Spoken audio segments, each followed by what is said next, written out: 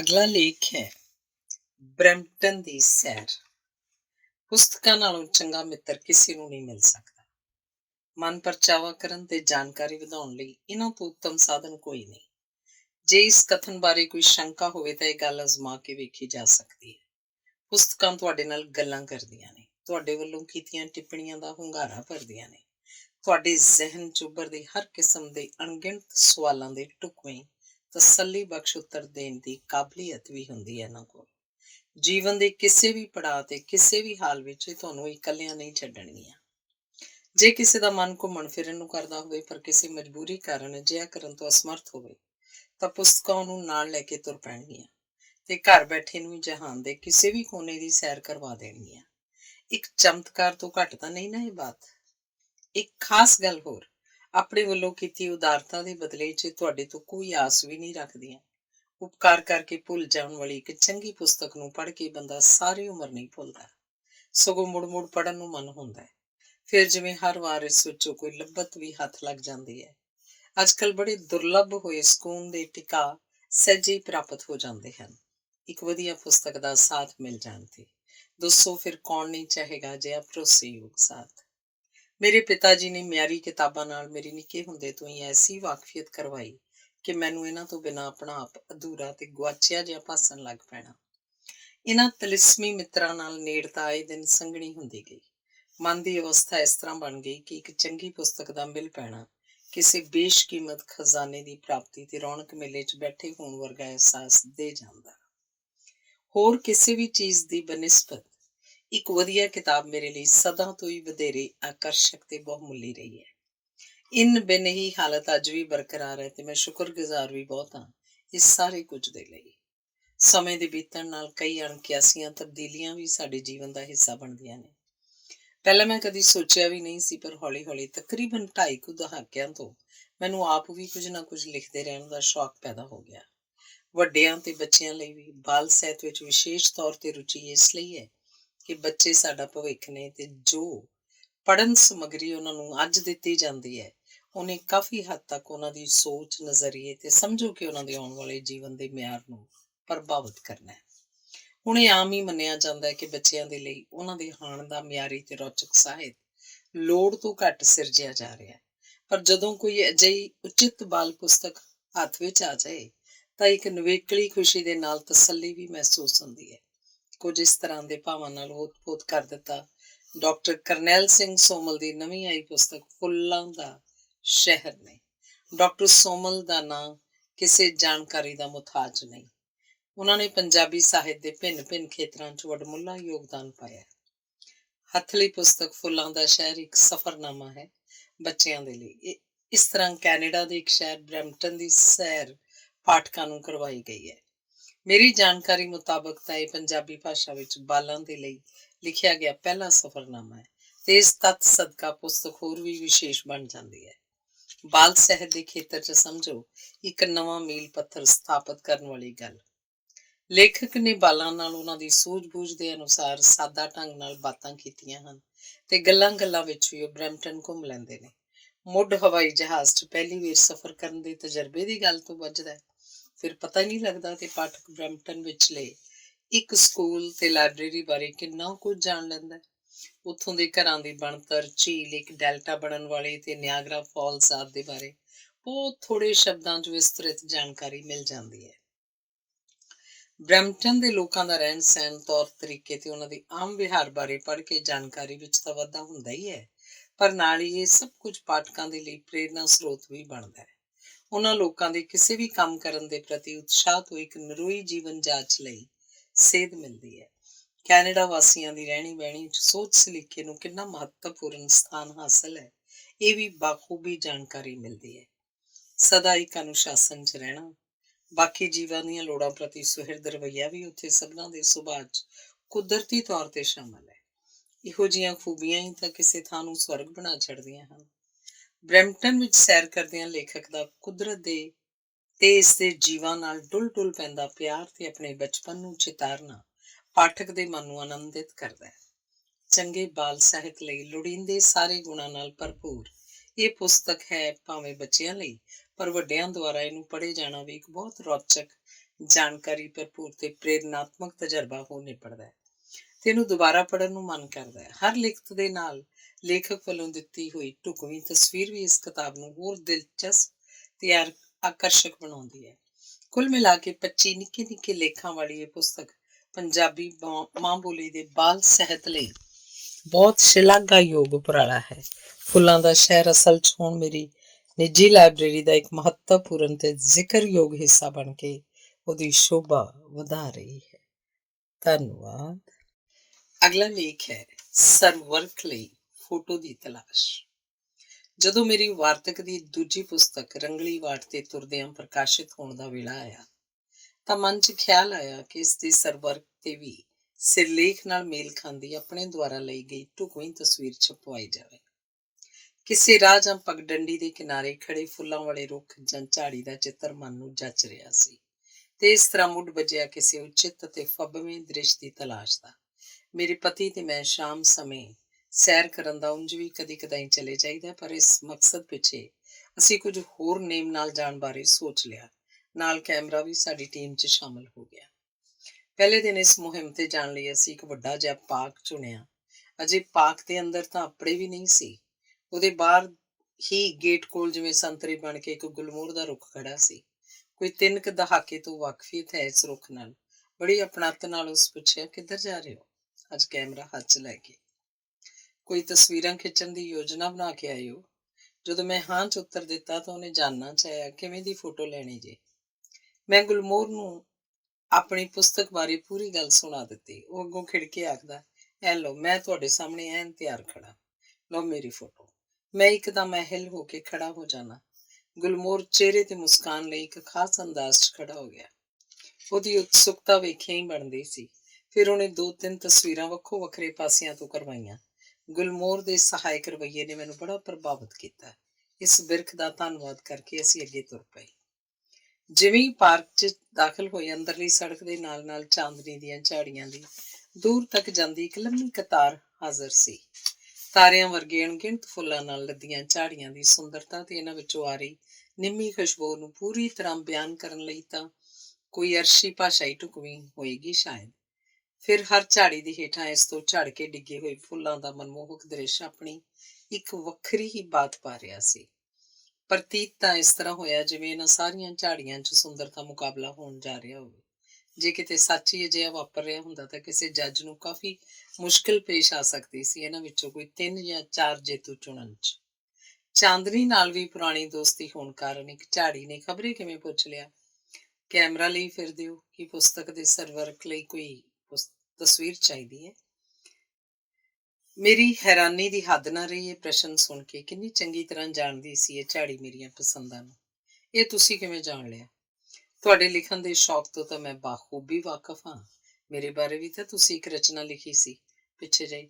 ਤਦੇ ਮੈਨੂੰ ਇਹ ਖਿਆਲ ਆਇਆ ਕਿ ਸ਼ਾਇਦ ਹੁਣ ਪੁਸਤਕ ਛਪਣ ਦਾ ਵੇਲਾ ਆ ਗਿਆ ਹੋਵੇ ਤੇ ਤੁਸੀਂ ਕਿਸੇ ਢੁਕਵੇਂ ਸਰਵਰਕ ਦੀ ਭਾਲ ਵਿੱਚ ਹੋ ਤੇ ਮੈਨੂੰ ਆਪਣੇ ਤੇ ਹੋਰ ਬਿਰਖ ਬੂਟਿਆਂ ਨਾਲ ਤੁਹਾਡੀ ਪੀਢੀ ਸਾਂਝ ਦਾ ਵੀ ਬੜਾ ਪੁਰਾਣਾ ਪਤਾ ਹੈ। ਉਸ ਚਾਂਦਨੀ ਦੀ ਝਾੜੀ ਨੇ ਟਿੱਪਣੀ ਕਰਕੇ ਆਪਣੱਤ ਜਤਾਈ। ਫਿਰ ਕੁਝ ਸੋਚ ਕੇ ਅੱਗੇ ਬੋਲੀ, ਜੇ ਤੁਹਾਨੂੰ ਠੀਕ ਜਾਪੇ ਤਾਂ ਮੇਰੀ ਤਸਵੀਰ ਲੈ ਸਕਦੇ ਹੋ। ਮੇਰੇ ਬਾਰੇ ਤੁਹਾਡੀ ਲਿਖਤ ਵੀ ਤਾਂ ਕਈ ਪਾਠਕਾਂ ਨੇ ਬਹੁਤ ਪਸੰਦ ਕੀਤੀ ਹੈ ਨਾ। ਬਾਕੀ ਜਿਵੇਂ ਤੁਹਾਡੀ ਮਰਜ਼ੀ। ਇਸ ਤਰ੍ਹਾਂ ਚਾਂਦਨੀ ਨੇ ਭਿੰਨ ਭਿੰਨ ਅੰਦਾਜ਼ਾਂ ਵਿੱਚ ਕਈ ਤਸਵੀਰਾਂ ਖਿਚਵਾਈਆਂ। ਫਿਰ ਜਿਸ ਸਮੇਂ ਚਾਂਦਨੀ ਤੋਂ ਰੁਖਸਤ ਲੈਣ ਲੱਗੇ ਤਾਂ ਉਹਨੇ ਆਖਿਆ, ਤੁਸੀਂ ਕਿਤੇ ਮੇਰੀ ਗੱਲ ਦਾ ਭਾਵ ਇਹ ਨਾ ਸਮਝ ਲਿਆ ਜੀ ਕਿ ਮੈਂ ਤੁਹਾਨੂੰ ਕਿਸੇ ਤਰ੍ਹਾਂ ਮਜਬੂਰ ਕਰ ਰਹੀ ਹਾਂ ਆਪਣੀ ਤਸਵੀਰ ਸਰਵਰਕ ਤੇ ਛਪਾਉਣ ਲਈ। ਤੁਸੀਂ ਜਿਹਦੀ ਤਸਵੀਰ ਵੀ ਚੁਣੋਗੇ ਮੈਨੂੰ ਹਰ ਹਾਲ ਵਿੱਚ ਖੁਸ਼ੀ ਹੋਏਗੀ। ਚਾਂਦਨੀ ਦੀ ਝਾੜੀ ਦੇ ਇਹ ਵਿਚਾਰ ਉਹਦੇ ਖੁੱਲ ਦਿਲੀ ਹੋਣ ਦੀ ਗਵਾਹੀ ਭਰ ਰਹੇ ਸਨ। ਮੈਂ ਉਹਦਾ ਦਿਲੋਂ ਸ਼ੁਕਰੀਆ ਅਦਾ ਕੀਤਾ। ਹੁਣ ਇਸ ਗੱਲ ਪ੍ਰਤੀ ਮੈਂ ਪਹਿਲਾਂ ਹੀ ਸੁਚੇਤ ਸੀ ਕਿ ਸਰਵਰਕ ਲਈ ਫੋਟੋ ਦੀ ਚੋਣ ਕਰਨ 'ਚ ਦੁਬਿਧਾ ਤੇ ਦਰਪੇਸ਼ ਹੋਣਾ ਪੈ ਸਕਦਾ ਹੈ, ਕਿਉਂਕਿ ਇਹ ਸਾਰੇ ਰੁੱਖ ਤੇ ਝਾੜੀਆਂ ਮੈਨੂੰ ਇੱਕ ਦੂਜੇ ਤੋਂ ਵੱਧ ਨੇੜੇ ਦੇ ਮਹਿਸੂਸ ਹੁੰਦੇ ਨੇ। ਉਂਝ ਆਪਣੇ ਮਨ ਨੂੰ ਇਹ ਬੜਾ ਸੁਭਾਗਾ ਸਮਾਂ ਜਾਪ ਰਿਹਾ ਸੀ ਜਦੋਂ ਤਸਵੀਰ ਦੇ ਬਹਾਨੇ ਵੰਨ ਸੁਵੰਨੇ ਤੇ ਆਪਣੇ ਹਿਤੈਸ਼ੀ ਰੁੱਖ ਝਾੜੀਆਂ ਨਾਲ ਗੁਫ਼ਤਗੂ ਕਰਨ ਦਾ ਸਬੱਬ ਬਣਿਆ। ਪ੍ਰਤੀਤ ਹੋ ਰਿਹਾ ਸੀ ਜਿਵੇਂ ਇਹਨਾਂ ਹਰੇ ਭਰੇ ਤੇ ਵਿਭਿੰਨ ਰੰਗਾਂ ਵਾਲੇ ਮਿੱਤਰਾਂ ਨਾਲ ਮੁਲਾਕਾਤ ਦਾ ਸਮਾਰੋਹ ਚੱਲ ਰਿਹਾ ਹੋਵੇ ਤੇ ਇਸ ਬਹਾਨੇ ਅਚੇਤ ਹੀ ਰੌਣਕ ਮੇਲੇ ਵਾਲਾ ਮਾਹੌਲ ਸਿਰਜਿਆ ਗਿਆ। ਇਹਨਾਂ ਦੀ ਸੰਗਤ ਦਾ ਮਨੁੱਖੀ ਦਿਲ ਦਿਮਾਗ ਤੇ ਕਿੰਨਾ ਉਸਾਰੂ ਪ੍ਰਭਾਵ ਪੈਂਦਾ ਹੈ, ਇਹ ਸਿਰਫ ਅਜ਼ਮਾ ਕੇ ਵੇਖਣ ਵਾਲੀ ਬਾਤ ਹੈ। ਹੋਰ ਫੇਰੀਆਂ ਦੌਰਾਨ ਜਾਮਨੀ ਫੁੱਲਾਂ ਨਾਲ ਸਜੇ ਕਚਨਾਰ ਦੇ ਰੁੱਖ, ਬੇਹੱਦ ਖੂਬਸੂਰਤ ਪੀਲੇ ਫੁੱਲਾਂ ਦੇ ਗੁੱਛਿਆਂ ਨਾਲ ਟਹਿਕਦੇ ਅਮਲਤਾਸ, ਗੁਲਾਬੀ ਰੰਗ 'ਚ ਲਿਸ਼ਕਾ ਮਾਰਦੀ ਬੋਗਨਵਿਲੀਆ ਦੀ ਝਾੜੀ ਤੇ ਹੋਰ ਵੀ ਕਈਆਂ ਨਾਲ ਬਾਤਚੀਤ ਹੋਈ। ਉਹਨਾਂ ਦੀਆਂ ਤਸਵੀਰਾਂ ਵੀ ਲਈਆਂ।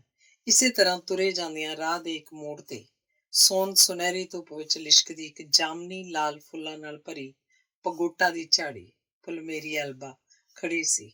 ਇਹ ਝਾੜੀ ਵੀ ਕੋਈ ਅਜਨਬੀ ਨਹੀਂ ਸੀ, ਆਮ ਹੀ ਇਸ ਰਸਤੇ ਤੋਂ ਲੰਘਦਿਆਂ ਸੀ ਇੱਕ ਦੂਜੇ ਨੂੰ ਬੜੀ ਵਾਰੀ ਵੇਖਿਆ ਸੀ। ਮੈਨੂੰ ਸਦਾ ਹੀ ਇਹਦੀ ਸਜੀ ਸਮਰੀ ਆਕਰਸ਼ਕ ਦਿੱਖ ਤੇ ਗੰਭੀਰ ਮੁਦਰਾ ਨੇ ਪ੍ਰਭਾਵਿਤ ਕੀਤਾ। ਜਾਪਦਾ ਹੁੰਦਾ ਹੈ ਜਿਵੇਂ ਇਹ ਉੱਥੇ ਕਲਾਪੀ ਖੜੀ ਕਿਸੇ ਸੰਜੀਦਾ ਮਸਲੇ ਤੇ ਚਿੰਤਨ ਕਰ ਰਹੀ ਹੋਵੇ। ਕੌਣ ਥਾਂ ਪਾ ਸਕਦਾ ਇਹਨਾਂ ਮੌਨ ਖੜੀਆਂ ਝਾੜੀਆਂ ਦੀ ਅੰਤਰੀ ਭਾਵਾਂ ਦੀ। ਅੰਦਰੋਂ ਤਾਂ ਮਹਿਸੂਸ ਹੋ ਰਿਹਾ ਸੀ ਕਿ ਸ਼ਾਇਦ ਪਗੋਟਾ ਦੀ ਝਾੜੀ ਨੂੰ ਬੁਲਾ ਕੇ ਉਹਦੇ ਅੰਦਰ ਚੱਲ ਰਹੇ ਸੰਵਾਦ ਵਿੱਚ ਵਿਘਨ ਪੈ ਜਾਵੇ, ਪਰ ਬਸ ਫੇਰ ਵੀ ਉਹਦੇ ਨੇੜੇ ਜਾ ਕੇ ਗੱਲ ਕਰ ਹੀ ਲਈ। ਇਹ ਉਹਨੂੰ ਵੀ ਓਪਰਾ ਨਹੀਂ ਲੱਗਿਆ, ਕਿਉਂਕਿ ਪਗੋਟਾ ਨੂੰ ਸਾਡੀ ਖੂਬ ਪਛਾਣ ਹੈ। ਝਾੜੀ ਮੁਸਕਰਾਈ ਤੇ ਉਹਨੇ ਮੇਰੇ ਹੱਥ ਵਿੱਚ ਫੜੇ ਕੈਮਰੇ ਵੱਲ ਸਵਾਲੀਆ ਨਜ਼ਰਾਂ ਨਾਲ ਵੇਖਿਆ।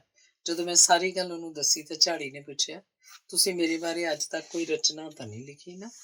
ਮੇਰੀ ਨਾਂਹ 'ਚ ਸਿਰ ਹਿਲਾਉਣ ਤੇ ਝਾੜੀ ਫੇਰ ਬੋਲੀ, ਬਸ ਫਿਰ ਸੋਚਣ ਦੀ ਕੀ ਗੱਲ ਹੈ।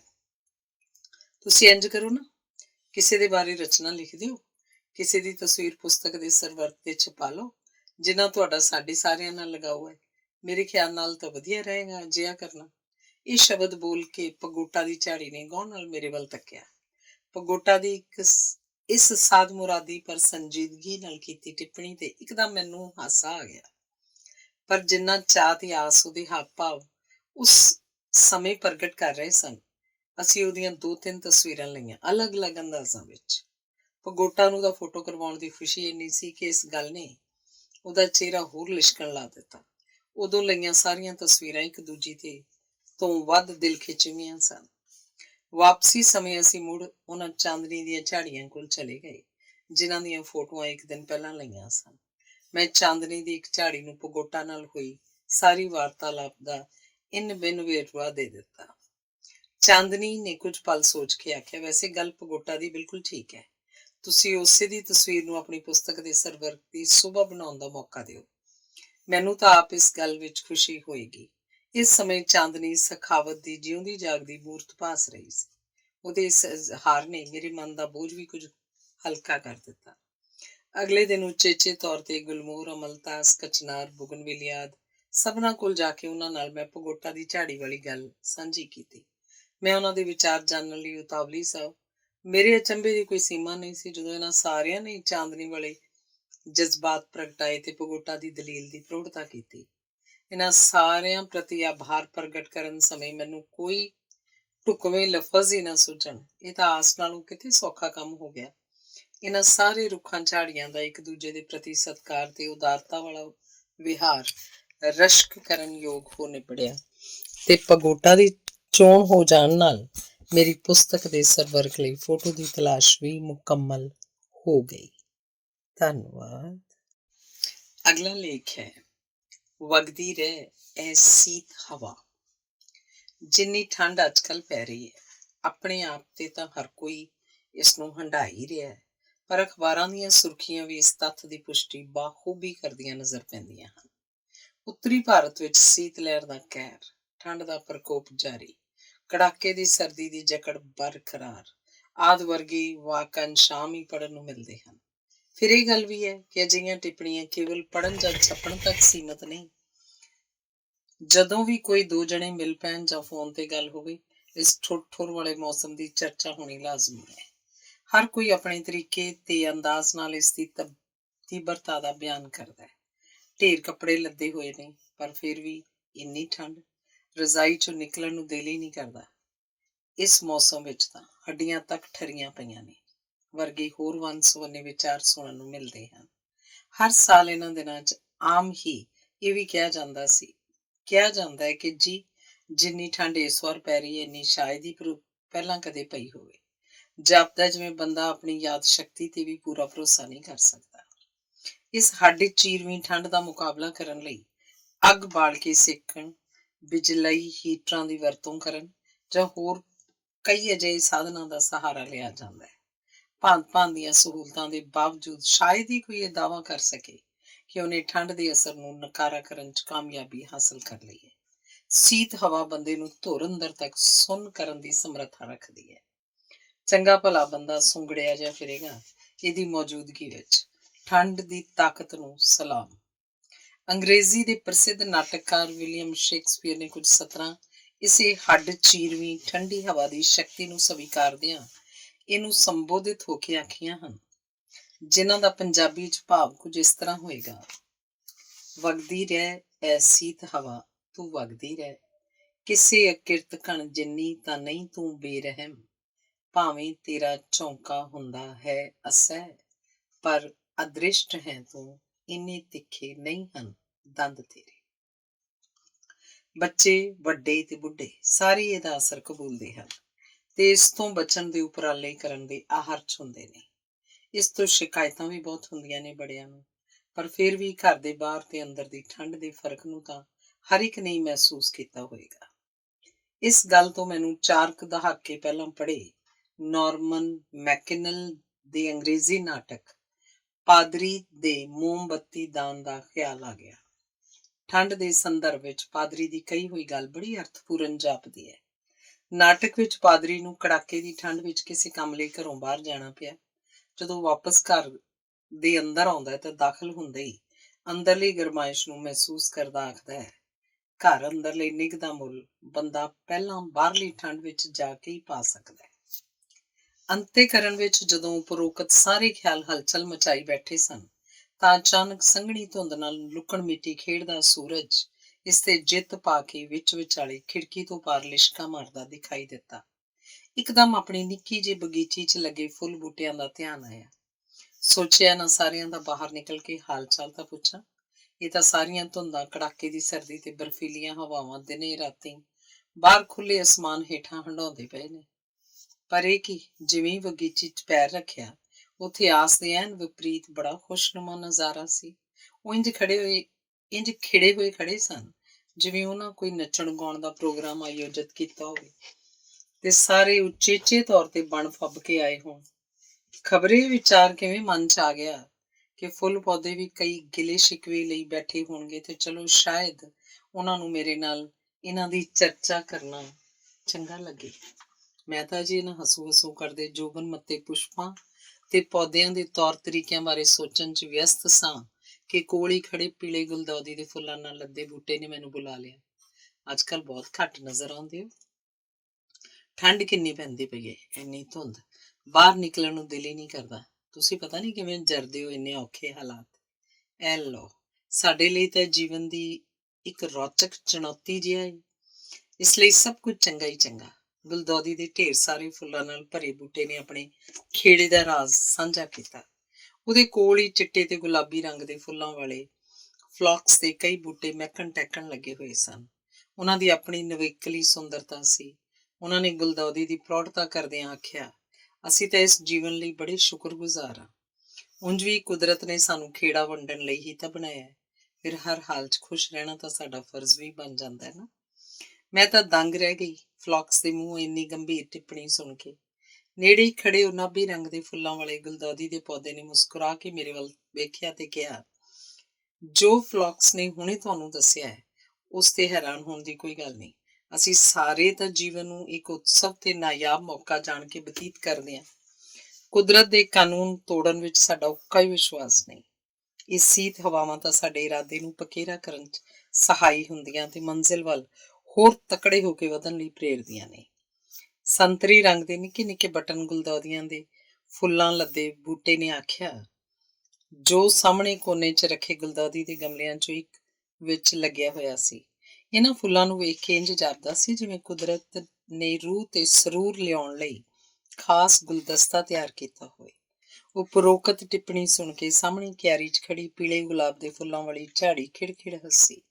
ਨਾਲ ਦੇ ਗਮਲਿਆਂ 'ਚ ਲੱਗੇ ਗੁਲਾਬੀ ਧਾਗਾ ਪੱਤੀਆਂ ਵਾਲੇ ਗੁਲਦੌਦੀ ਦੇ ਪੌਦੇ ਨੇ ਵੀ ਸਿਰ ਹਿਲਾ ਕੇ ਆਪਣੇ ਸਾਥੀ ਦੇ ਵਿਚਾਰਾਂ ਨਾਲ ਸਹਿਮਤੀ ਪ੍ਰਗਟਾਈ ਤੇ ਫਿਰ ਜਿਵੇਂ ਝੂਮ ਕੇ ਨੱਚਣ ਲੱਗ ਪਿਆ। ਮੈਨੂੰ ਪ੍ਰਤੀਤ ਹੋਣ ਲੱਗਿਆ ਜਿਵੇਂ ਬਰਫੀਲੀ ਰੁੱਤ ਇਹਨਾਂ ਫੁੱਲ ਪੌਦਿਆਂ ਦੇ ਇੱਕ ਨਵੇਂ ਨਜ਼ਰੀਏ ਨਾਲ ਮੇਰੀ ਵਾਕਫੀਅਤ ਕਰਵਾਉਣ ਦਾ ਸਬੱਬ ਬਣ ਰਹੀ ਸੀ। ਉਂਝ ਵੀ ਤਾਂ ਇਸ ਜੀਵਨ ਵਿੱਚ ਵਿਚਰਦਿਆਂ ਆਮ ਹੀ ਵੇਖਣ ਨੂੰ ਮਿਲ ਜਾਂਦਾ ਹੈ ਨਾ, ਕਿਸੇ ਗੱਲ ਲਈ ਹੀਲਾ ਵਸੀਲਾ ਕੁਦਰਤ ਆਪ ਹੀ ਬਣਾ ਛੱਡਦੀ ਹੈ। ਦੂਜੇ ਪਾਸੇ ਇੱਕ ਵੱਡੇ ਗਮਲੇ 'ਚ ਲੱਗੇ ਜਾਮਨੀ ਗੁਲਾਬੀ ਫੁੱਲਾਂ ਵਾਲੇ ਡੇਲੀਏ ਨੂੰ ਵੀ ਆਪਣੇ ਅੰਤਰੀ ਭਾਵ ਸਾਂਝੇ ਕਰਨ ਦਾ ਸ਼ਾਇਦ ਇਹ ਢੁਕਵਾਂ ਵੇਲਾ ਜਾਪਿਆ। ਉਹ ਆਖਦਾ, ਸੱਚਾਈ ਤਾਂ ਇਹ ਹੈ ਜੀ ਕਿ ਅਸੀਂ ਸਾਰੇ ਕੁਦਰਤ ਦੇ ਬਣਾਏ ਨਿਯਮਾਂ ਤੇ ਕਿੰਤੂ ਕਰਨਾ ਨਾ ਜਾਣਦੇ ਹਾਂ ਤੇ ਨਾ ਹੀ ਜਾਣਨਾ ਚਾਹੁੰਦੇ ਹਾਂ। ਸਾਨੂੰ ਆਪਣੀ ਭਲਾਈ ਇਸੇ ਸਥਿਤੀ 'ਚ ਦਿਖਾਈ ਦਿੰਦੀ ਹੈ। ਬਿਲਕੁਲ ਇਸੇ ਤਰ੍ਹਾਂ ਦੇ ਵਿਚਾਰ ਬਗੀਚੀ 'ਚ ਖੜੇ ਗੇਂਦੇ ਤੇ ਪੀਲੇ ਤੇ ਸੰਤਰੀ ਫੁੱਲਾਂ ਵਾਲੇ ਬੂਟਿਆਂ ਨੇ ਵੀ ਵਿਅਕਤ ਕੀਤੇ। ਨੇੜੇ ਕਿਆਰੀ 'ਚ ਖੜੇ ਕੁੱਤਾ ਫੁੱਲ, ਕਲੈਂਡੂਲਾ ਤੇ ਕਾਗਜ਼ ਫੁੱਲਾਂ ਦੇ ਵੀ ਚਿਹਰਿਆਂ ਤੇ ਪਸਰੀ ਰੌਣਕ ਤੇ ਆਭਾ ਵੇਖਿਆ ਹੀ ਬਣਦੀ ਸੀ। ਜਦੋਂ ਉਹਨਾਂ ਨੇ ਆਪਣੀ ਪ੍ਰਸੰਨਤਾ ਦਾ ਇਹੋ ਰਾਜ਼ ਮੇਰੇ ਨਾਲ ਸਾਂਝਾ ਕੀਤਾ, ਇਹਨਾਂ ਸਾਰੇ ਰੰਗ ਬਰੰਗੇ ਖੇੜਾ ਵੰਡਦੇ ਮਿੱਤਰਾਂ ਦੇ ਜ਼ਿੰਦਗੀ ਪ੍ਰਤੀ ਇੰਨੇ ਸੰਜੀਦਾ ਵਿਚਾਰ ਸੁਣ ਕੇ ਇੱਕ ਵਾਰ ਤਾਂ ਮੈਨੂੰ ਕੋਈ ਗੱਲ ਹੀ ਨਹੀਂ ਸੀ ਸੁੱਝ ਰਹੀ। ਸਾਰਿਆਂ ਦੀ ਜਾਣਕਾਰੀ ਤੇ ਸੂਝ-ਬੂਝ ਨੇ ਮੈਨੂੰ ਬੇਹੱਦ ਪ੍ਰਭਾਵਿਤ ਕੀਤਾ ਤੇ ਇਸ ਮੁੱਦੇ ਤੇ ਇਹਨਾਂ ਦੀ ਇੱਕ ਸੁਰਤਾ ਵੀ ਅਣਗੌਲਿਆਂ ਕਰਨ ਵਾਲੀ ਹਰਗਿਜ਼ ਨਹੀਂ ਸੀ। ਮੈਂ ਇਹਨਾਂ ਵੱਲੋਂ ਬਗੀਚੀ 'ਚ ਲਿਆਂਦੀ ਗਈ ਬਹਾਰ ਦੇ ਲਈ ਵੀ ਸ਼ੁਕਰਗੁਜ਼ਾਰ ਸਾਂ। ਇੱਕ ਗੰਭੀਰ ਤੇ ਸੋਚ ਸਲੀਕੇ ਵਾਲੀ ਜੀਵਨ ਜਾਚ ਦੇ ਗੁਰ ਤਾਂ ਕੋਈ ਇਹਨਾਂ ਤੋਂ ਸਿੱਖੇ। ਇਹ ਵੀ ਮਹਿਸੂਸ ਕੀਤਾ ਕਿ ਇਹਨਾਂ ਦੀ ਸੰਗਤ ਵਿੱਚ ਕੋਈ ਮੁਰਝਾਇਆ ਜਿਹਾ ਜਾਂ ਉਦਾਸ ਹੋ ਕੇ ਰਹਿ ਹੀ ਨਹੀਂ ਸਕਦਾ, ਭਾਵੇਂ ਆਲਾ ਦੁਆਲਾ ਕਿੰਨੀ ਸੰਘਣੀ ਧੁੰਦ ਦੀ ਲਪੇਟ 'ਚ ਹੋਵੇ ਜਾਂ ਪੋਹ ਮਾਘ ਦੀ ਹਵਾ ਕਿੰਨੀ ਤਿੱਖੀ ਕਿਉਂ ਨਾ ਵਗਦੀ ਪਈ ਹੋਵੇ। ਅਗਲਾ ਲੇਖ ਹੈ ਸੁਨਹਿਰੀ ਲਕੀਰ ਵਾਲਾ ਡੱਬਾ ਤੇ ਕਿਤਾਬਾਂ। ਪਿੱਛੇ ਜਿਹੇ ਇੱਕ ਦਿਨ ਮੈਂ ਆਪਣੀ ਰਸੋਈ ਵਿਚਲੀ ਅਲਮਾਰੀ ਨੂੰ ਸਾਫ਼ ਕਰਨ ਦੀ ਮਨਸ਼ਾ ਨਾਲ ਉਸ ਵਿੱਚੋਂ ਇੱਕ ਇੱਕ ਕਰਕੇ ਡੱਬੇ ਆਦਿ ਬਾਹਰ ਮੇਜ਼ ਤੇ ਟਿਕਾ ਰਹੀ ਸੀ। ਅਚਾਨਕ ਜਦੋਂ ਮੇਰੇ ਹੱਥ ਵਿੱਚ ਇਹ ਸੁਨਹਿਰੀ ਲਕੀਰ ਤੇ ਸਜਾਵਟੀ ਕੁੰਡੀ ਵਾਲਾ ਭੂਰੇ ਰੰਗ ਦਾ ਸੋਹਣਾ ਡੱਬਾ ਆਇਆ ਤਾਂ ਇਸ ਨਾਲ ਜੁੜੀਆਂ ਕੁਝ ਯਾਦਾਂ ਝੱਟ ਅਤੀਤ ਦੇ ਝਰੋਖੇ 'ਚੋਂ ਉੱਭਰ ਕੇ ਖਿਆਲਾਂ ਤੇ ਹਾਵੀ ਹੋ ਗਈਆਂ। ਇਸ ਨੂੰ ਅਲਮਾਰੀ ਦੀ ਸ਼ੋਭਾ ਵਧਾਉਂਦਿਆਂ ਇੱਕ ਦਹਾਕੇ ਤੋਂ ਉੱਪਰ ਦਾ ਸਮਾਂ ਹੋ ਗਿਆ ਹੈ। ਬਹੁਤ ਆਕਰਸ਼ਕ ਤੇ ਨਿਵੇਕਲੀ ਦਿੱਖ ਵਾਲਾ ਇਹ ਡੱਬਾ ਅਸਲ ਵਿੱਚ ਇੱਕ ਤੋਹਫੇ ਦੇ ਰੂਪ 'ਚ ਸਾਡੇ ਘਰ ਆਇਆ ਸੀ। ਸੁਗਾਤ ਵਜੋਂ ਸਾਨੂੰ ਜੋ ਵੀ ਮਿਲਦਾ ਹੈ ਉਹਦੇ ਨਾਲ ਸੰਬੰਧਿਤ ਯਾਦ, ਭਾਵਨਾ ਜਾਂ ਸਬੱਬ ਦਾ ਆਪਣਾ ਹੀ ਇੱਕ ਵੱਖਰਾ ਮਹੱਤਵ ਤੇ ਸਥਾਨ ਹੁੰਦਾ ਹੈ। ਫਿਰ ਇਸ ਸੁਨਹਿਰੀ ਲਕੀਰ ਵਾਲੇ ਡੱਬੇ ਦੇ ਨਾਲ ਤਾਂ ਮੇਰੇ ਲਈ ਇੱਕ ਨਿਰਾਲੀ ਤੇ ਵਿਸ਼ੇਸ਼ ਯਾਦ ਜੁੜੀ ਹੋਈ ਹੈ। ਇਹ ਡੱਬਾ ਮੈਨੂੰ ਆਪਣੀ ਮਾਮੀ ਜੀ ਤੋਂ ਮਿਲਿਆ ਸੀ ਤੇ ਹੁਣ ਉਹਨਾਂ ਨੂੰ ਇਸ ਜਹਾਨ ਤੋਂ ਰੁਖਸਤ ਹੋਇਆਂ ਵੀ ਇੱਕ ਅਰਸਾ ਲੰਘ ਚੁੱਕਾ ਹੈ। ਕਹਿਣ ਨੂੰ ਤਾਂ ਮੇਰੇ ਮੰਮੀ ਦੇ ਮਾਮਾ ਜੀ ਦੀ ਨੂੰਹ ਸੀ, ਪਰ ਮੈਨੂੰ ਕਦੇ ਆਪਣੇ ਸਕੇ ਮਾਮੀ ਤੇ ਉਹਨਾਂ ਵਿੱਚ ਕੋਈ ਫਰਕ ਨਹੀਂ ਲੱਗਿਆ। ਇਹਨਾਂ ਦਾ ਵੀ ਮੇਰੀ ਮੰਮੀ ਨਾਲ ਐਨ ਉਹੋ ਜਿਹਾ ਪਿਆਰ, ਨੇੜ ਤੇ ਦੋਸਤੀ ਸੀ ਤੇ ਇਸੇ ਕਰਕੇ ਮੇਰੇ ਲਈ ਵੀ ਉਹ ਬਹੁਤ ਆਪਣਤ ਦੀ ਭਾਵਨਾ ਰੱਖਦੇ ਸਨ। ਬਚਪਨ ਤੋਂ ਹੀ ਮੇਰੇ ਕੋਲ ਉਹਨਾਂ ਨਾਲ ਸੰਬੰਧਿਤ ਬੇਸ਼ਕੀਮਤ ਸਾਂਭਣਯੋਗ ਯਾਦਾਂ ਦੀ ਪੂੰਜੀ ਜਮ੍ਹਾਂ ਹੋ ਚੁੱਕੀ ਹੈ। ਮੈਂ ਜਦੋਂ ਵੀ ਮਾਮੀ ਜੀ ਨੂੰ ਮਿਲਦੀ, ਉਹ ਮੇਰੇ ਨਾਲ ਬੜੀਆਂ ਗੰਭੀਰ, ਉਸਾਰੂ, ਹੌਸਲਾ ਅਫਜ਼ਾਊ ਤੇ ਸਲਾਹੁਣਯੋਗ ਗੱਲਾਂ ਹੀ ਕਰਦੇ। ਜ਼ਿੰਦਗੀ ਦੇ ਬਾਰੇ ਉਹਨਾਂ ਦੀਆਂ ਟਿੱਪਣੀਆਂ ਬੜੀਆਂ ਭਾਵਪੂਰਨ ਹੁੰਦੀਆਂ। ਮਤਲਬ ਇਹ ਕਿ ਰੂਹ ਖਿੜ ਜਾਇਆ ਕਰਦੀ ਸੀ ਉਹਨਾਂ ਨੂੰ ਮਿਲ ਕੇ। ਜੀਵਨ ਵਿੱਚ ਸਾਡਾ ਰਿਸ਼ਤੇਦਾਰੀ ਤੇ ਵਾਕਫੀਅਤ ਵਿੱਚ ਕਈ ਅਜਿਹੀਆਂ ਹਸਤੀਆਂ ਨਾਲ ਵਾਹ ਪੈਂਦਾ ਹੈ ਜਿਨ੍ਹਾਂ ਦੇ ਬਾਰੇ ਸੋਚ ਕੇ ਵੀ ਇੱਕ ਅਜਬ ਖੁਸ਼ੀ ਤੇ ਧਰਵਾਸ ਮਿਲਦੀ ਹੈ ਕਿ ਸਾਡਾ ਉਹਨਾਂ ਨਾਲ ਵਾਸਤਾ ਰਿਹਾ ਹੈ। ਇਹ ਲੋਕ ਅਚੇਤ ਹੀ ਜੀਵਨ ਨੂੰ ਇੱਕ ਵਿਲੱਖਣ ਰੰਗਤ ਪ੍ਰਦਾਨ ਕਰਨ ਦਾ ਸਬੱਬ ਬਣ ਜਾਂਦੇ ਨੇ ਤੇ ਮਾਮੀ ਜੀ ਵੀ ਅਜਿਹੀਆਂ ਸ਼ਖਸੀਅਤਾਂ ਵਿੱਚੋਂ ਇੱਕ ਸਨ। ਉਹਨਾਂ ਨਾਲ ਗੁਜ਼ਾਰੇ ਵੇਲਿਆਂ ਨੂੰ ਚਿਤਾਰਨਾ ਆਪਣੇ ਆਪ ਵਿੱਚ ਇੱਕ ਨਿਰਾਲਾ ਤਜਰਬਾ ਹੈ, ਮੇਰੇ ਲਈ ਇੱਕ ਬੇਸ਼ਕੀਮਤ ਧਰੋਹਰ। ਮਾਮੀ ਜੀ ਹੋਰਾਂ ਦੇ ਹੁੰਦਿਆਂ ਮੈਂ ਸਮੇਂ-ਸਮੇਂ ਉਹਨਾਂ ਨੂੰ ਮਿਲਣ ਵਾਸਤੇ ਜਾਇਆ ਕਰਦੀ ਸੀ। ਦੋਵੇਂ ਮਾਮਾ ਜੀ ਤੇ ਮਾਮੀ ਜੀ ਬੜੇ ਖੁਸ਼ ਹੁੰਦੇ ਸਨ। ਮੇਰੇ ਪਿਤਾ ਜੀ ਨਾਲ ਵੀ ਮਾਮਾ ਜੀ ਦਾ ਖਾਸ ਲਗਾਓ ਸੀ। ਦੋਵੇਂ ਇੱਕ ਦੂਜੇ ਦਾ ਦਿਲੋਂ ਬਹੁਤ ਮਾਣ ਸਤਿਕਾਰ ਕਰਦੇ ਸਨ। ਇੱਕ ਦਿਨ ਜਦੋਂ ਪਿਤਾ ਜੀ ਨੂੰ ਗੁਜ਼ਰਿਆਂ ਕੁਝ ਅਰਸਾ ਹੋ ਚੁੱਕਾ ਸੀ, ਮੈਂ ਗਈ ਤਾਂ ਮਾਮਾ ਜੀ ਉਹਨਾਂ ਬਾਰੇ ਆਖਦੇ, ਵੀਰ ਜੀ ਹੋਰਾਂ ਨੂੰ ਮੈਂ ਕਦੇ ਨਹੀਂ ਭੁਲਾ ਸਕਦਾ।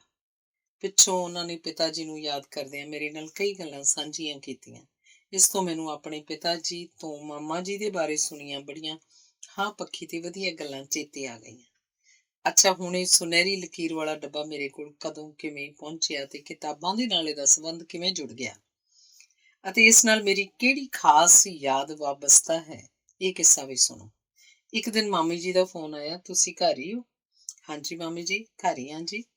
ਮੈਂ ਤੁਹਾਡੇ ਕੋਲ ਆਉਣ ਬਾਰੇ ਸੋਚ ਰਹੀ ਸੀ, ਚਲੋ ਮਿਲਦੇ ਹਾਂ ਫਿਰ ਥੋੜੀ ਦੇਰ 'ਚ। ਮੈਂ ਇਹ ਸੁਣ ਕੇ ਖੁਸ਼ ਤਾਂ ਜ਼ਾਹਿਰ ਹੈ ਕਿ ਬਹੁਤ ਹੋਈ, ਪਰ ਹੈਰਾਨ ਵੀ ਸੀ ਕਿ ਅਚਾਨਕ ਕਿਵੇਂ ਉਹਨਾਂ ਨੇ ਸਾਡੇ ਘਰ ਆਉਣ ਦਾ ਪ੍ਰੋਗਰਾਮ ਬਣਾਇਆ। ਉਹਨਾਂ ਦੇ ਬਜ਼ੁਰਗ ਹੋਣ ਕਰਕੇ ਆਮ ਤੌਰ ਤੇ ਮੇਰਾ ਹੀ ਮਿਲਣ ਜਾਣ ਦਾ ਰੁਝਾਨ ਬਣਿਆ ਹੋਇਆ ਸੀ। ਚਾਅ ਜਿਹਾ ਚੜ੍ਹ ਗਿਆ ਕਿ ਉਹ ਆ ਰਹੇ ਹਨ, ਤੇ ਕੁਝ ਸਮੇਂ ਬਾਅਦ ਮਾਮੀ ਜੀ ਦਾ ਡਰਾਈਵਰ ਉਹਨਾਂ ਨੂੰ ਲੈ ਕੇ ਆ ਗਿਆ। ਜਦੋਂ ਮੈਂ ਉਹਨਾਂ ਦੇ ਨਾਲ ਬੈਠੀ ਗੱਲਾਂ ਬਾਤਾਂ ਕਰ ਰਹੀ ਸੀ ਤਾਂ ਮਾਮੀ ਜੀ ਨੇ ਇਹ ਖੁਲਾਸਾ ਕੀਤਾ, ਅੱਜ ਸਵੇਰੇ ਜਦੋਂ ਮੈਂ ਨਿਤਨੇਮ ਤੋਂ ਵਿਹਲੀ ਹੋਈ ਤਾਂ ਤੁਹਾਡੇ ਪਿਤਾ ਜੀ ਵੱਲੋਂ ਦਿੱਤੀ ਹੋਈ ਇੱਕ ਕਿਤਾਬ ਪੜ੍ਹਨ ਲੱਗ ਪਈ। ਬੜੀ ਵਧੀਆ ਕਿਤਾਬ ਹੈ, ਸਾਡੇ ਕੋਲ ਕਿੰਨੀਆਂ ਕਿਤਾਬਾਂ ਪਈਆਂ ਨੇ, ਵੀਰ ਜੀ ਹੋਰਾਂ ਦੀਆਂ ਦਿੱਤੀਆਂ ਹੋਈਆਂ। ਕਿੰਨਾ ਸ਼ੌਕ ਸੀ ਨਾ ਵੀਰ ਜੀ ਨੂੰ ਚੰਗੀਆਂ ਚੰਗੀਆਂ ਕਿਤਾਬਾਂ ਵੰਡਣ ਦਾ। ਫਿਰ ਕੁਝ ਚਿਰ ਪਿੱਛੋਂ ਮਾਮੀ ਜੀ ਆਖਦੇ, ਬਸ ਫਿਰ ਮੈਨੂੰ ਐਵੇਂ ਤੁਹਾਡਾ ਖਿਆਲ ਆ ਗਿਆ, ਸੋਚਿਆ ਤੁਹਾਨੂੰ ਮਿਲ ਕੇ ਆਉਣੀ ਹੈ। ਮੈਨੂੰ ਇਹ ਆਪਣਾ ਸੁਭਾਗ ਜਾਪ ਰਿਹਾ ਸੀ ਕਿ ਉਹਨਾਂ ਨੇ ਮੇਰੇ ਕੋਲ ਆਉਣ ਲਈ ਕਿੰਨੀ ਖੇਚਲ ਕੀਤੀ, ਤੇ ਉਦੋਂ ਹੀ ਉਹ ਮੇਰੇ ਲਈ ਇਹ ਸੋਹਣਾ ਜਿਹਾ ਡੱਬਾ ਜਿਸ 'ਚ ਬਦਾਮ ਪਾਏ ਹੋਏ ਸਨ ਲੈ ਕੇ ਆਏ। ਹਾਲਾਂਕਿ ਇਹ ਗੱਲ ਮੈਂ ਮਾਮੀ ਜੀ ਨੂੰ ਬੋਲ ਕੇ ਪ੍ਰਗਟ ਵੀ ਕੀਤੀ, ਪਰ ਖਬਰੇ ਉਹਨਾਂ ਨੂੰ ਪੂਰਾ ਅਹਿਸਾਸ ਸੀ ਕਿ ਨਹੀਂ, ਕਿ ਮੇਰੇ ਲਈ ਤਾਂ ਉਹਨਾਂ ਦਾ ਇਸ ਤਰ੍ਹਾਂ ਆਉਣਾ ਹੀ ਇੱਕ ਬਹੁਮੁੱਲਾ ਤੇ ਅਭੁੱਲ ਤੋਹਫਾ ਸੀ। ਹੋਰ ਕਿਸੇ ਸੁਗਾਤ ਦੀ ਲੋੜ ਤਾਂ ਉੱਕਾ ਹੀ ਨਹੀਂ ਸੀ। ਉਹਨਾਂ ਦੇ ਜਾਣ ਤੋਂ ਬਾਅਦ ਮੈਂ ਮਾਮੀ ਜੀ ਦੇ ਮਨ ਵਿੱਚ ਸਵੇਰ ਚੱਲਦੇ ਰਹੇ ਵਿਚਾਰ ਪ੍ਰਵਾਹ ਬਾਰੇ ਸੋਚਣ ਲੱਗ ਪਈ। ਕਿਵੇਂ ਇੱਕ ਕਿਤਾਬ ਨੇ ਉਹਨਾਂ ਦਾ ਧਿਆਨ ਸਾਡੇ ਪਰਿਵਾਰ ਵੱਲ ਦਵਾਇਆ ਹੋਏਗਾ, ਕੀ ਸੋਚਦੇ ਤੇ ਚਿਤਾਰਦੇ ਰਹੇ ਹੋਣਗੇ। ਫਿਰ ਇਸੇ ਤਰ੍ਹਾਂ ਉਹਨਾਂ ਦੇ ਖਿਆਲਾਂ ਨੇ ਮੇਰੇ ਵੱਲ ਰੁਖ ਕੀਤਾ ਤੇ ਉਹਨਾਂ ਦੇ ਮਨ 'ਚ ਮੈਨੂੰ ਮਿਲਣ ਦੀ ਤਾਂਘ ਪੈਦਾ ਹੋਈ। ਉਸ ਦਿਨ ਉਚੇਚੇ ਤੌਰ ਤੇ ਇਸ ਤਰ੍ਹਾਂ ਮੈਨੂੰ ਮਿਲਣ ਲਈ ਆ ਜਾਣ ਨੂੰ ਮਾਮੀ ਜੀ ਦੀ ਦਰਿਆ ਦਿਲੀ ਤੋਂ ਛੁੱਟ ਕੋਈ ਹੋਰ ਕੀ ਨਾ ਦੇਵੇ। ਫਿਰ ਮੈਂ ਆਪਣੇ ਪਿਤਾ ਜੀ ਦੀ ਮਿਆਰੀ ਪੁਸਤਕਾਂ ਖਰੀਦਣ ਤੇ ਵੰਡਣ ਦੀ ਲਗਨ ਬਾਰੇ ਵੀ ਸੋਚਦੀ ਰਹੀ। ਉਹ ਪੁਸਤਕਾਂ ਨੂੰ ਸਭ ਤੋਂ ਚੰਗਾ ਤੋਹਫਾ ਮੰਨਦੇ ਸਨ। ਜਦੋਂ ਕੋਈ ਕਿਤਾਬ ਉਹਨਾਂ ਦੇ ਮਨ ਨੂੰ ਬਹੁਤ ਭਾ ਜਾਂਦੀ ਤਦੇ ਉਹ ਹੋਰ ਖਰੀਦ ਕੇ ਅੱਗੋਂ ਦਿਆ ਕਰਦੇ ਸਨ। ਇਹ ਪੁਸਤਕਾਂ ਗੁਰਬਾਣੀ ਨਾਲ ਸੰਬੰਧਿਤ ਵੀ ਹੁੰਦੀਆਂ ਸਨ ਤੇ ਹੋਰ ਬਹੁਤ ਉੱਚ ਪਾਏ ਦੀਆਂ ਸਾਹਿਤਿਕ ਪੁਸਤਕਾਂ ਪੰਜਾਬੀ ਤੇ ਅੰਗਰੇਜ਼ੀ ਦੋਹਾਂ 'ਚ। ਕਿਤਾਬਾਂ ਦੀ ਟਿਕਾਊ ਤੇ ਸਥਾਈ ਅਹਿਮੀਅਤ ਵੀ ਮੇਰੇ ਖਿਆਲਾਂ ਤੇ ਛਾਈ ਰਹੀ, ਤੇ ਇਹ ਵੀ ਕਿ ਉਸ ਦਿਨ ਪਿਤਾ ਜੀ ਵੱਲੋਂ ਦਿੱਤੀ ਪੁਸਤਕ ਨੇ ਜਿਵੇਂ ਇੱਕ ਪੁਲ ਦਾ ਕੰਮ ਕਰਦਿਆਂ ਮਾਮੀ ਜੀ ਨੂੰ ਮੇਰੀ ਯਾਦ ਦਿਵਾ ਦਿੱਤੀ ਸੀ। ਅੱਜ ਵੀ ਉਸ ਦਿਨ ਨੂੰ ਚਿਤਾਰ ਕੇ ਮਨ ਨੂੰ ਇੱਕ ਹੁਲਾਰਾ ਜਿਹਾ ਆ ਜਾਂਦਾ ਹੈ। ਤੇ ਇਹ ਸੁਨਹਿਰੀ ਲਕੀਰ ਵਾਲਾ ਡੱਬਾ, ਇਹਦੀ ਮੁੱਢਲੀ ਚਮਕ ਅਜੇ ਵੀ ਬਾਕਾਇਦਾ ਬਰਕਰਾਰ ਹੈ। ਹੁਣ ਇਹ ਆਮ ਹੀ ਮੇਰਾ ਧਿਆਨ ਮਾਮੀ ਜੀ ਹੋਰਾਂ, ਮੰਮੀ, ਪਿਤਾ ਜੀ ਤੇ ਉਹਨਾਂ ਵੱਲੋਂ ਦਿੱਤੀਆਂ ਗਈਆਂ ਚੋਣਵੀਆਂ ਵਧੀਆ ਕਿਤਾਬਾਂ ਤੇ ਕੇਂਦਰਿਤ ਕਰਵਾ ਦਿੰਦਾ ਹੈ, ਤੇ ਮਨ ਵਿੱਚ ਉਹਨਾਂ ਲੰਘੇ ਵੇਲਿਆਂ ਵਿੱਚ ਆਪਣੇ ਸਕੇ ਸੰਬੰਧੀਆਂ ਦੇ ਘਰ ਆਮ ਹੀ ਲੱਗਦੀ ਰਹੀ ਮਹਿਫਿਲ ਵਿੱਚ ਜਾ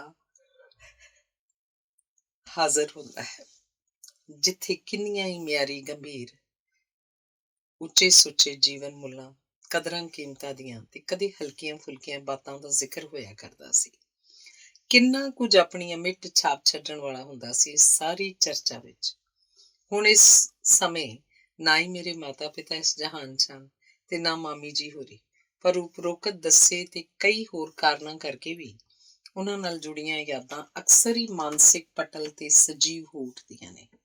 ਪਰ ਫਿਰ ਇਹ ਜ਼ਿੰਦਗੀ ਹੈ ਵੀ ਤਾਂ ਇਸ ਤਰ੍ਹਾਂ ਦੀ, ਅਚੰਭਿਆਂ, ਗੁੰਝਲਦਾਰ ਬੁਝਾਰਤਾਂ, ਰੰਗ ਬਰੰਗੇ ਅਜੀਬੋ ਗਰੀਬ ਤੇ ਵੰਨ ਸੁਵੰਨੇ ਤਜਰਬਿਆਂ ਦਾ ਫੁਲੰਦਾ। ਧੰਨਵਾਦ। ਅਗਲਾ ਲੇਖ ਹੈ ਪਰਛਾਵਿਆਂ ਦੇ ਅੰਗ ਸੰਗ। ਚਾਨਣ ਤੋਂ ਬਗੈਰ ਜੀਵਨ ਦੀ ਕਲਪਨਾ ਕਰਨੀ ਅਸੰਭਵ ਹੈ, ਪਰ ਜਿੰਨੀ ਅਹਿਮੀਅਤ ਰੌਸ਼ਨੀ ਦੀ ਹੈ ਉਸੇ ਤਰ੍ਹਾਂ ਪਰਛਾਵਿਆਂ ਦੀ ਵੀ ਸਾਡੇ ਜੀਵਨ 'ਚ ਕਿਸੇ ਦੀਆਂ ਕਿਆਸ ਆਰਾਈਆਂ ਤੋਂ ਕਿਤੇ ਵੱਧ ਮਹੱਤਤਾ ਹੈ। ਜਿੱਥੇ ਰੌਸ਼ਨੀ ਹੈ ਉੱਥੇ ਹੀ ਮੌਜੂਦ ਹੁੰਦਾ ਹੈ ਪਰਛਾਵਾਂ, ਭਾਵ ਕੇ ਚਾਨਣ ਦਾ ਸਾਥ ਪਰਛਾਵਾਂ ਕਦੇ ਨਹੀਂ ਛੱਡਦਾ, ਸਗੋਂ ਨਾਲ ਨਾਲ ਤੁਰਦਾ ਤੇ ਅੰਗ ਸੰਗ ਰਹਿੰਦਾ ਹੈ। ਅਸਲ 'ਚ ਪਰਛਾਵਿਆਂ ਦਾ ਆਪਣਾ ਇੱਕ ਵਜੂਦ ਤੇ ਸੰਸਾਰ ਹੈ। ਇਹ ਬਹੁਤ ਆਕਰਸ਼ਕ ਹੁੰਦੇ ਨੇ ਤੇ ਕਈ ਵਾਰ ਤਾਂ ਆਪਣੇ ਮੂਲ ਨਾਲੋਂ ਵੀ ਵਧੇਰੇ ਰੌਚਕ।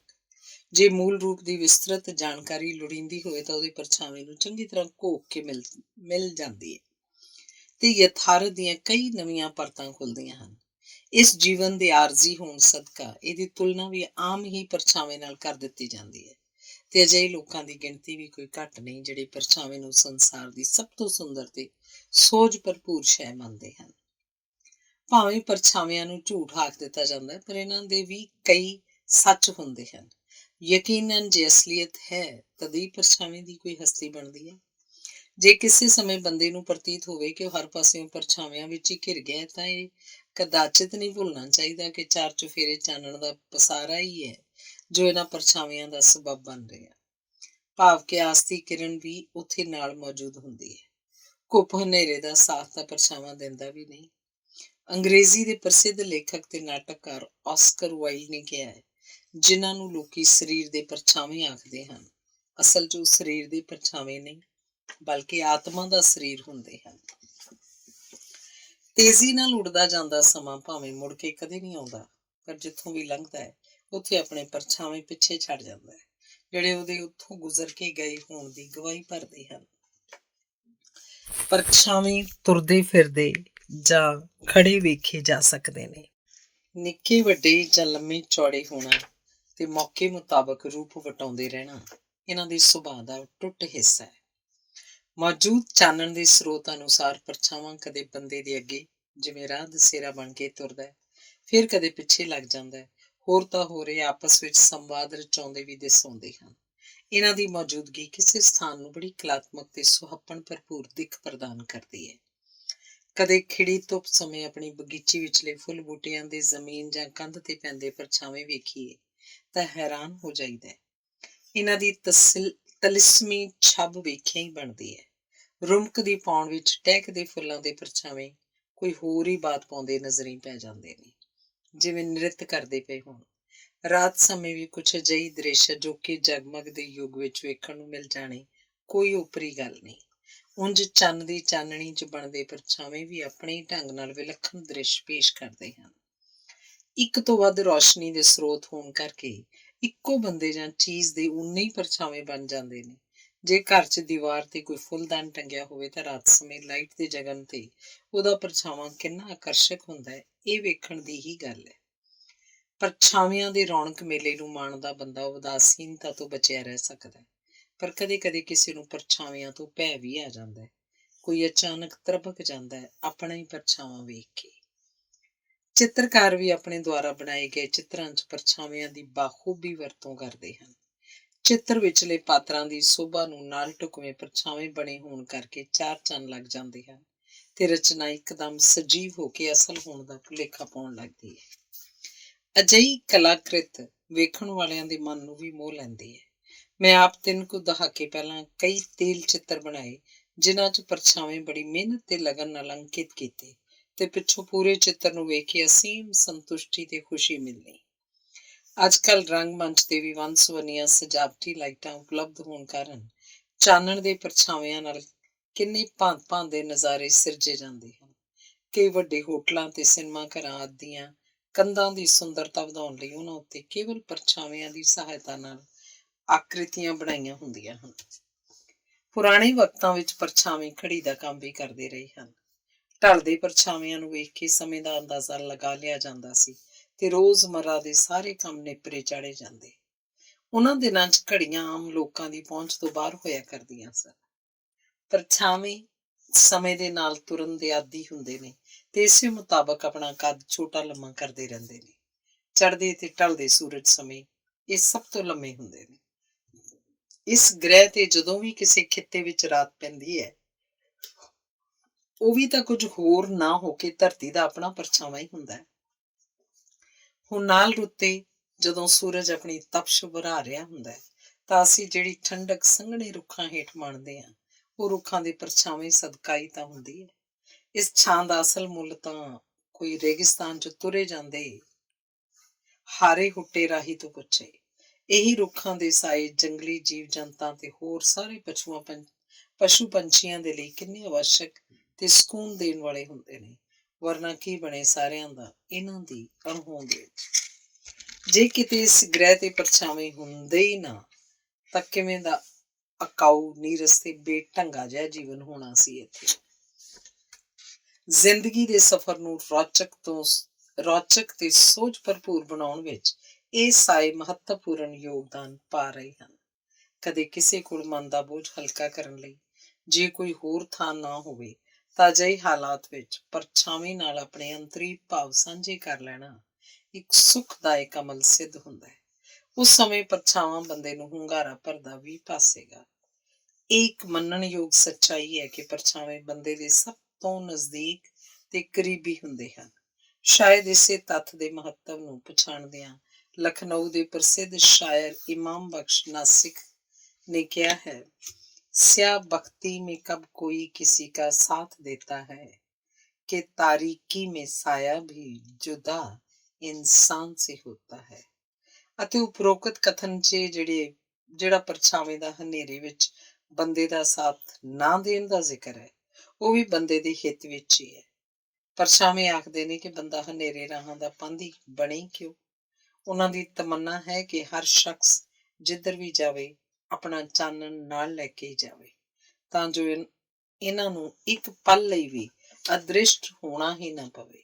ਆਖਰ ਪਰਛਾਵੇਂ ਰਹਿੰਦੇ ਤਾਂ ਉਦੋਂ ਵੀ ਨਾਲ ਨਾਲ ਹੀ ਨੇ ਨਾ। ਧੰਨਵਾਦ। ਅਗਲਾ ਲੇਖ ਹੈ, ਸ਼ਾਇਦ ਚਿੜੀਆਂ ਮੁੜ ਆਉਣ।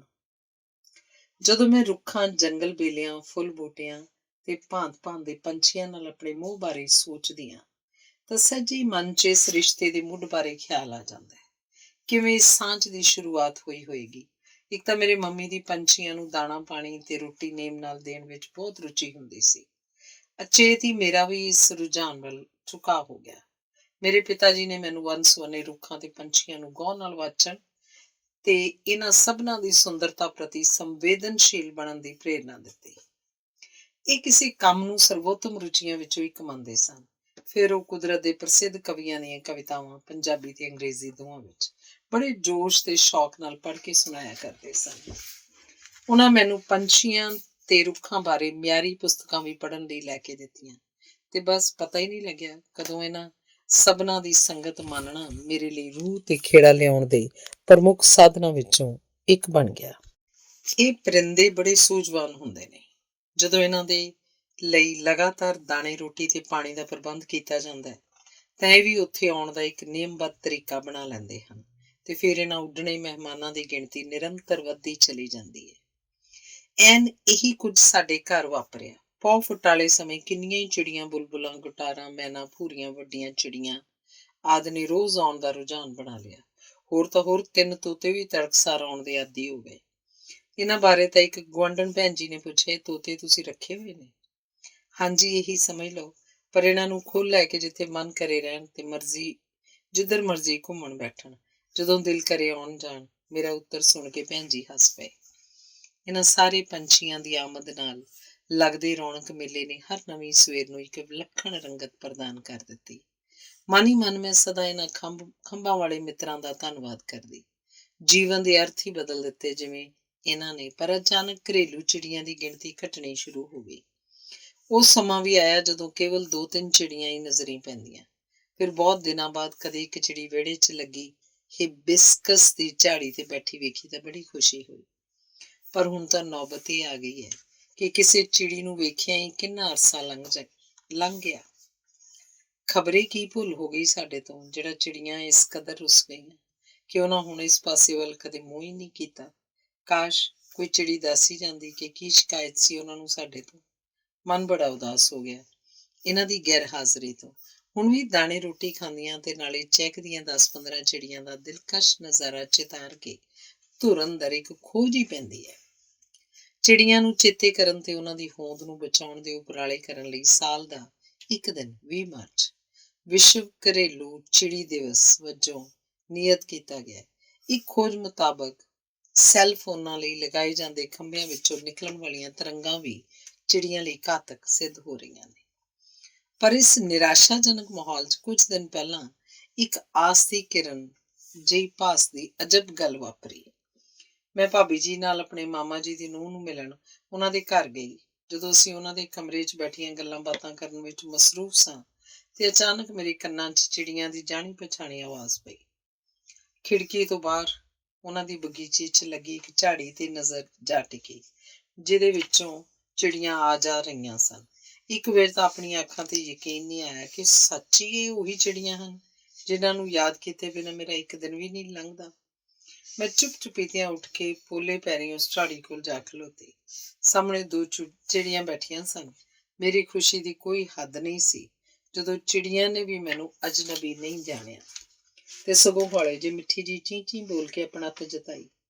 ਮੈਨੂੰ ਤੁਹਾਡੀ ਰੋਜ਼ ਉਡੀਕ ਹੁੰਦੀ ਹੈ, ਤੁਸੀਂ ਸਾਡੇ ਘਰ ਫੇਰੀ ਲਾਉਣੀ ਕਿਉਂ ਬੰਦ ਕਰ ਦਿੱਤੀ? ਬਾਕੀ ਸਾਰੇ ਪੰਛੀ ਵੀ ਸ਼ਿੱਦਤ ਨਾਲ ਤੁਹਾਨੂੰ ਯਾਦ ਕਰਦੇ ਨੇ। ਕੀ ਕਰੀਏ, ਸਾਡੀ ਮਜਬੂਰੀ ਸੀ। ਤੁਹਾਡੇ ਇਲਾਕੇ 'ਚ ਹਾਲਾਤ ਸਾਡੇ ਲਈ ਬੜੇ ਨਾਖੁਸ਼ਗਵਾਰ ਹੋ ਗਏ ਸਨ। ਆਪਣੀ ਹੋਂਦ ਬਚਾਉਣੀ ਔਖੀ ਹੋ ਗਈ ਸੀ।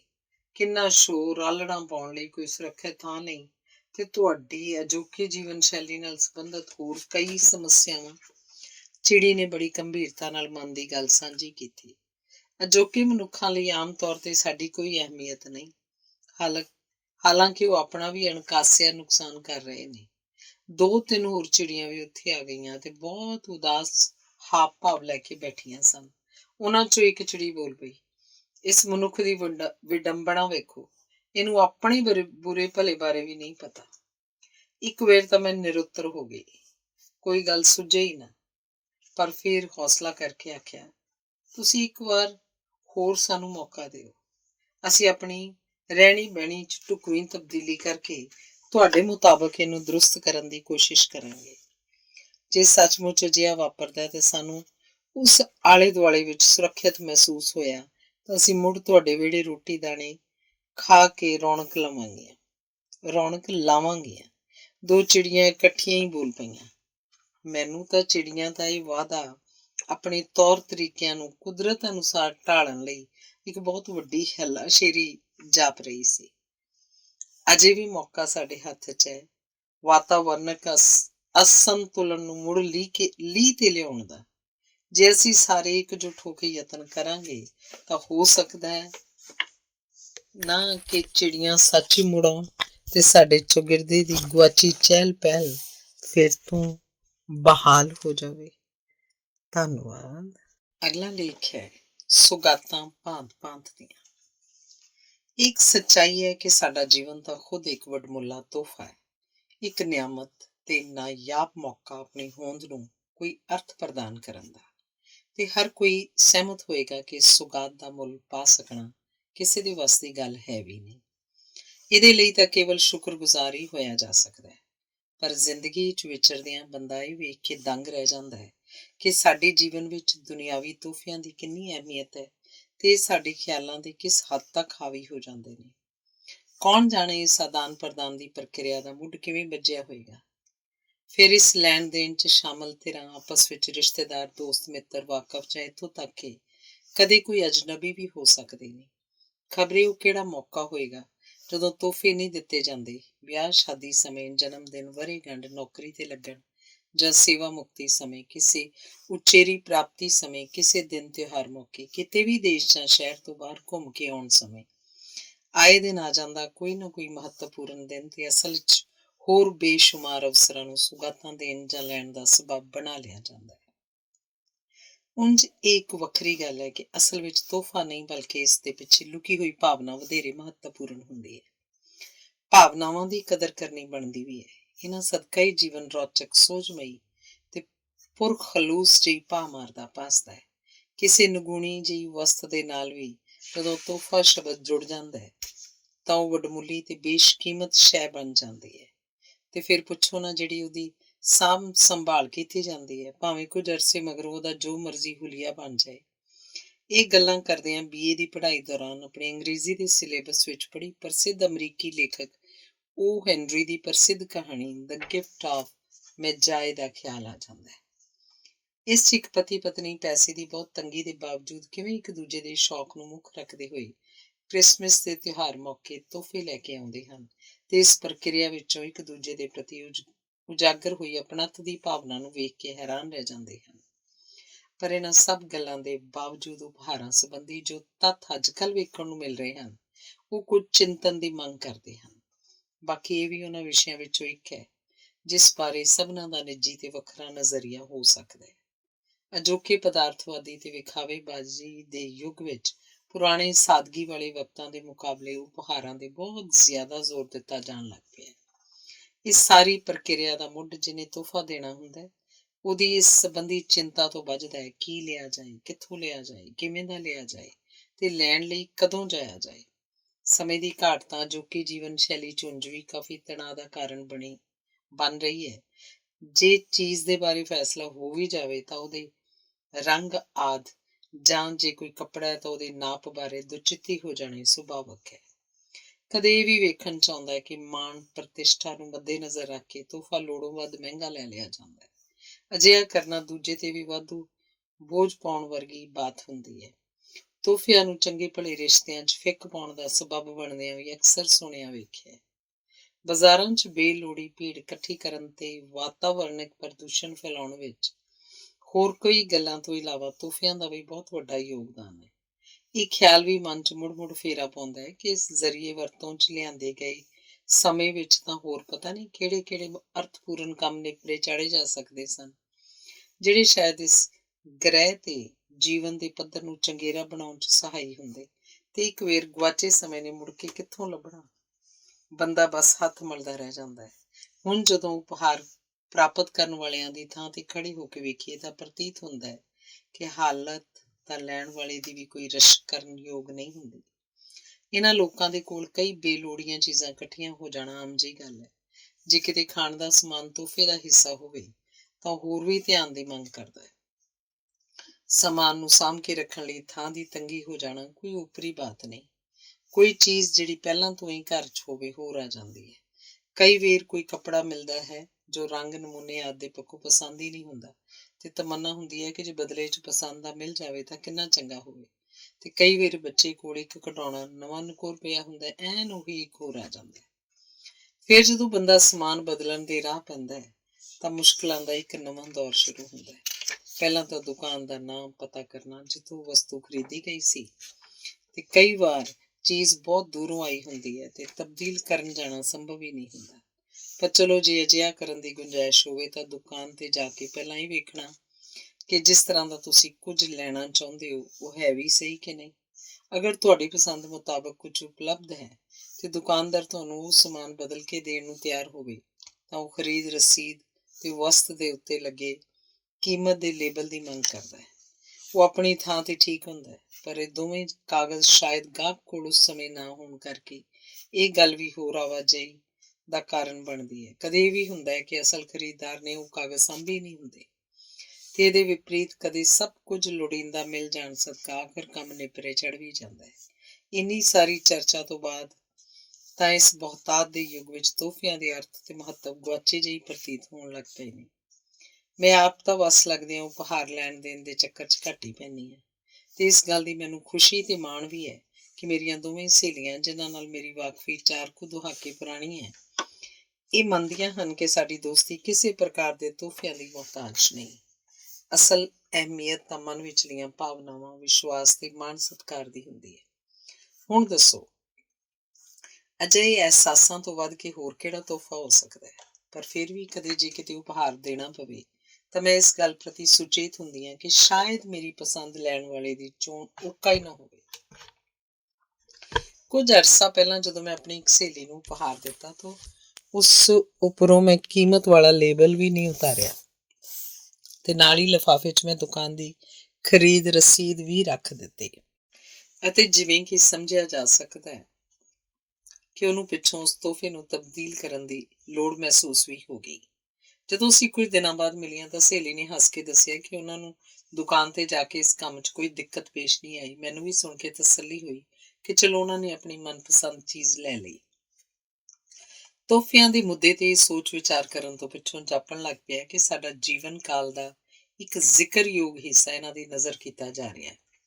ਪਰ ਉਪਹਾਰਾਂ ਦਾ ਅਸਲ ਮਹੱਤਵ ਉਦੋਂ ਨਜ਼ਰੀ ਪੈਂਦਾ ਹੈ ਜਦੋਂ ਕਿਰਤੀ ਤੇ ਮਿਹਨਤਕਸ਼ ਲੋਕਾਂ ਨੂੰ ਕਿਸੇ ਦਿਨ ਪੁਰਬ ਆਦਿ ਉਂਝੀ ਮਨ ਦੀ ਖੁਸ਼ੀ ਲਈ ਜਾਂ ਉਹਨਾਂ ਵੱਲੋਂ ਕਿਸੇ ਕੰਮ ਨੂੰ ਸੁਚੱਜੇ ਤਰ੍ਹਾਂ ਨੇਪੜੇ ਚਾੜ੍ਹਨ ਲਈ ਬਣਦੇ ਮਿਹਨਤਾਨੇ ਤੋਂ ਇਲਾਵਾ ਤੋਹਫ਼ੇ ਵਜੋਂ ਕੁਝ ਦਿੱਤਾ ਜਾਂਦਾ ਹੈ। ਅਜਿਹੇ ਸਮਿਆਂ ਤੇ ਉਹਨਾਂ ਦੇ ਚਿਹਰੇ ਦੀ ਮੁਸਕਰਾਹਟ ਜਾਂ ਅੱਖਾਂ ਵਿਚਲੀ ਚਮਕ ਤੋਹਫ਼ਾ ਦੇਣ ਵਾਲੇ ਦੀ ਲਈ ਸਭ ਤੋਂ ਵੱਡੀ ਸੁਗਾਤ ਹੋ ਨਿਬੜਦੀ ਹੈ। ਧੰਨਵਾਦ। ਅਗਲਾ ਲੇਖ ਹੈ ਉੱਲੂਆਂ ਦੀ ਹਸਰਤ। ਅਸੀਂ ਮਨੁੱਖ ਭਾਵੇਂ ਇਸ ਗ੍ਰਹਿ ਤੇ ਵਿਚਰਦੀਆਂ ਸਾਰੀਆਂ ਜੂਨਾਂ ਵਿੱਚੋਂ ਉੱਤਮ ਮੰਨੇ ਜਾਂਦੇ ਹਾਂ, ਪਰ ਅਜਿਹਾ ਹੋਣ ਕਰਕੇ ਇੱਥੋਂ ਦੇ ਬਾਕੀ ਬਸ਼ਿੰਦਿਆਂ ਦੀ ਅਹਿਮੀਅਤ ਘੱਟ ਨਹੀਂ ਹੋ ਜਾਂਦੀ। ਉਹਨਾਂ ਸਭਨਾਂ ਦੀ ਆਪੋ ਆਪਣੀ ਇੱਕ ਯੋਗ ਥਾਂ ਹੈ, ਸਗੋਂ ਇੱਕ ਸੁਰੱਖਿਅਤ ਹੋਂਦ ਲਈ ਅਸੀਂ ਉਹਨਾਂ ਸਾਰਿਆਂ ਦੇ ਮੁਹਤਾਜ ਹਾਂ। ਭਾਵ ਇਹ ਹੈ ਕਿ ਹੋਰ ਸਾਰੇ ਜੀਵਾਂ ਦੀ ਭਲਾਈ ਵਿੱਚ ਹੀ ਸਾਡਾ ਹਿੱਤ ਤੇ ਬਿਹਤਰੀ ਛੁਪੀ ਹੋਈ ਹੈ। ਹੁਣ ਜੇ ਚੇਤਨਤਾ ਹੋਵੇ ਤਾਂ ਜ਼ਾਹਿਰ ਹੈ ਕਿ ਸਾਡਾ ਧਰਤੀ ਤੇ ਮੌਜੂਦ ਸਾਰੇ ਜੀਵ ਜਨਤਾ ਪ੍ਰਤੀ ਪੁਰਖਲੂਸ ਤੇ ਸਤਿਕਾਰ ਵਾਲਾ ਵਿਹਾਰ ਹੋਣਾ ਚਾਹੀਦਾ ਹੈ। ਪਰ ਬਹੁਤ ਵਾਰ ਜੋ ਵੇਖਣ ਪੜ੍ਹਨ ਤੇ ਸੁਣਨ ਨੂੰ ਮਿਲਦਾ ਹੈ ਉਹ ਉਪਰੋਕਤ ਧਾਰਨਾ ਦੇ ਐਨ ਵਿਪਰੀਤ ਸੰਕੇਤ ਕਰ ਰਿਹਾ ਹੁੰਦਾ ਹੈ। ਬੜੇ ਅਖਾਣਾਂ ਤੇ ਆਮ ਗੱਲਾਂ ਵਿੱਚ ਅਸੀਂ ਕਈ ਜਨੌਰਾਂ ਤੇ ਪਰਿੰਦਿਆਂ ਦੇ ਬੜੇ ਨਾਪੱਖੀ ਅਕਸ ਬਣਾਏ ਹੋਏ ਨੇ। ਕਦੇ ਮਹਿਸੂਸ ਹੋਣ ਲੱਗ ਪੈਂਦਾ ਹੈ ਕਿ ਸ਼ਾਇਦ ਫਲਾਣੇ ਜ਼ਿਕਰ ਕੀਤੇ ਗਏ ਪੰਛੀ ਜਾਂ ਜਾਨਵਰ ਨਾਲ ਜ਼ਿਆਦਤੀ ਹੋ ਰਹੀ ਹੈ। ਮਨ 'ਚ ਇਹ ਵੀ ਖਿਆਲ ਆ ਜਾਂਦਾ ਹੈ ਕਿ ਜੇ ਉਸ ਕੋਲ ਇੰਨੀ ਸੋਝੀ ਤੇ ਸਮਰੱਥਾ ਹੁੰਦੀ ਤੇ ਸ਼ਾਇਦ ਉਹ ਇਤਰਾਜ਼ ਕਰਦਾ। ਤੇ ਜਦੋਂ ਪਤਾ ਹੋਵੇ ਕਿ ਅਗਲਾ ਤਾਂ ਆਪਣੇ ਪੱਖ ਵਿੱਚ ਸਫਾਈ ਪੇਸ਼ ਕਰਨ ਦੀ ਸਥਿਤੀ ਵਿੱਚ ਵੀ ਨਹੀਂ, ਤਾਂ ਅਜਿਹਾ ਕਰਨਾ ਵਧੇਰੇ ਅਣਉਚਿਤ ਜਿਹਾ ਭਾਸਦਾ ਹੈ। ਕੁਝ ਦਿਨ ਪਹਿਲਾਂ ਉੱਲੂ ਦੇ ਬਾਰੇ ਅਨੇਕ ਵਾਰ ਪੜ੍ਹੀਆਂ ਹੋਈਆਂ ਸਤਰਾਂ ਫੇਰ ਸਾਹਮਣੇ ਆ ਗਈਆਂ। ਬਸ ਇੱਕ ਹੀ उल्लू काफी था बर्बाद गुलिस्तां करने को, हर शाख पे उल्लू बैठे हैं, अंजाम गुलिस्तां क्या होगा। ਹੁਣ ਇਹ ਵੀ ਮਨ ਦੀ ਇੱਕ ਅਵਸਥਾ ਹੁੰਦੀ ਹੈ ਜੋ ਪਹਿਲਾਂ ਇਸ ਟੂਕ ਨੂੰ ਪੜ੍ਹ ਕੇ ਕਦੇ ਖਿਆਲ ਨਹੀਂ ਆਇਆ, ਇਸ ਵਾਰ ਆ ਗਿਆ। ਸੋਚਿਆ ਕਿ ਵਿਚਾਰੇ ਉੱਲੂ ਨਾਲ ਕਿੰਨੀ ਬੇਇਨਸਾਫੀ ਹੋ ਰਹੀ ਹੈ। ਉਪਰੋਕਤ ਜ਼ਿਕਰ ਕੀਤੀ ਅਭਿਵਿਅਕਤੀ 'ਚ ਸੱਚਾਈ ਤਾਂ ਇਹ ਹੋਏਗੀ ਕਿ ਉੱਲੂ ਬਾਗ ਨੂੰ ਉਜਾੜਨ ਦੀ ਗੱਲ ਸੋਚਦਾ ਵੀ ਨਹੀਂ ਹੋਣਾ। ਇਹ ਮਨੁੱਖਾਂ ਦਾ ਭਲਾ ਚਿਤਵਣ ਦਾ ਆਦੀ ਹੈ ਤੇ ਅਸਲ 'ਚ ਉਹ ਕਿਸਾਨਾਂ, ਮਾਲੀਆਂ ਤੇ ਆਮ ਮਨੁੱਖਾਂ ਦਾ ਮਿੱਤਰ ਪੰਛੀ ਹੈ। ਆਖਣ ਵਾਲਿਆਂ ਨੇ ਸਗੋਂ ਇੱਥੋਂ ਤੱਕ ਕਹਿ ਦਿੱਤਾ ਕਿ ਮਨੁੱਖਾਂ ਤੇ ਕਿਸਾਨਾਂ ਦਾ ਉੱਲੂਆਂ ਜਿੰਨਾ ਹਤੈਸ਼ੀ ਹੋਰ ਕੋਈ ਨਹੀਂ ਹੈ। ਜਦੋਂ ਸਾਰੇ ਬੇਫਿਕਰ ਹੋ ਕੇ ਸੁੱਤੇ ਹੁੰਦੇ ਹਨ, ਉੱਲੂ ਜਾਗਦਾ ਰਹਿ ਕੇ ਪਹਿਰਾ ਦਿੰਦਾ ਹੈ ਤੇ ਜ਼ਿਮੀਂਦਾਰਾਂ ਦੇ ਖੇਤਾਂ 'ਚ ਨੁਕਸਾਨ ਹੋਣ ਤੋਂ ਬਚਾ ਕਰਦਾ ਹੈ। ਇਹਦੀ ਮੁੱਖ ਖੁਰਾਕ ਚੂਹੇ, ਟਿੱਡੀਆਂ ਤੇ ਕੀੜੇ ਆਦਿ, ਜਿਹੜੇ ਖੇਤਾਂ 'ਚ ਖੜੀਆਂ ਫਸਲਾਂ ਤੇ ਸਾਂਭ ਕੇ ਰੱਖੇ ਅਨਾਜ ਦੀ ਬੇਹਿਸਾਬ ਤਬਾਹੀ ਮਚਾਉਂਦੇ ਹਨ। ਆਪਣੇ ਵਿਸ਼ੇਸ਼ ਕਿਸਮ ਦੇ ਖੰਭਾਂ ਨਾਲ ਉੱਲੂ ਬਗੈਰ ਆਵਾਜ਼ ਕੀਤਿਆਂ ਚੁੱਪ-ਚੁਪੀਤਿਆਂ ਉੱਡਦਾ ਹੈ, ਜਿਸ ਕਾਰਨ ਸ਼ਿਕਾਰ ਇਹਦੀ ਆਮਦ ਤੋਂ ਬਿਲਕੁਲ ਬੇਖਬਰ ਹੋਣ ਕਰਕੇ ਸਹਿਜੇ ਕਾਬੂ ਆ ਜਾਂਦਾ ਹੈ। ਇਸ ਸਾਰੇ ਕੁਝ ਨੂੰ ਚਿਤਾਰਦਿਆਂ ਉਚੇਤੇ ਇਹ ਲੱਗਦਾ ਹੈ ਕਿ ਅਸਲ 'ਚ ਉੱਲੂ ਬਾਰੇ ਐਵੇਂ ਹੀ ਬੇਬੁਨਿਆਦ ਪ੍ਰਚਾਰ ਕਰਦੇ ਰਹਿਣ ਦੀ ਬਜਾਏ ਉਹਦੇ ਧੰਨਵਾਦੀ ਹੋਣਾ ਬਣਦਾ ਹੈ। ਇਹ ਵੀ ਸੱਚਾਈ ਹੈ ਕਿ ਅਜੋਕੇ ਸਮੇਂ 'ਚ ਕੀਟਨਾਸ਼ਕਾਂ ਦੀ ਬੇਲੋੜੀ ਵਰਤੋਂ ਤੋਂ ਹੋਰ ਗੱਲਾਂ ਦੇ ਨਾਲ-ਨਾਲ ਉੱਲੂਆਂ ਦੀ ਹੋਂਦ ਨੂੰ ਵੀ ਖਤਰਾ ਬਣਿਆ ਪਿਆ ਹੈ। ਇਹ ਬਾਤਾਂ ਕਰਦਿਆਂ ਉੱਲੂਆਂ ਨਾਲ ਸੰਬੰਧਿਤ ਬਹੁਤ ਪੁਰਾਣੀਆਂ ਪੜ੍ਹੀਆਂ ਇੱਕ ਹੋਰ ਸਤਰਾਂ ਚੇਤੇ ਆ ਗਈਆਂ ਨੇ। ਕਦਰਦਾਨੋं की तबीयत के अजब रंग है आज, बुलबुलों को ये हसरत है कि हम उल्लू ना हुए। ਭਾਵੇਂ ਬਿਲਕੁਲ ਸੰਭਵ ਹੈ ਕਿ ਮੌਜੂਦਾ ਹਾਲਤ ਵਿੱਚ ਬੁਲਬੁਲਾਂ ਨੂੰ ਆਪਣੇ ਗੁਣ ਤੇ ਲਿਆਕਤ ਨਜ਼ਰ ਅੰਦਾਜ਼ ਹੁੰਦੇ ਮਹਿਸੂਸ ਹੋ ਰਹੇ ਹੋਣਗੇ। ਇੱਕ ਵੱਖਰੀ ਸਮੱਸਿਆ ਹੈ, ਪਰ ਸੋਚਣਾ ਇਹ ਬਣਦਾ ਹੈ ਕਿ ਵਿਚਾਰੇ ਉੱਲੂਆਂ ਦੀ ਵੀ ਘੱਟੋ ਘੱਟ ਇਹ ਹਸਰਤ ਹੋਏਗੀ, ਨਾ ਕਿ ਮਨੁੱਖ ਉਹਨਾਂ ਬਾਰੇ ਅਪਮਾਨਜਨਕ ਟਿੱਪਣੀਆਂ ਕਰਨ ਤੋਂ ਗੁਰੇਜ਼ ਕਰਿਆ ਕਰਨ। ਪੱਛਮੀ ਦੇਸ਼ਾਂ 'ਚ ਉੱਲੂ ਨੂੰ ਬੇਹੱਦ ਸਿਆਣਾ ਵੀ ਮੰਨਿਆ ਜਾਂਦਾ ਹੈ। ਕਿਸੇ ਬਹੁਤ ਸਮਝਦਾਰ ਵਿਅਕਤੀ ਦੀ ਤੁਲਨਾ ਉੱਲੂ ਨਾਲ ਕੀਤੀ ਜਾਂਦੀ ਹੈ। ਇਹਦੇ ਬਾਰੇ ਇਹ ਵਿਚਾਰ ਸ਼ਾਇਦ ਇਸ ਕਰਕੇ ਵੀ ਬਣਿਆ ਹੈ ਕਿ ਇਹ ਆਪਣੀਆਂ ਵੱਡੀਆਂ ਅੱਖਾਂ ਤੇ ਤੇਜ਼ ਨਜ਼ਰ ਨਾਲ ਗੈਰ ਗੰਭੀਰ ਹਾਵ ਭਾਵ ਰੱਖਦਿਆਂ ਚੁੱਪ ਕਰਕੇ ਇੱਧਰ ਉੱਧਰ ਵੇਖਦਾ ਤੇ ਆਵਾਜ਼ਾਂ ਸੁਣਦਾ, ਫਿਰ ਸੋਚ ਸਮਝ ਕੇ ਉਡਾਣ ਭਰਦਾ। ਉੱਲੂ ਬਹੁਤ ਕਾਮਯਾਬ ਸ਼ਿਕਾਰੀ ਪੰਛੀ ਹੈ। ਇਸ ਕੰਮ 'ਚ ਬਾਜ਼ ਨੂੰ ਵੀ ਪਿੱਛੇ ਛੱਡ ਦਿੰਦਾ ਹੈ।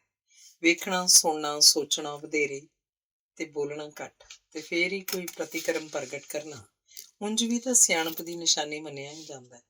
ਸਾਡੇ ਚੌਗਿਰਦੇ ਨੂੰ ਬੇਸ਼ੁਮਾਰ ਸੁੰਦਰਤਾ ਤੇ ਵੰਨ-ਸੁਵੰਨਤਾ ਪ੍ਰਦਾਨ ਕਰਨ 'ਚ ਇਹਨਾਂ ਦਾ ਵੀ ਵਡਮੁੱਲਾ ਯੋਗਦਾਨ ਹੈ।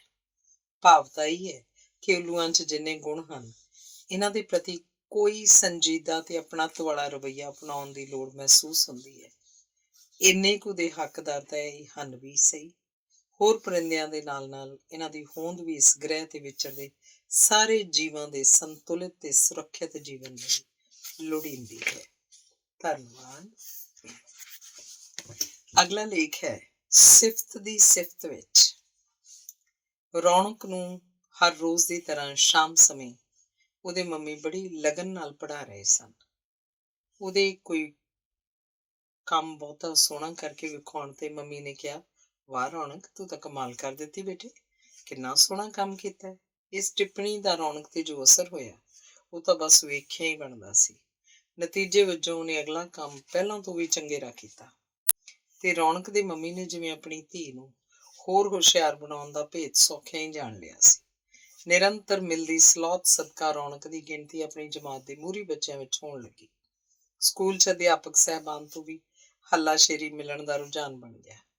ਕਹਿ ਸਕਦੇ ਹਾਂ ਕਿ ਥੋੜ੍ਹੀ ਜਿਹੀ ਪ੍ਰਸ਼ੰਸਾ ਬੱਚੇ ਦੇ ਅੰਦਰ ਛੁਪੀ ਪ੍ਰਤਿਭਾ ਨੂੰ ਉਜਾਗਰ ਕਰਨ 'ਚ ਸਹਾਈ ਸਿੱਧ ਹੋਈ। ਉਪਰੋਕਤ ਉਲੇਖ ਤੋਂ ਪ੍ਰਤੱਖ ਤੌਰ ਤੇ ਸਿਫਤ ਹੀ ਪ੍ਰਗਟ ਹੋ ਰਹੀ ਹੈ। ਥੋੜ੍ਹੀ ਜਿਹੀ ਸ਼ਲਾਘਾ ਹੀ ਕਿਸੇ ਦੇ ਮਨੋਬਲ 'ਚ ਅੰਤਾਂ ਦਾ ਵਾਧਾ ਕਰਕੇ ਤਰੱਕੀ ਦੇ ਰਾਹ ਪੈਣ ਲਈ ਲੋੜੀਂਦੀ ਹੱਲਾਸ਼ੇਰੀ ਦੇ ਸਕਦੀ ਹੈ। ਸਿਫਤ ਕਿਸੇ ਦੇ ਹਨੇਰੇ ਜੀਵਨ ਨੂੰ ਚਾਨਣ ਨਾਲ ਭਰ ਸਕਦੀ ਹੈ, ਕਿਸੇ ਨਿਰਾਸ਼ ਉਦਾਸ ਮਨ ਨੂੰ ਮੁੜ ਤੋਂ ਬਹਾਰਾਂ ਖੇੜਿਆਂ ਦੇ ਸੁਪਨੇ ਤਕਾ ਸਕਦੀ ਹੈ, ਕਿਸੇ ਦੇ ਵਿਹਾਰ ਵਿੱਚ ਅਣਕਿਆਸੀ ਸਕਾਰਾਤਮਕ ਤਬਦੀਲੀ ਲਿਆ ਸਕਦੀ ਹੈ, ਹਾਰ ਨੂੰ ਜਿੱਤ ਵਿੱਚ ਬਦਲ ਸਕਦੀ ਹੈ, ਡਿੱਗੇ ਹੋਏ ਨੂੰ ਉਠਾ ਸਕਦੀ ਹੈ, ਗੁਆਚਿਆ ਹੋਇਆ ਸਵੈ ਵਿਸ਼ਵਾਸ ਮੁੜ ਤੋਂ ਬਹਾਲ ਕਰ ਸਕਦੀ ਹੈ, ਵੱਡੇ ਤੋਂ ਵੱਡੇ ਬੋਝ ਨੂੰ ਹੌਲਾ ਕਰਨ ਦੀ ਸਮਰੱਥਾ ਰੱਖਦੀ ਹੈ। ਤੇ ਸਿਫਤ ਦੀ ਮੌਜੂਦਗੀ ਵਿੱਚ ਇਸੇ ਤਰ੍ਹਾਂ ਦਾ ਹੋਰ ਬੜਾ ਕੁਝ ਚੰਗਾ ਹੈਰਾਨਕੁਨ ਵਾਪਰ ਸਕਦਾ ਹੈ। ਪ੍ਰਸਿੱਧ ਅਮਰੀਕੀ ਲੇਖਕ ਮਾਰਕ ਟਵੇਨ ਨੇ ਸਿਫਤ ਦੀ ਸਿਫਤ ਵਿੱਚ ਕਿਹਾ, ਮੈਂ ਕੇਵਲ ਪ੍ਰਸ਼ੰਸਾ ਤੇ 2 ਮਹੀਨੇ ਲਈ ਗੁਜ਼ਾਰਾ ਕਰ ਸਕਦਾ।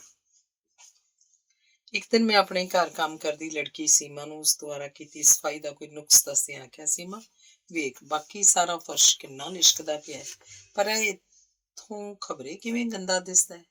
ਸੀਮਾ ਨੇ ਬੜੀ ਖੁਸ਼ੀ ਨਾਲ ਉਸ ਥਾਂ ਨੂੰ ਚਮਕਾਇਆ ਤੇ ਅੱਗੋਂ ਤੋਂ ਉਹਦੇ ਕੰਮ 'ਚ ਬਹੁਤ ਹਾਂ ਪੱਖੀ ਤਬਦੀਲੀ ਵੇਖਣ ਨੂੰ ਮਿਲੀ। ਭਾਵ ਕਿ ਨੁਕਤਾਚੀਨੀ ਵੀ ਸਿਫਤ ਨਾਲ ਗਲੇਫਿਆਂ ਮਨ ਨੂੰ ਭਾਉਣ ਵਾਲਾ ਰੂਪ ਅਖਤਿਆਰ ਕਰ ਲੈਂਦੀ ਹੈ। ਉੱਪਰ ਜ਼ਿਕਰ ਕੀਤੇ ਨਤੀਜੇ ਸਾਹਮਣੇ ਉਜਾਗਰ ਹੁੰਦੇ ਤਦੇ ਨੇ ਜੇ ਸਿਫਤ ਸੰਜੀਦਗੀ ਨਾਲ ਤੇ ਸੱਚੇ ਮਨੋਂ ਕੀਤੀ ਗਈ ਹੋਵੇ। ਅਜਿਹੀ ਸ਼ਲਾਘਾ ਮਨੁੱਖੀ ਮਨ ਤੇ ਬਹੁਤ ਉਸਾਰੂ ਪ੍ਰਭਾਵ ਪਾਉਂਦੀ ਹੈ। ਅਸਲ 'ਚ ਸਿਫਤ ਦੇ ਕਈ ਰੂਪ ਹਨ। ਜਦੋਂ ਅਸੀਂ ਇਸ ਵਡਮੁੱਲੇ ਮਨੁੱਖਾ ਜੀਵਨ ਵਰਗੇ ਦੁਰਲੱਭ ਅਵਸਰ ਦੇ ਪ੍ਰਾਪਤ ਹੋਣ ਲਈ ਸ਼ੁਕਰਗੁਜ਼ਾਰ ਹੁੰਦੇ ਹਾਂ ਤਾਂ ਅਸੀਂ ਜ਼ਿੰਦਗੀ ਦੀ ਪ੍ਰਸ਼ੰਸਾ ਹੀ ਤਾਂ ਕਰ ਰਹੇ ਹੁੰਦੇ ਹਾਂ। ਇਹ ਨਜ਼ਰੀਆ ਵੀ ਜੀਵਨ ਨੂੰ ਖੇੜੇ ਭਰਪੂਰ ਬਣਾਉਣ 'ਚ ਵਡਮੁੱਲਾ ਯੋਗਦਾਨ ਪਾਉਂਦਾ ਹੈ। ਜ਼ਿੰਦਗੀ ਇੱਕ ਨਿਰੰਤਰ ਜਾਰੀ ਜਸ਼ਨ ਭਾਸਣ ਲੱਗਦੀ ਹੈ। ਹੁਣ ਸ਼ਾਇਦ ਇਹ ਕਹਿਣਾ ਵੀ ਕੁਥਾ ਨਾ ਹੋਵੇ ਕਿ ਭਾਵੇਂ ਇਹ ਕੋਈ ਬੜੀ ਪੇਚੀਦਾ ਗੱਲ ਤਾਂ ਨਹੀਂ, ਪਰ ਸਿਫਤ ਕਰਨਾ ਹਰ ਇੱਕ ਦੇ ਵੱਸ ਦੀ ਬਾਤ ਨਹੀਂ ਹੁੰਦੀ। ਕਿਸੇ ਦੂਸਰੇ ਦੀ ਸੱਚੇ ਦਿਲੋਂ ਦਾਤ ਦੇਣ ਵਾਲਾ ਸੰਕੀਰਨਤਾ ਤੋਂ ਐਨ ਮੁਕਤ ਹੁੰਦਾ ਹੈ। ਉਹ ਦੂਜਿਆਂ ਦੀ ਖੁਸ਼ੀ ਵਿੱਚੋਂ ਆਪਣੀ ਖੁਸ਼ੀ ਭਾਲਣ ਦਾ ਆਦੀ ਹੁੰਦਾ ਹੈ। ਉਹਨੂੰ ਹਰ ਸਮੇਂ ਕੇਵਲ ਆਪਣੀ ਸਿਫਤ ਸੁਣਦੇ ਰਹਿਣ ਦੀ ਲਾਲਸਾ ਵੀ ਨਹੀਂ ਹੁੰਦੀ। ਉਹਦੀ ਮਨੋਬਿਰਤੀ ਕਾਫੀ ਗੰਭੀਰ ਹੋਣ ਕਰਕੇ ਦਰਿਆ ਦਿਲੀ ਉਹਦੇ ਸੁਭਾਅ ਤੇ ਵਰਤੋਂ ਵਿਹਾਰ 'ਚ ਘਰ ਕਰ ਚੁੱਕੀ ਹੁੰਦੀ ਹੈ। ਇਹ ਮੰਨੀ ਹੋਈ ਸੱਚਾਈ ਹੈ ਕਿ ਈਰਖਾ ਤੇ ਸੰਕੀਰਨ ਸੋਚ ਪ੍ਰਸ਼ੰਸਾ ਕਰਨ ਦੇ ਰਾਹ 'ਚ ਅੜਚਣਾ ਪੈਦਾ ਕਰਨ 'ਚ ਮਾਹਰ ਹਨ। ਹੁਣ ਜੇ ਖਿਆਲ ਵੀ ਮਨ 'ਚ ਪ੍ਰਬਲ ਹੈ ਕਿ ਜਦੋਂ ਮੌਕਾ ਸਾਹਮਣੇ ਹੋਵੇ ਤੇ ਸੱਚਮੁੱਚ ਸਰਾਹਨਾ ਕਰਨੀ ਬਣਦੀ ਦਿਸੇ ਤਾਂ ਇਸ ਜਹਾਨ ਨੂੰ ਇੱਕ ਚੰਗੇਰੀ ਥਾਂ ਬਣਾਉਣ ਦਾ ਸੁਨਹਿਰੀ ਅਵਸਰ ਹੱਥੋਂ ਗਵਾਇਆ ਵੀ ਕਿਉਂ ਜਾਏ। ਕਈ ਵਾਰ ਇਹ ਵੀ ਵੇਖਣ ਨੂੰ ਮਿਲਦਾ ਹੈ ਕਿ ਸ਼ਲਾਘਾ ਕਿਸੇ ਸੁਆਰਥ ਪਿੱਛੇ ਜਾਂ ਕੋਈ ਮਕਸਦ ਹੱਲ ਕਰਨ ਲਈ ਕੀਤੀ ਜਾਂਦੀ ਹੈ। ਕਿਸੇ ਨੂੰ ਐਵੇਂ ਹੀ ਭਰਮਾਉਣ ਲਈ ਸਿਫਤਾਂ ਦੇ ਪੁਲ ਬੰਨ੍ਹ ਦਿੱਤੇ ਜਾਂਦੇ ਹਨ। ਭਾਵੇਂ ਇਹ ਗੱਲ ਉਚਿਤ ਤਾਂ ਉੱਕਾ ਨਹੀਂ, ਪਰ ਅਜਿਹੀ ਹਾਲਤ ਵਿੱਚ ਜਿਸ ਦੀ ਪ੍ਰਸ਼ੰਸਾ ਕੀਤੀ ਜਾਂਦੀ ਹੈ ਉਹਦਾ ਵਧੇਰੇ ਸੁਚੇਤ ਹੋਣਾ ਬਣਦਾ ਹੈ। ਵੈਸੇ ਵੀ ਬਹੁਤੀ ਸਿਫਤ ਕਿਸੇ ਨੂੰ ਸਹਿਜੇ ਹੀ ਕੁਰਾਹੇ ਪਾ ਸਕਦੀ ਹੈ। ਬੰਦੇ ਨੂੰ ਕਈ ਵਾਰ ਆਪਣੇ ਬਾਰੇ ਗਲਤਫਹਿਮੀ ਹੋ ਜਾਂਦੀ ਹੈ। ਉਹਦੇ ਅੱਗੇ ਵਧਣ ਜਾਂ ਚੰਗੇਰੇ ਬਣਨ 'ਚ ਖੜੋਤ ਆ ਜਾਣ ਦੇ ਆਸਾਰ ਬਣ ਜਾਂਦੇ ਨੇ। ਸ਼ਾਇਦ ਅਜਿਹੀ ਤਾਰੀਫ ਬਾਰੇ ਪ੍ਰਸਿੱਧ ਉਰਦੂ ਸ਼ਾਇਰ ਬਸ਼ੀਰ ਬਦਰ ਨੇ ਚੇਤਨ ਕਰਦਿਆਂ ਆਖਿਆ ਹੈ, ਇਹ ਰੋਜ਼ ਰੋਜ਼ ਕੀ ਜੁਸਤਜੂ, ਇਹ ਆਪ जनाब ये मिन्नतें, ये शराफतें बेगर्ज नहीं, इन्हें आपसे कोई काम है। ਕਦੇ ਇਹ ਵੀ ਹੁੰਦਾ ਹੈ ਕਿ ਸਿਫਤ ਕਰਨ ਦਾ ਉਦੇਸ਼ ਕੇਵਲ ਬਦਲੇ 'ਚ ਆਪਣਾ ਗੁਣ ਗਾਇਨ ਕਰਵਾਉਣ ਤੱਕ ਸੀਮਤ ਹੁੰਦਾ ਹੈ, ਪਰ ਜ਼ਿੰਦਗੀ ਦੇ ਪ੍ਰਤੀ ਇੱਕ ਸੰਤੁਲਿਤ ਤੇ ਸੰਜੀਦਾ ਨਜ਼ਰੀਆ ਰੱਖਣ ਵਾਲੇ ਸਿਫਤ ਜਾਂ ਨੁਕਤਾਚੀਨੀ ਹੋਣ ਤੇ ਬਹੁਤ ਪ੍ਰਤੀਕਰਮ ਕਰਦੇ ਹੀ ਨਹੀਂ। ਇਹ ਲੋਕ ਜ਼ਿੰਦਗੀ 'ਚ ਸ਼ਾਂਤ ਚਿੱਤ ਰਹਿ ਕੇ ਵਿਚਰਦੇ ਹਨ। ਪ੍ਰਸ਼ੰਸਾ ਦੀ ਉਡੀਕ 'ਚ ਸਮਾਂ ਬਰਬਾਦ ਕਰਨ ਨਾਲੋਂ ਉਹ ਇਕਾਗਰਤਾ ਦੀ ਲਗਨ ਨਾਲ ਕੰਮ 'ਚ ਜੁਟੇ ਰਹਿੰਦੇ ਨੇ। ਸਦਾ ਸਿੱਖਣ ਰਾਹ ਦੇ ਪਾਂਧੀ ਹੋਣ ਕਰਕੇ ਕੋਈ ਨਿਵੇਕਲੀਆਂ ਪ੍ਰਾਪਤੀਆਂ ਸਮੇਂ-ਸਮੇਂ ਉਹਨਾਂ ਦੀ ਝੋਲੀ ਪੈਂਦੀਆਂ ਰਹਿੰਦੀਆਂ ਨੇ। ਉਂਝ ਮਾਰਕ ਟਵੇਨ ਨੇ ਤਾਂ ਇਹ ਸਲਾਹ ਵੀ ਦਿੱਤੀ ਹੈ ਕਿ ਜਦੋਂ ਕਿਤੇ ਵੀ ਪ੍ਰਸ਼ੰਸਾ ਨਾ ਮਿਲਦੀ ਹੋਵੇ ਤਾਂ ਨਿਰਾਸ਼ ਹੋਣ ਨਾਲੋਂ ਆਪ ਹੀ ਆਪਣੀ ਸਿਫਤ ਕਰਕੇ ਉਤਸ਼ਾਹ ਵਧਾ ਲੈਣਾ ਚੰਗੀ ਗੱਲ ਹੈ। ਜੋ ਵੀ ਹੋਵੇ ਤੇ ਜਿਵੇਂ ਵੀ, ਪਰ ਸਿਫਤ ਦੀ ਦਾਤ ਦੇਣੀ ਤਾਂ ਬਣਦੀ ਹੈ। ਯਕੀਨਨ ਇੱਕ ਅਨੋਖੀ ਤੇ ਜਾਦੂਈ ਸ਼ੈ ਤਾਂ ਹੈ। ਜਿਵੇਂ ਕਿ ਕਾਦਰ ਤੇ ਉਹਦੀ ਕੁਦਰਤ ਦੀ ਸਿਫਤ ਸਲਾਹ ਜਿੰਨੀ ਕੀਤੀ ਜਾਏ ਥੋੜ੍ਹੀ ਮਹਿਸੂਸ ਹੁੰਦੀ ਹੈ, ਕਿਉਂਕਿ ਇਹ ਪ੍ਰਕਿਰਿਆ ਮਨ ਨੂੰ ਇੱਕ ਅਦੁੱਤੀ ਸਕੂਨ ਤੇ ਹੁਲਾਸ ਨਾਲ ਲਬਰੇਜ਼ ਜੋ ਕਰ ਛੱਡਦੀ ਹੈ। ਧੰਨਵਾਦ। ਅਗਲਾ ਲੇਖ ਹੈ ਸ਼ਹਿਰ ਤੁਰ ਪਏ ਪਿੰਡਾਂ ਵੱਲ। ਪਿੱਛੇ ਜਿਹੇ ਇੱਕ ਦਿਨ ਮੇਰੀ ਪੁਰਾਣੀ ਵਾਕਫ ਕਮਲੇਸ਼ ਆ ਗਈ। ਬੜੀ ਖੁਸ਼ ਚਾਹ ਨਹੀਂ ਸੀ ਸੰਭਿਆ ਜਾ ਰਿਹਾ ਉਸ ਤੋਂ। ਉਹ ਆਪਣੇ ਪਰਿਵਾਰ ਨਾਲ ਕੁਝ ਦਿਨਾਂ ਲਈ ਪਹਾੜੀ ਇਲਾਕੇ 'ਚ ਬਣੇ ਇੱਕ ਝੁੱਗੀ ਨੁਮਾ ਘਰ 'ਚ ਛੁੱਟੀਆਂ ਬਿਤਾ ਕੇ ਆਈ ਸੀ। ਉਹਨੇ ਕਈ ਗੱਲਾਂ ਬਾਤਾਂ ਸੁਣਾਈਆਂ ਤੇ ਦੱਸਿਆ ਕਿ ਉਹ ਕਿਵੇਂ ਇੱਕਦਮ ਪੇਂਡੂ ਮਾਹੌਲ 'ਚ ਇੱਕ ਹਫ਼ਤਾ ਲੰਘਾ ਕੇ ਆਏ ਸਨ। ਬੜੇ ਜੋਸ਼ ਨਾਲ ਬੋਲੀ, ਪਤਾ ਹੈ ਉੱਥੇ ਅੰਦਰ ਰੌਸ਼ਨੀ ਵੀ ਪੁਰਾਣੇ ਵੇਲਿਆਂ ਦੇ ਲਾਲਟੈਨਾਂ 'ਚ ਬਲਬ ਜਗਾ ਕੇ ਕੀਤੀ ਗਈ ਸੀ। ਉਸ ਥਾਂ ਬਾਰੇ ਕਮਲੇਸ਼ ਨੇ ਹੋਰ ਵੀ ਇਸੇ ਤਰ੍ਹਾਂ ਦੀਆਂ ਕਈ ਗੱਲਾਂ ਬਾਤਾਂ ਸਾਂਝੀਆਂ ਕੀਤੀਆਂ। ਸਾਰਾ ਬਿਰਤਾਂਤ ਸੁਣਦਿਆਂ ਮੇਰੇ ਮਨ 'ਚ ਕਈ ਸਵਾਲ ਆ ਰਹੇ ਸਨ ਤੇ ਹੈਰਾਨੀ ਵੀ ਬਹੁਤ ਹੋ ਰਹੀ ਸੀ। ਚੰਗੇ ਹੋ ਤੁਸੀਂ, ਘਰ ਬਣਾਉਣ ਵੇਲੇ ਤਾਂ ਤੁਸੀਂ ਸ਼ਹਿਰ 'ਚ ਬਣਾਇਆ ਤੇ ਵੱਧ ਤੋਂ ਵੱਧ ਆਧੁਨਿਕ ਸੁੱਖ ਸਹੂਲਤਾਂ ਦਾ ਪ੍ਰਬੰਧ ਕੀਤਾ ਤੇ ਹੁਣ ਤੁਸੀਂ ਖੁਸ਼ੀ ਦੇ ਸਕੂਨ ਦੀ ਭਾਲ 'ਚ ਪਿੰਡਾਂ ਦੀ ਸਾਦਗੀ ਲੱਭਣ ਤੁਰ ਪਏ। ਕਮਲੇਸ਼ ਖੂਬ ਹੱਸੀ ਮੇਰੀ ਇਸ ਟਿੱਪਣੀ ਤੇ। ਫਿਰ ਆਖਦੀ, ਵੈਸੇ ਤੁਹਾਡੀ ਗੱਲ ਤਾਂ ਬਿਲਕੁਲ ਸੱਚ ਹੀ ਹੈ। ਤੇ ਫਿਰ ਇਸ ਮੁੱਦੇ ਤੇ ਚਰਚਾ ਕਰਦਿਆਂ ਅੰਤःਕਰਨ 'ਚ ਇੰਜ ਵਿਚਾਰ ਪ੍ਰਵਾਹ ਤੁਰਿਆ ਕਿ ਰੁਕਣ ਦਾ ਨਾਂ ਹੀ ਨਾ ਲਵੇ। ਕੁਝ ਦਿਨ ਪਹਿਲਾਂ ਅਸੀਂ ਇੱਕ ਰਿਸ਼ਤੇਦਾਰ ਵੱਲੋਂ ਇੱਕ ਹੋਟਲ 'ਚ ਰੱਖੇ ਹੋਏ ਸਮਾਗਮ ਤੇ ਗਏ। ਉੱਥੇ ਵੀ ਹਰ ਮੇਜ਼ ਦੇ ਵਿਚਕਾਰ ਇੱਕ ਲਾਲਟੈਨ ਸਜਾ ਕੇ ਰੱਖੀ ਹੋਈ ਸੀ, ਜਿਹਦੇ ਅੰਦਰ ਜਗਦੇ ਹੋਣ ਦਾ ਭੁਲੇਖਾ ਪਾਉਣ ਲਈ ਇੱਕ ਸੰਤਰੀ ਜਿਹੇ ਰੰਗ ਦੀ ਬਨਾਵਟੀ ਲੋ ਵੀ ਮੌਜੂਦ ਸੀ। ਹੋਰ ਸਜਾਵਟ ਵਿੱਚ ਵੀ ਕਈ ਕੁਝ ਇਸ ਤਰ੍ਹਾਂ ਦਾ ਸੀ ਜਿਹਦਾ ਸਿੱਧਾ ਸੰਬੰਧ ਪਿੰਡਾਂ ਨਾਲ ਸੀ। ਅੱਜ ਕੱਲ੍ਹ ਆਮ ਹੀ ਵੱਡੇ ਵੱਡੇ ਹੋਟਲਾਂ ਨੂੰ ਸ਼ਿੰਗਾਰਨ ਸਮੇਂ ਪਿੰਡਾਂ ਦੇ ਸ਼ਿਲਪੀਆਂ ਵੱਲੋਂ ਬਣਾਈਆਂ ਗਈਆਂ ਵਸਤਾਂ ਦੀ ਵਰਤੋਂ ਕੀਤੀ ਹੁੰਦੀ ਹੈ, ਜਿਵੇਂ ਵੰਨ ਸੁਵੰਨੇ ਨਮੂਨਿਆਂ ਵਾਲੀਆਂ ਦਰੀਆਂ, ਫੁਲਕਾਰੀ ਦੇ ਨਮੂਨੇ, ਕੰਧਾਂ ਤੇ ਕੀਤੀ ਫੁੱਲ ਵੇਲਾਂ ਤੇ ਪੰਛੀਆਂ ਆਦਿ ਦੀ ਚਿੱਤਰਕਾਰੀ, ਪੱਛੀਆਂ, ਪਟਾਰੀਆਂ, ਹੱਥ ਵਾਲੇ ਪੁਰਾਣੇ ਸਮਿਆਂ ਦੇ ਪੱਖੇ ਆਦਿ। ਹੋਰ ਤਾਂ ਹੋਰ ਕਈ ਵਾਰ ਤਾਂ ਬਾਹਰੋਂ ਕੰਧਾਂ ਦੀ ਦਿੱਖ ਵੀ ਕੱਚੀਆਂ ਤੇ ਮਿੱਟੀ ਨਾਲ ਲਿਪੀਆਂ ਹੋਈਆਂ ਵਰਗੀ ਬਣਾਈ ਹੁੰਦੀ ਹੈ। ਉੱਤੇ ਬਨੇਰੇ ਵੀ ਜਿਵੇਂ ਪੁਰਾਣੇ ਵੇਲਿਆਂ 'ਚ ਪਿੰਡਾਂ ਦੇ ਘਰਾਂ ਦੇ ਬਣੇ ਹੁੰਦੇ ਸਨ, ਉਂਝ ਦੇ ਹੀ ਬਣਾਏ ਹੁੰਦੇ ਨੇ। ਗਾਹਕਾਂ ਦੇ ਬਹਿਣ ਲਈ ਵਾਣ ਨਾਲ ਬੁਣੀਆਂ ਮੰਜੀਆਂ, ਮੂਹੜੇ ਆਦਿ ਵੀ ਰੱਖੇ ਜਾਂਦੇ ਹਨ ਤਾਂ ਜੋ ਉਹਨਾਂ ਨੂੰ ਉੱਥੇ ਕਿਸੇ ਪੁਰਾਣੇ ਵੇਲਿਆਂ ਦੇ ਪਿੰਡ ਜਾਂ ਹਵੇਲੀ 'ਚ ਗਏ ਹੋਣ ਦਾ ਅਹਿਸਾਸ ਹੋਵੇ। ਖਾਣਾ ਪਰੋਸਣ ਲਈ ਭਾਂਡੇ ਵੀ ਖਾਸ ਪੇਂਡੂ ਪਿਛੋਕੜ ਵਾਲੇ ਵਰਤੇ ਜਾਂਦੇ ਹਨ, ਭਾਵ ਕਿ ਅਤ ਆਧੁਨਿਕ ਸਹੂਲਤਾਂ ਦੀ ਮੌਜੂਦਗੀ ਦੇ ਬਾਵਜੂਦ ਪੇਂਡੂ ਮਾਹੌਲ ਸਿਰਜਿਆ ਜਾਂਦਾ ਹੈ। ਅਜਿਹੇ ਕਈ ਹੋਟਲਾਂ 'ਚ ਸ਼ਾਮ ਸਮੇਂ ਉੱਥੇ ਆਏ ਮਹਿਮਾਨਾਂ ਦੇ ਮਨ ਪਰਚਾਵੇ ਲਈ ਪੇਂਡੂ ਕਲਾਕਾਰਾਂ ਵੱਲੋਂ ਰੰਗਾ ਰੰਗ ਪ੍ਰੋਗਰਾਮ ਵੀ ਆਯੋਜਿਤ ਕਰਨ ਦਾ ਰੁਝਾਨ ਵੇਖਣ ਨੂੰ ਮਿਲਦਾ। ਹੁਣ ਜੇ ਅਜੋਕੇ ਘਰਾਂ ਬਾਰੇ ਸੋਚਣ ਲੱਗ ਜਾਓ ਤਾਂ ਬੰਦਾ ਪਿੰਡਾਂ 'ਚ ਬਣੇ ਨਵੇਂ ਘਰਾਂ ਨੂੰ ਵੇਖ ਕੇ ਦੰਗ ਰਹਿ ਜਾਂਦਾ ਹੈ। ਕਿਸੇ ਵੀ ਤਰ੍ਹਾਂ ਸ਼ਹਿਰ ਵਿਚਲੇ ਘਰਾਂ ਨਾਲੋਂ ਘੱਟ ਨਹੀਂ ਹੁੰਦੀਆਂ ਇਹ ਇਮਾਰਤਾਂ। ਸਾਰੀਆਂ ਅਜੋਕੀਆਂ ਸੁੱਖ ਸੁਵਿਧਾਵਾਂ ਉਪਲਬਧ ਹੁੰਦੀਆਂ ਹਨ ਇਹਨਾਂ ਵਿੱਚ। ਕਈ ਘਰ ਤਾਂ ਇੰਨੇ ਵੱਡੇ ਕਿ ਵੇਖਣ ਵਾਲੇ ਨੂੰ ਇਹਨਾਂ ਦੇ ਮਹਿਲ ਹੋਣ ਦਾ ਭੁਲੇਖਾ ਪੈਂਦਾ ਹੈ। ਨਿਰਮਾਣ ਕਲਾ ਦੇ ਨਾਲ ਨਾਲ ਇਹਨਾਂ ਘਰਾਂ ਅੰਦਰ ਸੁਚੱਜੀ ਵਿਉਂਤ ਨਾਲ ਬਣਾਏ ਗਏ ਬਗੀਚੇ ਵੀ ਆਪਣੇ ਵਿੱਚ ਹਰੇ ਭਰੇ ਘਾਹ ਤੇ ਫੁੱਲ ਵੇਲਾਂ ਦੀ ਵਿਲੱਖਣ ਸੁੰਦਰਤਾ ਸਮੋਈ ਬੈਠੇ ਹੁੰਦੇ ਹਨ, ਜਿਹੜੇ ਹਰ ਕਿਸੇ ਨੂੰ ਆਪ ਮੁਹਾਰੇ ਆਕਰਸ਼ਿਤ ਕਰਦੀ ਹੈ। ਅਜਿਹੇ ਘਰਾਂ ਨੂੰ ਵੇਖ ਕੇ ਜਾਪਦਾ ਹੀ ਨਹੀਂ ਕਿ ਇਹ ਕਿਸੇ ਪਿੰਡ ਦਾ ਹਿੱਸਾ ਨੇ। ਅੱਜ ਕੱਲ੍ਹ ਪਿੰਡਾਂ ਵਿੱਚ ਆਮ ਹੀ ਕਾਫੀ ਲੋਕਾਂ ਦਾ ਪਹਿਰਾਵਾ, ਖਾਣ ਪੀਣ ਤੇ ਰਹਿਣੀ ਬਹਿਣੀ ਵੀ ਸ਼ਹਿਰਾਂ ਨਾਲ ਮੇਲ ਖਾਂਦੀ ਵੇਖਣ ਨੂੰ ਮਿਲ ਜਾਂਦੀ ਹੈ। ਇਹਦੇ ਐਨ ਵਿਪਰੀਤ ਸ਼ਹਿਰਾਂ 'ਚ ਬੜੇ ਆਲੀਸ਼ਾਨ ਘਰਾਂ ਵਿੱਚ ਵੀ ਕਈ ਕੁਝ ਪਿੰਡਾਂ ਦੀ ਯਾਦ ਤਾਜ਼ਾ ਕਰਵਾ ਰਿਹਾ ਹੁੰਦਾ ਹੈ। ਅਜਿਹਾ ਕੇਵਲ ਘਰ ਦੀ ਸੁੰਦਰਤਾ ਨੂੰ ਵਧਾ ਕੇ ਇੱਕ ਨਿਵੇਕਲੀ ਦਿੱਖ ਸਿਰਜਣ ਲਈ ਕੀਤਾ ਜਾਂਦਾ ਹੈ। ਹੋਰ ਤਾਂ ਹੋਰ ਸ਼ਹਿਰਾਂ ਵਿੱਚ ਇੱਕ ਮਹਿਲਨੁਮਾ ਘਰ ਦੀ ਉੱਪਰਲੀ ਮੰਜ਼ਿਲ ਤੇ ਇੱਕ ਗੋਲ ਆਕਾਰ ਦਾ ਛੱਪਰ ਪਾਇਆ ਹੋਇਆ ਸੀ। ਉਹਦੇ ਹੇਠਾਂ ਇੱਕ ਮੰਜੀ ਤੇ ਨਿੱਕੇ ਨਿੱਕੇ ਮੂਹੜੇ ਸਜੇ ਸਨ। ਘਰ ਵਾਲੇ ਆਖਦੇ ਕਿ ਕਿਸੇ ਵੇਲੇ ਜੇ ਕੁਦਰਤੀ ਖੁੱਲੀ ਹਵਾ ਖਾਣ ਨੂੰ ਦਿਲ ਕਰੇ ਤਾਂ ਇਹਦੇ ਹੇਠਾਂ ਆ ਕੇ ਬਹਿ ਜਾਈਦਾ। ਹੁਣ ਤਾਂ ਇਹ ਵੀ ਪ੍ਰਚਲਿਤ ਹੈ ਕਿ ਚੰਗੇ ਵਸੀਲਿਆਂ ਸਾਧਨਾਂ ਵਾਲਾ ਸ਼ਹਿਰੀ ਟੱਬਰ ਪਿੰਡ 'ਚ ਇੱਕ ਫਾਰਮ ਹਾਊਸ ਬਣਾ ਲੈਂਦਾ। ਉੱਥੋਂ ਦੇ ਚੁੱਪ ਤੇ ਸ਼ਾਂਤ ਵਾਤਾਵਰਨ ਸਦਕਾ ਉਹ ਸ਼ਹਿਰ ਵਿਚਲੇ ਨਿਵਾਸ ਨਾਲੋਂ ਇਸ ਘਰ 'ਚ ਰਹਿਣ ਨੂੰ ਤਰਜੀਹ ਦਿੰਦੇ ਹਨ। ਕਈ ਥਾਵਾਂ ਤੇ ਅਜਿਹੇ ਘਰ ਕੁਝ ਦਿਨਾਂ ਲਈ ਸੈਲਾਨੀਆਂ ਨੂੰ ਕਿਰਾਏ ਤੇ ਵੀ ਦਿੱਤੇ ਜਾਂਦੇ ਹਨ।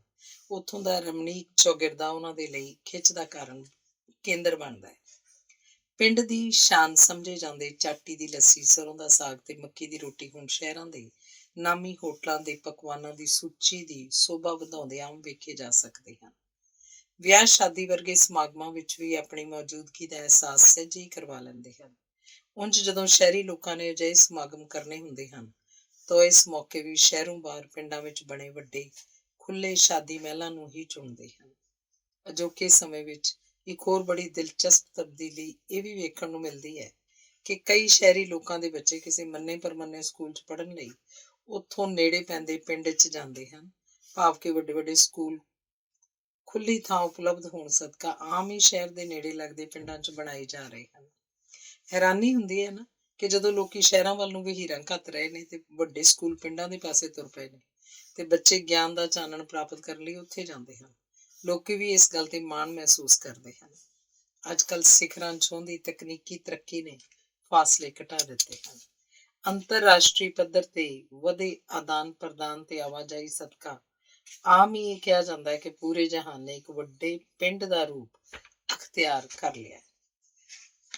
ਉਂਝ ਜਦੋਂ ਉਪਰੋਕਤ ਜ਼ਿਕਰ ਕੀਤੀਆਂ ਸਾਰੀਆਂ ਗੱਲਾਂ ਵਿਚਾਰੀਏ ਤਾਂ ਜਾਪਣ ਲੱਗਦਾ ਹੈ ਕਿ ਪਿੰਡ ਤੇ ਸ਼ਹਿਰ ਇੱਕ ਬਣਦੇ ਜਾ ਰਹੇ ਹਨ।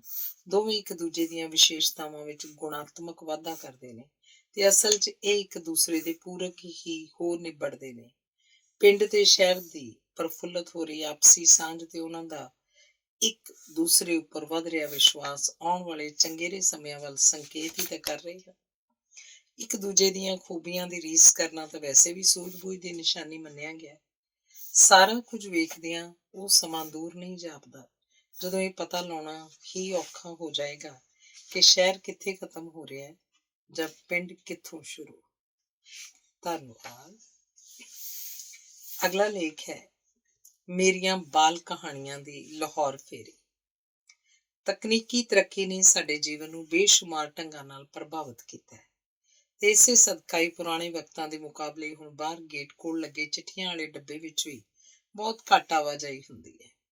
ਪਰ ਅਜੇ ਨੇਮ ਨਾਲ ਡੱਬਾ ਖੋਲ ਕੇ ਵੇਖਣ ਦੀ ਆਦਤ ਇਸ ਕਰਕੇ ਬਰਕਰਾਰ ਹੈ ਕਿਉਂਕਿ ਕੋਈ ਟਾਵਾਂ ਖੱਤ ਜਾਂ ਰਸਾਲਾ ਡਾਕ ਰਾਹੀਂ ਆ ਕੇ ਇਸ ਡੱਬੇ ਦੀ ਹੋਂਦ ਨੂੰ ਅਰਥਪੂਰਨ ਬਣਾਈ ਰੱਖ ਰਿਹਾ।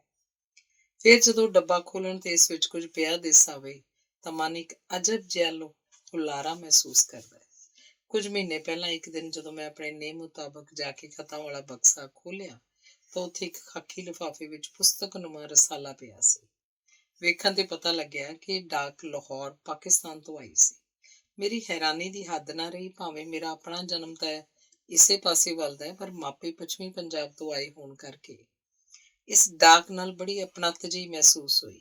ਇਹ ਲਾਹੌਰ ਤੋਂ ਨਿਰੰਤਰ ਪ੍ਰਕਾਸ਼ਿਤ ਹੋ ਰਿਹਾ ਮਹੀਨੇਵਾਰ ਬਾਲ ਰਸਾਲਾ ਪਖੇਰੂ ਸੀ। ਅਚੰਭੇ ਭਰੀ ਖੁਸ਼ੀ ਹੋਈ ਇਹਨੂੰ ਪ੍ਰਾਪਤ ਕਰਕੇ। ਯਕੀਨ ਹੀ ਨਹੀਂ ਸੀ ਆ ਰਿਹਾ ਕਿ ਜਿਸ ਮੈਗਜ਼ੀਨ ਤੇ ਜਿਹਦੇ ਸੰਪਾਦਕ ਜਨਾਬ ਅਸ਼ਰਫ ਸੁਹੇਲ ਦਾ ਜ਼ਿਕਰ ਮੈਂ ਕਈ ਵਾਰ ਅਖਬਾਰਾਂ ਰਸਾਲਿਆਂ 'ਚ ਪੜ੍ਹ ਚੁੱਕੀ ਸੀ, ਉਹ ਮੇਰੇ ਸਿਰਨਾਵੇਂ ਤੇ ਡਾਕ ਰਾਹੀਂ ਆ ਗਿਆ।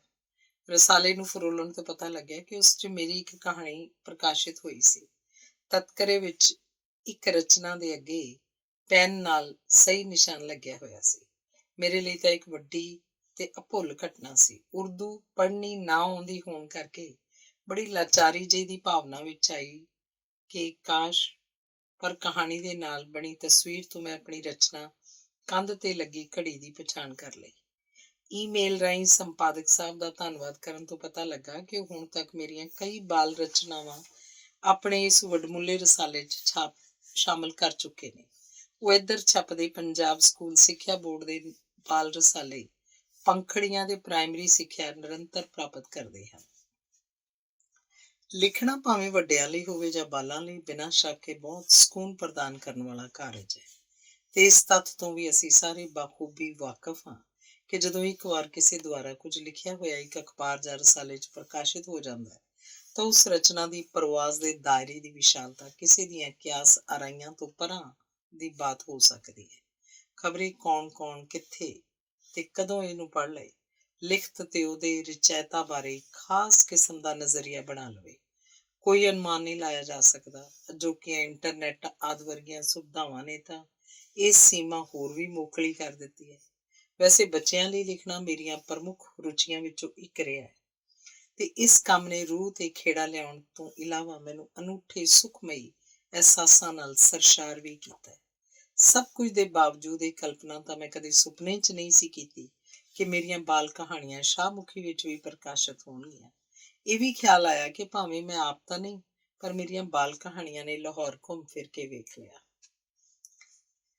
ਹੁਣ ਤਮੰਨਾ ਇਹ ਸੀ ਕਿ ਕਿਸੇ ਉਰਦੂ ਦੇ ਜਾਣਕਾਰ ਤੋਂ ਘੱਟੋ ਘੱਟ ਆਪਣੀ ਕਹਾਣੀ ਥੋੜ੍ਹੀ ਜਿਹੀ ਤਾਂ ਪੜ੍ਹਵਾ ਕੇ ਵੇਖਾਂ। ਪੰਜਾਬੀ ਭਵਨ ਲੁਧਿਆਣਾ ਦੀ ਲਾਇਬ੍ਰੇਰੀ ਦੇ ਡਾਇਰੈਕਟਰ ਪ੍ਰਿੰਸੀਪਲ ਪ੍ਰੇਮ ਸਿੰਘ ਬਜਾਜ ਦਾ ਧਿਆਨ ਆਇਆ। ਕਿਉਂਕਿ ਉਹ ਉੱਥੇ ਰੋਜ਼ਾਨਾ ਚੱਲਦੀ ਉਰਦੂ ਦੀ ਕਲਾਸ ਵੀ ਲੈ ਰਹੇ ਸਨ। ਉੱਥੇ 2-3 ਵਾਰ ਪਹਿਲਾਂ ਉਹਨਾਂ ਨਾਲ ਮੁਲਾਕਾਤ ਤਾਂ ਹੋ ਚੁੱਕੀ ਸੀ।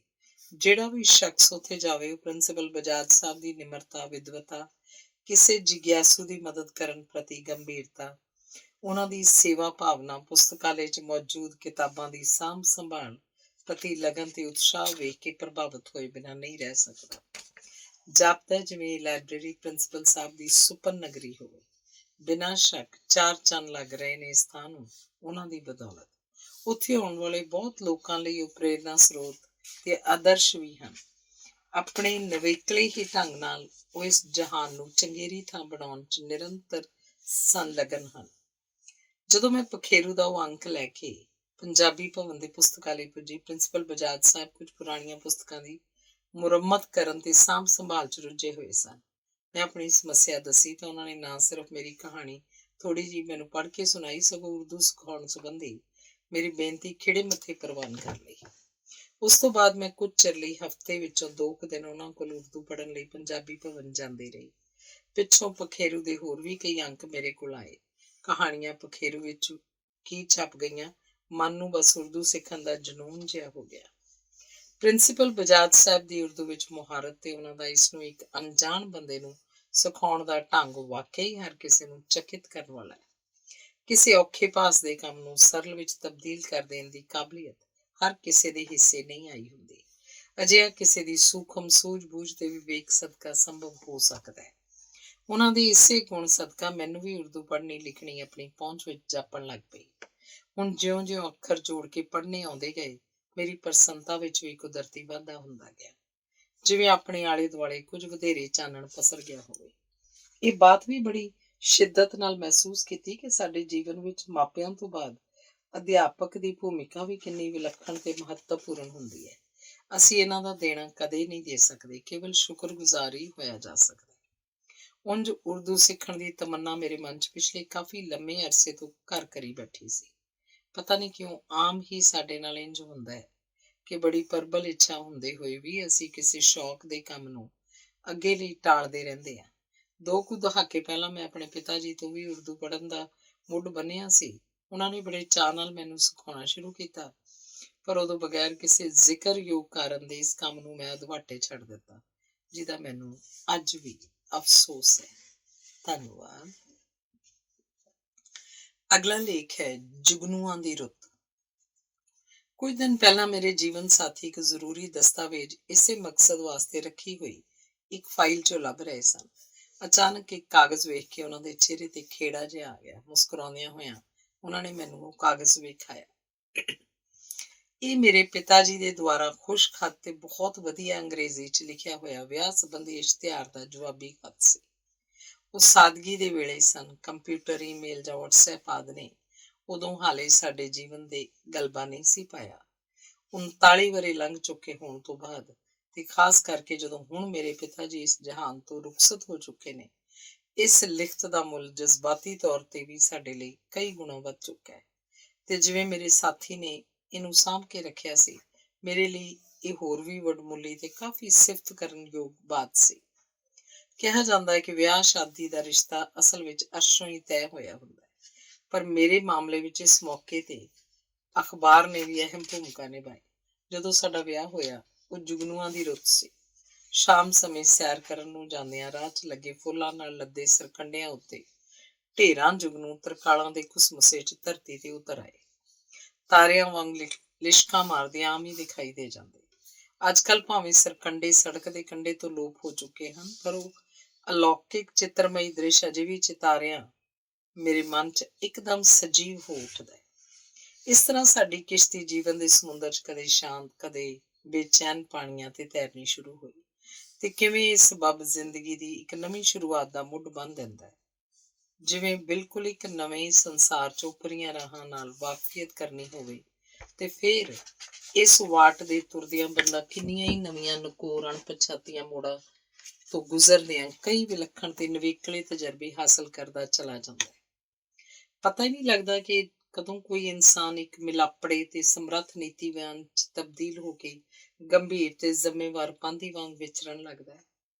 ਉਂਝ ਵੀ ਮੇਰੇ ਪਿਤਾ ਜੀ ਕਿਹਾ ਕਰਦੇ ਸਨ ਕਿ ਜੇ ਕਿਤੇ ਕਿਸੇ ਦੰਪਤੀ ਵਿੱਚ ਕੋਈ ਗਲਤਫਹਿਮੀ ਜਾਂ ਤਕਰਾਰ ਦਾ ਸਬੱਬ ਬਣ ਜਾਏ ਤਾਂ ਜੀਵਨ ਦੀ ਸਲੇਟ ਨੂੰ ਪੂੰਝ ਕੇ ਸਾਫ਼ ਕਰਕੇ ਮੁੜ ਤੋਂ ਨਵੀਂ ਸੁਖਾਵੀਂ ਤੇ ਮਨਮੋਹਕ ਇਬਾਰਤ ਲਿਖੀ ਜਾ ਸਕਦੀ ਹੁੰਦੀ ਹੈ।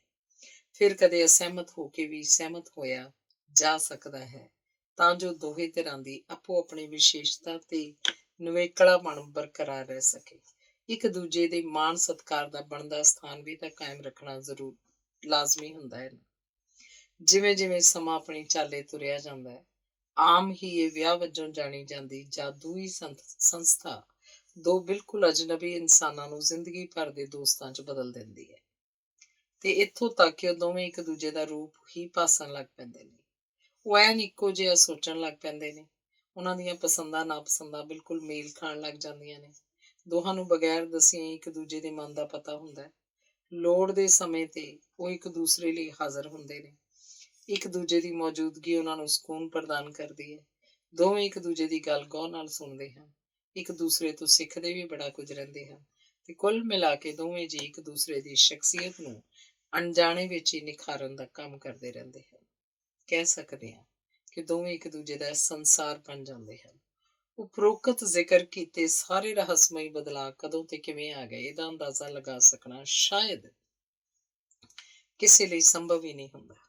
ਮੈਂ ਆਪਣੇ ਵੱਡੇ ਵੀਰ ਜੀ ਨੂੰ ਉਹਨਾਂ ਦੇ ਨਿੱਜੀ ਤਜਰਬੇ ਦੇ ਆਧਾਰ ਤੇ ਆਮ ਹੀ ਇਹ ਕਹਿੰਦਿਆਂ ਸੁਣਿਆ ਹੋਇਆ, ਵਿਆਹ ਸ਼ਾਦੀ ਇੱਕ ਅਜਿਹਾ ਪੌਦਾ ਹੈ ਜਿਹਨੂੰ 24 ਘੰਟੇ ਪਾਣੀ ਦਿੰਦੇ ਰਹਿਣਾ ਪੈਂਦਾ ਹੈ। ਆਖਣ ਸੁਣਨ ਨੂੰ ਤਾਂ ਇਹ ਔਖਾ ਕੰਮ ਹੈ, ਪਰ ਹੈ ਹੀ ਅਜ਼ਮਾ ਕੇ ਵੇਖਣ ਲਾਇਕ ਗੱਲ। ਤੇ ਫਿਰ ਸਦਾ ਵਿਕਸਦੇ ਮੌਲ ਦੇ ਬੂਟੇ ਕਿਹਦੇ ਮਨ ਨੂੰ ਨਹੀਂ ਪਾਉਂਦੇ। ਜਿਹੜੇ ਇਹਨਾਂ ਦੀ ਸਾਂਭ ਸੰਭਾਲ ਕਰਦੇ ਨੇ, ਇਹ ਉਹਨਾਂ ਨੂੰ ਤਾਂ ਅਥਾਹ ਖੁਸ਼ੀ ਦਿੰਦੇ ਹੀ ਹਨ, ਪਰ ਜਿਹੜੇ ਇਹਨਾਂ ਦੇ ਕੋਲੋਂ ਮਹਿਜ਼ ਲੰਘ ਹੀ ਜਾਂਦੇ ਨੇ ਜਾਂ ਇਹਨਾਂ ਨੂੰ ਸਿਰਫ ਦੂਰੋਂ ਵੇਖਦੇ ਨੇ, ਇਹ ਉਹਨਾਂ ਦੇ ਮਨਾਂ ਨੂੰ ਵੀ ਪ੍ਰਸੰਨਤਾ ਦੇ ਭਾਵਾਂ ਨਾਲ ਲਬਰੇਜ਼ ਕਰ ਛੱਡਦੇ ਨੇ। ਫਿਰ ਸੁੰਦਰ ਸਜੀਲੇ ਜੁਗਨੂਆਂ ਨੂੰ ਵੀ ਤਾਂ ਅਜਿਹੀ ਵੱਧਦੀ ਫੁੱਲਦੀ ਹਰਿਆਵਲ ਆਕਰਸ਼ਿਤ ਕਰਦੀ ਰਹਿੰਦੀ ਹੈ ਨਾ। ਉਹਨਾਂ ਕੋਲ ਤਾਂ ਉਂਝ ਹੀ ਆਪਣੇ ਅਲੌਕਿਕ ਚਾਨਣ ਨਾਲ ਜ਼ਿੰਦਗੀ ਨੂੰ ਨੂਰੋ ਨੂਰ ਕਰਨ ਦੀ ਕੁਦਰਤੀ ਸਮਰੱਥਾ ਹੁੰਦੀ ਹੈ। ਬਸ ਫਿਰ ਆਪੇ ਹੋ ਜਾਏਗਾ ਆਲਾ ਦੁਆਲਾ ਤਾਂ ਜਗਮਗ ਉਜਾਲਾ। ਧੰਨਵਾਦ। ਅਗਲਾ ਲੇਖ ਹੈ ਡਰ। ਡਰ ਤੋਂ ਡਰਨ ਦੀ ਨਹੀਂ ਬਲਕਿ ਇਹਨੂੰ ਸਮਝਣ ਦੀ ਵਧੇਰੇ ਲੋੜ ਹੈ। ਇਹ ਕੇਵਲ ਮਨ ਦੀ ਇੱਕ ਅਵਸਥਾ ਹੁੰਦੀ ਹੈ। ਬਿਨਾਂ ਸ਼ੱਕ ਡਰ ਦੇ ਕਈ ਨਾਂਹ ਪੱਖੀ ਰੂਪ ਵੀ ਹਨ, ਜਿਨ੍ਹਾਂ ਦਾ ਕਿਸੇ ਦੇ ਵਿਅਕਤੀਤਵ ਤੇ ਮਾੜਾ ਪ੍ਰਭਾਵ ਪੈ ਸਕਦਾ ਹੈ। ਇਹ ਕਾਲਪਨਿਕ ਤੇ ਆਧਾਰ ਰਹਿਤ ਡਰ ਹੁੰਦੇ ਹਨ, ਪਰ ਜਿਸ ਦੇ ਮਨ ਤੇ ਹਾਵੀ ਹੋ ਜਾਣ, ਉਹ ਇਨਸਾਨ ਜੀਵਨ ਨੂੰ ਸੁਚੱਜੇ ਰੂਪ 'ਚ ਮਾਨਣ ਤੋਂ ਵਾਂਝਿਆ ਰਹਿ ਜਾਂਦਾ ਹੈ। ਅਜਿਹੇ ਡਰ ਸਾਡੇ ਸੁਪਨਿਆਂ ਦੇ ਪੂਰੇ ਹੋਣ ਦੇ ਰਾਹ 'ਚ ਅੜਿੱਕਾ ਬਣਦੇ ਹਨ ਤੇ ਇਸ ਕੀਮਤ ਦੁਰਲੱਭ ਜੀਵਨ ਦੇ ਅਰਥ ਹੀ ਬਦਲ ਕੇ ਰੱਖ ਦਿੰਦੇ ਨੇ। ਡਰ ਨੂੰ ਕਦੇ ਵੀ ਇੰਨਾ ਹੱਕ ਨਾ ਦਿੱਤਾ ਜਾਏ ਕਿ ਸਾਡੇ ਭਵਿੱਖ ਤੇ ਜਿਉਣ ਢੰਗ ਬਾਰੇ ਨਿਰਣੇ ਲੈਣ ਲੱਗ ਪਵੇ। ਡਰਨਾ ਹੈ ਤਾਂ ਕੇਵਲ ਗਲਤ ਗੱਲਾਂ ਤੇ ਬੁਰੇ ਕੰਮਾਂ ਤੋਂ ਡਰਿਆ ਜਾਵੇ, ਬੁਰੀ ਸੰਗਤ ਤੋਂ ਡਰਿਆ ਜਾਵੇ, ਕਾਨੂੰਨ ਤੋੜਨ ਤੋਂ ਡਰਿਆ ਜਾਵੇ, ਕਿਸੇ ਦਾ ਹੱਕ ਮਾਰਨ ਤੋਂ ਡਰਿਆ ਜਾਵੇ।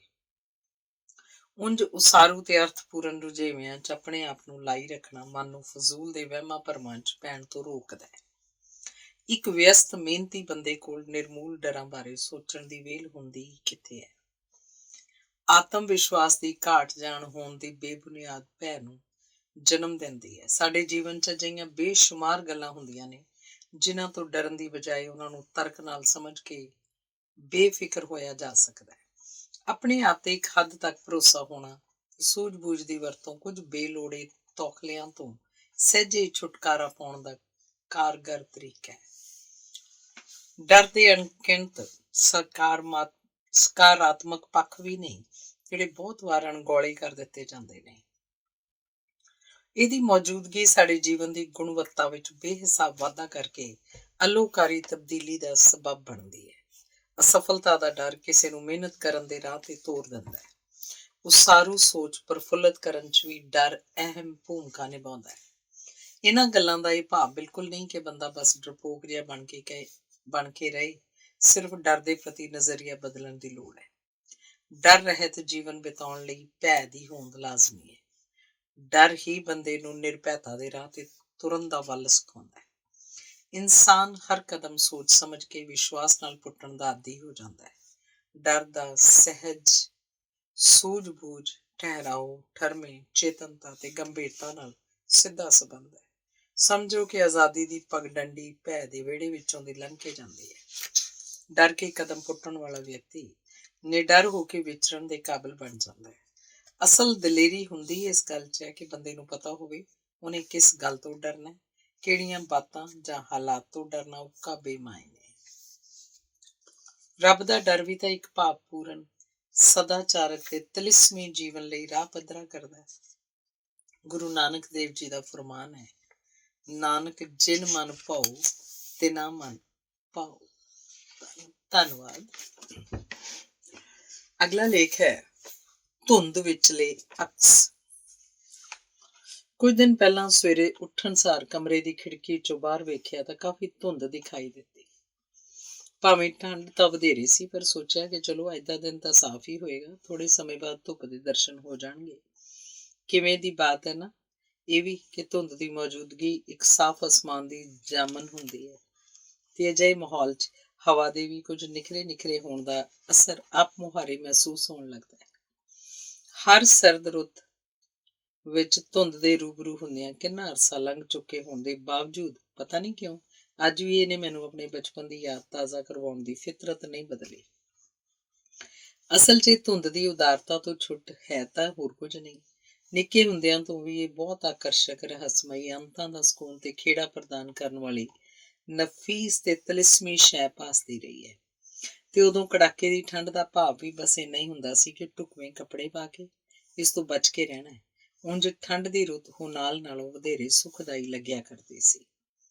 ਇਸ ਹਲਕੇ ਸਲੇਟੀ ਰੰਗ ਦੀ ਧੁੰਦ ਨੇ ਸਿਆਲ ਦੀ ਰੁੱਤ ਨੂੰ ਜਿਵੇਂ ਇੱਕ ਮਨਮੋਹਕ, ਵਿਲੱਖਣ ਤੇ ਖੂਬਸੂਰਤ ਜਾਮਾ ਪਹਿਨਾ ਦੇਣਾ।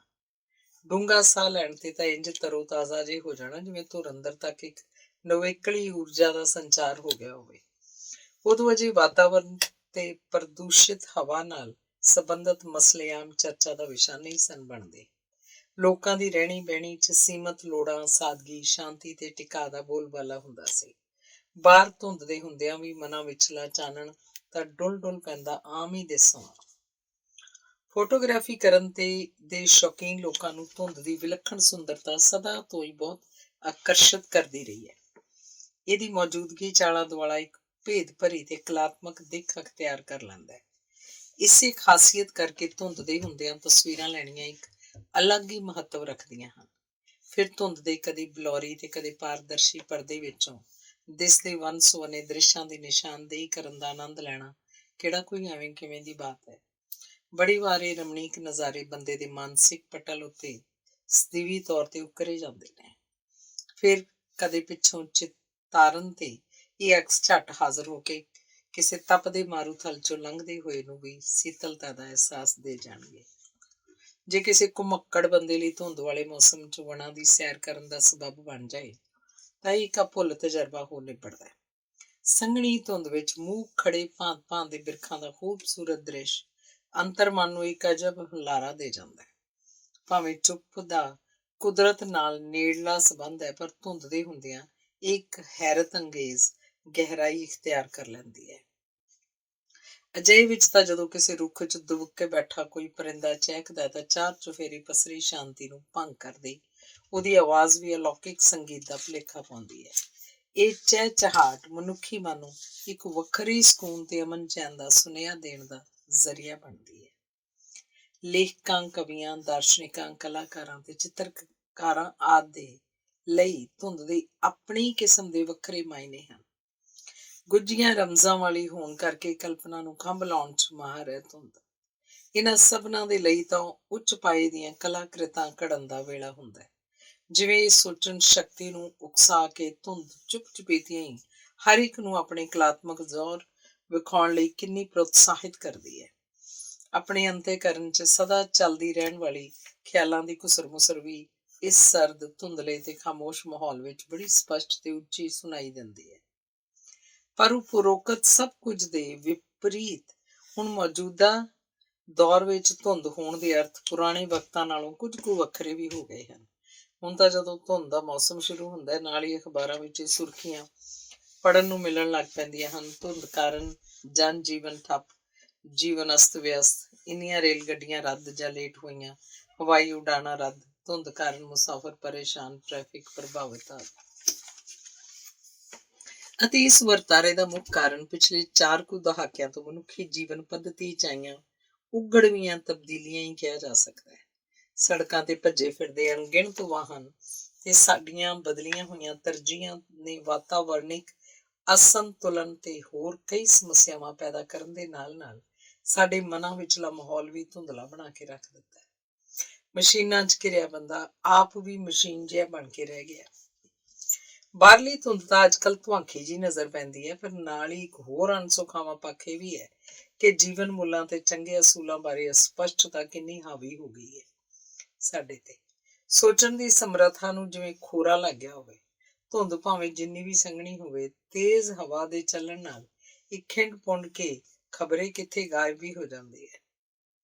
ਮਨਾਂ ਵਿਚਲੀ ਧੁੰਦ ਨੂੰ ਤਿੱਤਰ ਬਿੱਤਰ ਕਰਨ ਲਈ ਵਿਵੇਕ ਦੀ ਹਵਾ ਦੇ ਝੋਂਕੇ ਦੀ ਲੋੜ ਹੁੰਦੀ ਹੈ, ਤਾਂ ਜੋ ਧੁੰਦਲੇ ਪੈ ਗਏ ਅਕਸ ਜਾਗਰੂਕਤਾ ਦੀ ਰੋਸ਼ਨੀ 'ਚ ਜਗਮਗ ਕਰਨ ਲੱਗ ਪੈਣ। ਸ਼ੰਕੇ, ਭਰਮ, ਭੁਲੇਖੇ ਉੱਡ ਪੁੱਡ ਜਾਣ। ਸਾਡਾ ਅੰਦਰ ਚੁੰਡਾਂ ਗੁੱਠਾਂ ਤੱਕ ਚਾਨਣ ਨਾਲ ਲਬਾਲਬ ਭਰ ਜਾਵੇ। ਫਿਰ ਅਸੀਂ ਮੁੜ ਤੋਂ ਧੁੰਦ ਦੇ ਕੇਵਲ ਉਸਾਰੂ, ਸੋਝਮਈ ਤੇ ਕਲਾਤਮਕ ਪੱਖਾਂ ਨੂੰ ਮਾਣ ਸਕਣ ਦੀ ਹਾਲਤ ਵਿੱਚ ਹੋ ਜਾਵਾਂਗੇ। ਧੰਨਵਾਦ। ਅਗਲਾ ਲੇਖ ਹੈ ਦਰਿਆ ਦਿਲ ਕੁਦਰਤ। ਗਰਮੀ ਦਾ ਮੌਸਮ ਆਉਂਦੇ ਸਾਰ ਬਿਜਲੀ ਆਮ ਬੰਦ ਹੋਣ ਦੇ ਸਬੱਬ ਵੀ ਨਾਲ ਹੀ ਆ ਜਾਂਦੇ ਨੇ। ਇੱਕ ਤਾਂ ਇਹਨਾਂ ਦਿਨਾਂ 'ਚ ਖਪਤ ਵੱਧ ਹੋਣ ਕਾਰਨ ਗ੍ਰਿਡ ਤੇ ਬੋਝ ਬਹੁਤ ਹੋ ਜਾਂਦਾ ਹੈ। ਉਹਨੂੰ ਰਾਹਤ ਦੇਣ ਲਈ ਵੀ ਕੁਝ ਸਮੇਂ ਲਈ ਬਿਜਲੀ ਬੰਦ ਕਰਤੀ ਜਾਂਦੀ ਹੈ। ਫਿਰ ਅਜੋਕੇ ਸਮੇਂ 'ਚ ਜਿੰਨੇ ਏਅਰ ਕੰਡੀਸ਼ਨਰ ਵਰਤੋਂ 'ਚ ਲਿਆਂਦੇ ਜਾ ਰਹੇ ਨੇ, ਇਹਨਾਂ ਦਾ ਬੋਝ ਝੱਲਣਾ ਟਰਾਂਸਫਾਰਮਰਾਂ ਦੇ ਵਾਸਤਾ ਨਹੀਂ ਹੁੰਦਾ ਤੇ ਉਹ ਜਵਾਬ ਦੇ ਜਾਂਦੇ ਨੇ। ਹੁਣ ਇਹ ਇੱਕ ਵੱਖਰੀ ਗੱਲ ਹੈ ਕਿ ਜਿਵੇਂ ਇਹਦੀ ਬੇਲੋੜੀ ਖਪਤ ਕੀਤੀ ਜਾਂਦੀ ਹੈ। ਕਈ ਵਾਰ ਪੜ੍ਹਨ ਨੂੰ ਮਿਲ ਚੁੱਕਾ ਹੈ ਕਿ ਕਦੇ ਇਹਦਾ ਸੰਕਟ ਬੇਹੱਦ ਗੰਭੀਰ ਹੋਣ ਦੀ ਨੌਬਤ ਵੀ ਆ ਸਕਦੀ ਹੈ। ਕਦੇ ਤੇਜ਼ ਮੀਂਹ, ਝੱਖੜ, ਹਨੇਰੀਆਂ ਵੀ ਬਿਜਲੀ ਦੇ ਬੰਦ ਹੋਣ ਦਾ ਕਾਰਨ ਬਣਦੇ ਹਨ। ਉਂਝ ਇਹ ਵੀ ਮਹਿਸੂਸ ਹੁੰਦਾ ਹੈ ਕਿ ਬੰਦਾ ਕਿਸੇ ਵੀ ਸੁੱਖ ਸਹੂਲਤ ਦਾ ਮੁੱਲ ਪਾਉਣਾ ਅਜਿਹੇ ਹਾਲਾਤ ਵਿੱਚ ਹੀ ਸਿੱਖਦਾ ਹੈ, ਵਰਨਾ ਸਧਾਰਨ ਹਾਲਤ ਵਿੱਚ ਤਾਂ ਅਸੀਂ ਉਹਨਾਂ ਸੁਵਿਧਾਵਾਂ ਬਾਰੇ ਸੋਚਣ ਦੇ ਆਦੀ ਨਹੀਂ। ਸਖਤ ਗਰਮੀਆਂ ਦੀ ਰੁੱਤੇ ਬਿਜਲੀ ਦੇ ਕਦੇ ਕਦਾਈ ਕੁਝ ਕੁ ਘੰਟਿਆਂ ਲਈ ਚਲੇ ਜਾਣ ਦੀ ਆਦਤ ਤਾਂ ਪੈ ਹੀ ਚੁੱਕੀ। ਪਰ ਹੁਣ ਪਿੱਛੇ ਜੇ ਇੱਕ ਦਿਨ ਜ਼ੋਰ ਦੀ ਹਨੇਰੀ ਦੇ ਪਿੱਛੋਂ ਥੋੜੀ ਜਿਹੀ ਕਿਣਮਿਣ ਆਉਣ ਕਾਰਨ ਸਾਡੇ ਇਲਾਕੇ 'ਚ ਆਮ ਰੁਝਾਨ ਨਾਲੋਂ ਕਿਤੇ ਜ਼ਿਆਦਾ ਤਕਰੀਬਨ 32 ਕੁ ਘੰਟੇ ਲਗਾਤਾਰ ਬਿਜਲੀ ਬੰਦ ਰਹੀ। ਹੁਣ ਇਹ ਸੱਚਮੁੱਚ ਇੱਕ ਨਵਾਂ ਅਨੁਭਵ ਸੀ। ਭਾਵੇਂ ਬਿਜਲੀ ਕਰਮਚਾਰੀ ਆਪਣੇ ਵੱਲੋਂ ਤਾਂ ਹਾਲਾਤ ਨੂੰ ਮੁੜ ਲਈ ਤੇ ਲਿਆਉਣ ਲਈ ਪੂਰੀ ਵਾਹ ਲਾ ਰਹੇ ਸਨ, ਪਰ ਵੱਡਾ ਨੁਕਸ ਪਿਆ ਹੋਣ ਕਰਕੇ ਠੀਕ ਕਰਨ ਵਿੱਚ ਸਮਾਂ ਵਧੇਰੇ ਲੱਗ ਰਿਹਾ ਸੀ। ਘਰ 'ਚ ਰੱਖਿਆ ਹੋਇਆ ਪਾਵਰ ਇਨਵਰਟਰ ਵੀ 7-8 ਘੰਟੇ ਚੱਲਣ ਤੋਂ ਬਾਅਦ ਜਵਾਬ ਦੇ ਗਿਆ। ਲੈਂਪ, ਮੋਮਬੱਤੀਆਂ ਤੇ ਹੱਥ ਵਾਲੇ ਪੱਖਿਆਂ ਦਾ ਇੱਕ ਅਰਸੇ ਬਾਅਦ ਮੁੱਲ ਪੈ ਗਿਆ। ਇੰਨੇ ਲੰਮੇ ਸਮੇਂ ਤੋਂ ਨਜ਼ਰਅੰਦਾਜ਼ ਕੀਤੇ ਪਿਆਂ ਦੀਆਂ ਸੇਵਾਵਾਂ ਵੀ ਬਿਨਾਂ ਸ਼ਰਤ ਹਾਜ਼ਰ ਸਨ। ਕਿੰਨੀ ਸੁਖਦਾਈ ਪ੍ਰਤੀਤ ਹੋ ਰਹੀ ਸੀ ਇਹਨਾਂ ਸਭਨਾਂ ਦੀ ਮੌਜੂਦਗੀ ਉਸ ਸਮੇਂ। ਰਾਤ ਨੇ ਵੀ ਆਪਣੇ ਮਿੱਥੇ ਸਮੇਂ ਤੇ ਆਪ ਬੂਹੇ ਦਸਤਕ ਦਿੱਤੀ। ਕਿੰਨੀ ਕਮਾਲ ਦੀ ਬਾਤ ਹੈ ਨਾ, ਕੁਦਰਤ ਸਾਡੇ ਮਨੁੱਖਾਂ ਵਾਂਗ ਆਪਣੇ ਅਸੂਲ ਕਦੇ ਕਿਸੇ ਹਾਲ ਵੀ ਨਹੀਂ ਤੋੜਦੀ। ਕੀ ਬਣੇ ਜੇ ਕਿਤੇ ਆਮ ਹੀ ਗੈਰ ਜ਼ਿੰਮੇਵਾਰ ਰੁਖ ਅਖਤਿਆਰ ਕਰ ਲਏ। ਅਸੀਂ ਸੋਚਿਆ ਕਿ ਅਜਿਹੇ ਵਿੱਚ ਤਾਂ ਉੱਪਰ ਛੱਤ ਤੇ ਖੁੱਲ੍ਹੇ ਵਿੱਚ ਮੰਜੀਆਂ ਤੇ ਸੌਣਾ ਸਭ ਤੋਂ ਵਧੀਆ ਤਜਰਬਾ ਹੋਏਗਾ। ਸਭ ਤੋਂ ਪਹਿਲਾਂ ਤਾਂ ਉਸ ਵੇਲੇ ਬਾਹਰ ਜਿਹੜੀ ਸੁਹਾਵਣੀ ਪੌਣ ਰੁਮਕਦੀ ਪਈ ਸੀ, ਉਹਨੇ ਬਹੁਤ ਪ੍ਰਭਾਵਿਤ ਕੀਤਾ। ਯਕੀਨ ਨਹੀਂ ਸੀ ਹੋ ਰਿਹਾ ਕਿ ਇੰਨੇ ਗਰਮ ਦਿਨ ਦੀ ਸ਼ਾਮ ਤੇ ਰਾਤ ਇੰਨੀ ਠੰਡੀ ਹੋ ਸਕਦੀ ਸੀ, ਤੇ ਉੱਤੋਂ ਇਸ ਖੁਸ਼ਗਵਾਰ ਮੌਸਮ ਨੂੰ ਹੋਰ ਦਿਲਕਸ਼ ਬਣਾ ਰਹੇ ਸਨ ਖੁੱਲ੍ਹੇ ਅੰਬਰ 'ਚ ਲਿਸ਼ਕਾਂ ਮਾਰ ਰਹੇ ਅਣਗਿਣਤ ਤਾਰੇ। ਆਕਾਸ਼ ਗੰਗਾ, ਸਪਤਰਿਖੀ, ਓਰੀਅਨ, ਧਰੁਵ ਤਾਰਾ ਤੇ ਚੰਨ ਆਦਿ ਇੰਝ ਜਾਪੇ ਜਿਵੇਂ ਇਹ ਸਾਰੇ ਅਰਸ਼ੋਂ ਸ਼ਾਂਤੀ ਤੇ ਸੀਤਲਤਾ ਦੀ ਵਰਖਾ ਕਰ ਰਹੇ ਹੋਣ ਤੇ ਮੁੱਦਤਾਂ ਬਾਅਦ ਇਹਨਾਂ ਸਾਰਿਆਂ ਨਾਲ ਇੰਝ ਮੁਲਾਕਾਤ ਹੋਈ ਹੋਵੇ। ਹੈਰਾਨੀ ਹੋਈ ਕਿ ਇਹ ਸਾਰੇ ਤਾਂ ਆਪਣੇ ਨੇਮ ਅਨੁਸਾਰ ਰੋਜ਼ ਹਾਜ਼ਰੀ ਭਰਦੇ ਨੇ, ਪਰ ਅਸੀਂ ਆਪਣੇ ਤੋਂ ਇਹਨਾਂ ਵਿੱਚ ਇੱਕ ਦੂਜੇ ਲਈ ਅਜਨਬੀ ਬਣਨ ਦੀ ਹੱਦ ਤੱਕ ਵਿੱਥ ਬਣਾਈ ਹੋਈ ਹੈ। ਅਜਿਹੇ ਰਮਣੀਕ ਚੌਗਿਰਦੇ ਦਾ ਐਸਾ ਅਸਰ ਹੋਇਆ ਕਿ ਆਪ ਮੁਹਾਰੇ ਹੀ ਰੂਹ ਤੇ ਖੇੜਾ ਜਿਹਾ ਆ ਗਿਆ। ਸੱਚਮੁੱਚ ਕੁਦਰਤ ਦੇ ਕ੍ਰਿਸ਼ਮਿਆਂ ਦਾ ਕੋਈ ਅੰਤ ਨਹੀਂ। ਇਸ ਅਲੌਕਿਕ ਦ੍ਰਿਸ਼ ਦਾ ਆਨੰਦ ਮਾਣਦਿਆਂ ਬਿਜਲੀ ਦਾ ਲੰਮੇ ਸਮੇਂ ਲਈ ਬੰਦ ਹੋਣਾ ਇੱਕ ਵਰਦਾਨ ਤੇ ਸੌਗਾਤ ਵਰਗਾ ਸਾਬਤ ਹੋ ਰਿਹਾ ਸੀ। ਇਸ ਤਰ੍ਹਾਂ ਦੇ ਮੌਕੇ ਤੇ ਤਾਂ ਬੰਦਾ ਸ਼ਿਕਾਇਤ ਕਰਨ ਜੋਗਾ ਵੀ ਨਹੀਂ ਰਹਿੰਦਾ ਕਿ ਇੰਝ ਕਿਉਂ ਹੋਇਆ। ਇਸ ਜਾਦੂਈ ਚੌਗਿਰਦੇ ਨੇ ਆਪਣੇ ਬਚਪਨ ਦੇ ਉਹ ਦਿਨ ਚੇਤੇ ਕਰਵਾ ਦਿੱਤੇ ਜਦੋਂ ਹਰ ਰੋਜ਼ ਹੀ ਇਸੇ ਮਾਹੌਲ 'ਚ ਮਾਪਿਆਂ ਤੋਂ ਵੰਨ-ਸੁਵੰਨੀਆਂ ਬਾਤਾਂ ਸੁਣੀਦੀਆਂ ਸਨ। ਉਦੋਂ ਬਿਜਲੀ ਤਾਂ ਜ਼ਿੰਦਗੀ 'ਚ ਅਜੇ ਆਈ ਵੀ ਨਹੀਂ ਸੀ। ਠੰਡੀ ਮਿੱਠੀ ਪੌਣ ਦੀ ਰੁਮਕਦਿਆਂ ਪਤਾ ਵੀ ਨਾ ਲੱਗਿਆ ਕਦੋਂ ਸਹਿਜ ਸੁਭਾਈ ਨੀਂਦ ਨੇ ਆ ਕੇ ਘੇਰਾ ਪਾ ਲਿਆ। ਸਵੇਰੇ ਜਦੋਂ ਪੰਛੀਆਂ ਦੀ ਸੁਰੀਲੀ ਚਹਿਚਹਾਟ ਨਾਲ ਜਾਗ ਖੁੱਲੀ ਤਾਂ ਸਰੀਰ ਬਾਕੀ ਦਿਨਾਂ ਨਾਲੋਂ ਕੁਝ ਵੱਖਰਾ ਹੀ ਤਰੋ-ਤਾਜ਼ਾ ਮਹਿਸੂਸ ਕਰ ਰਿਹਾ ਸੀ। ਪੁਰਾਣੇ ਸਮਿਆਂ ਤੇ ਅਜੋਕੇ ਵੇਲਿਆਂ 'ਚ ਬੜਾ ਫਰਕ ਇਹ ਜਾਪਿਆ ਕਿ ਕਈ ਘਰਾਂ 'ਚ ਚੱਲਦੇ ਵੱਡੇ ਜਨਰੇਟਰ ਜ਼ਰੂਰ ਸ਼ਾਂਤੀ ਭੰਗ ਕਰਨ ਦੇ ਨਾਲ-ਨਾਲ ਹਵਾ ਨੂੰ ਦੂਸ਼ਿਤ ਵੀ ਕਰ ਰਹੇ ਸਨ ਤੇ ਅਜੋਕੇ ਸਮਿਆਂ 'ਚ ਇੱਧਰ-ਉੱਧਰ ਜਗਦੀਆਂ ਰੌਸ਼ਨੀਆਂ ਦੀ ਲਿਸ਼ਕ ਅਸਮਾਨ ਵੱਲ ਜਾਂਦੀ ਹੋਣ ਕਰਕੇ ਅੰਬਰ ਵਿੱਚ ਦਿਸਦੇ ਤਾਰੇ ਵੀ ਉਦੋਂ ਦੇ ਮੁਕਾਬਲੇ ਕੁਝ ਧੁੰਦਲੇ ਦਿਖਾਈ ਦਿੰਦੇ ਨੇ। ਇਹ ਗੱਲ ਵੀ ਸ਼ਿੱਦਤ ਨਾਲ ਮਹਿਸੂਸ ਹੋਈ ਕਿ ਭਾਵੇਂ ਮਨੁੱਖ ਦੇ ਕੁਦਰਤ ਨਾਲ ਖਿਲਵਾੜ ਕਰਨ ਦੀ ਚਰਚਾ ਆਮ ਹੀ ਸੁਣਨ ਨੂੰ ਮਿਲ ਜਾਂਦੀ ਹੈ। ਵਾਤਾਵਰਣਿਕ ਸੰਤੁਲਨ ਹੱਦਾਂ ਬੰਨੇ ਟੱਪ ਚੁੱਕਾ ਪਰ ਕੁਦਰਤ ਨੇ ਮਨੁੱਖ ਦਾ ਸਾਥ ਦੇਣਾ ਅਜੇ ਵੀ ਛੱਡਿਆ ਨਹੀਂ। ਇਹਦੀ ਦਰਿਆਦਿਲੀ ਤਾਂ ਹੈ ਕਿ ਲੋੜ ਸਮੇਂ ਮਦਦ ਕਰਕੇ ਸਾਡਾ ਮਾਣ ਕਰਦੀ ਹੈ ਤੇ ਉਂਝ ਵੀ ਹਰ ਸਮੇਂ ਸਾਡੇ ਲਈ ਆਪਣੀਆਂ ਨਿਆਮਤਾਂ ਮੁਹੱਈਆ ਕਰਵਾ ਕੇ ਆਪਣੀ ਸਦੀਵੀ ਫੁਰਾਕ ਦਿਲ ਹੋਣ ਦਾ ਸਬੂਤ ਦਿੰਦੀ ਰਹਿੰਦੀ ਹੈ। ਕਿੰਨਾ ਚੰਗਾ ਹੋਵੇ ਜੇ ਅਸੀਂ ਕੁਦਰਤ ਨਾਲ ਸਾਂਝ ਦੀਆਂ ਤੰਦਾਂ ਪੱਕੀਆਂ ਪੀਡੀਆਂ ਕਰਨ ਨੂੰ ਬਣਦੀ ਅਹਿਮੀਅਤ ਦੇਈਏ ਤੇ ਆਪਣੇ ਭਵਿੱਖ ਨੂੰ ਬਰਬਾਦ ਹੋਣ ਤੋਂ ਬਚਾ ਲਈਏ। ਇਹ ਸੋਚਦਿਆਂ ਮੈਨੂੰ ਅੰਗਰੇਜ਼ੀ ਦੇ ਪ੍ਰਸਿੱਧ ਕੁਦਰਤ ਕਵੀ ਵਿਲੀਅਮ ਵਰਡਸਵਰਥ ਦੀਆਂ ਉਹ ਸਤਰਾਂ ਚੇਤੇ ਆ ਗਈਆਂ ਜਿਨ੍ਹਾਂ ਦਾ ਭਾਵ ਇਸ ਤਰ੍ਹਾਂ ਹੈ, ਕੁਦਰਤ ਨੇ ਆਪਣੇ ਨਾਲ ਪਿਆਰ ਕਰਨ ਵਾਲਿਆਂ ਨੂੰ ਕਦੇ ਧੋਖਾ ਨਹੀਂ ਦਿੱਤਾ। ਧੰਨਵਾਦ। ਅਗਲਾ ਲੇਖ ਹੈ ਕਾਵਾਂ ਦਾ ਸੁਨੇਹਾ ਤੇ ਅੰਬਰ ਵਿਚਲੀ ਚਿੱਤਰਕਾਰੀ। ਜਦੋਂ ਕਦੇ ਸ਼ਹਿਰਾਂ ਵਿਚਲੇ ਅਣਗਿਣਤ ਵਾਹਨਾਂ ਤੇ ਹੋਰ ਕਈ ਸਾਧਨਾਂ ਰਾਹੀਂ ਫੈਲਾਏ ਜਾ ਰਹੇ ਸ਼ੋਰ ਤੇ ਹਵਾ ਪ੍ਰਦੂਸ਼ਣ ਤੋਂ ਕੁਝ ਸਮੇਂ ਲਈ ਨਿਜਾਤ ਪਾਉਣ ਨੂੰ ਬੰਦੇ ਦਾ ਮਨ ਕਾਹਲਾ ਪੈਂਦਾ ਹੋਵੇ ਤਾਂ ਅਜੇ ਵੀ ਪਿੰਡਾਂ ਵੱਲ ਰੁਖ ਕੀਤਿਆਂ ਕਾਫੀ ਹੱਦ ਤੱਕ ਛੁਟਕਾਰਾ ਮਿਲ ਜਾਂਦਾ ਹੈ।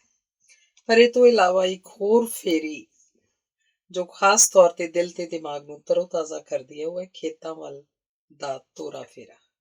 ਤੇ ਸੈਰਾਂ ਕੋਈ ਐਵੇਂ ਕਿਵੇਂ ਦੇ ਤਜਰਬੇ ਨਹੀਂ ਹੁੰਦੇ, ਸਗੋਂ ਵੱਖੋ ਵੱਖਰੇ ਕਾਰਨਾਂ ਕਰਕੇ ਇਹ ਭੁੱਲ ਬਣ ਜਾਂਦੇ ਹਨ।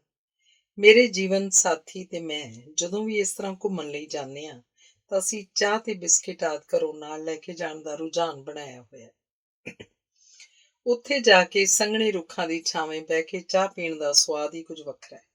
ਸਾਡੇ ਲਈ ਇਹ ਪ੍ਰਕਿਰਿਆ ਇੱਕ ਪਿਕਨਿਕ ਤੇ ਜਾਣ ਵਰਗਾ ਅਨੁਭਵ ਹੋ ਨਿਬੜਦੀ ਹੈ।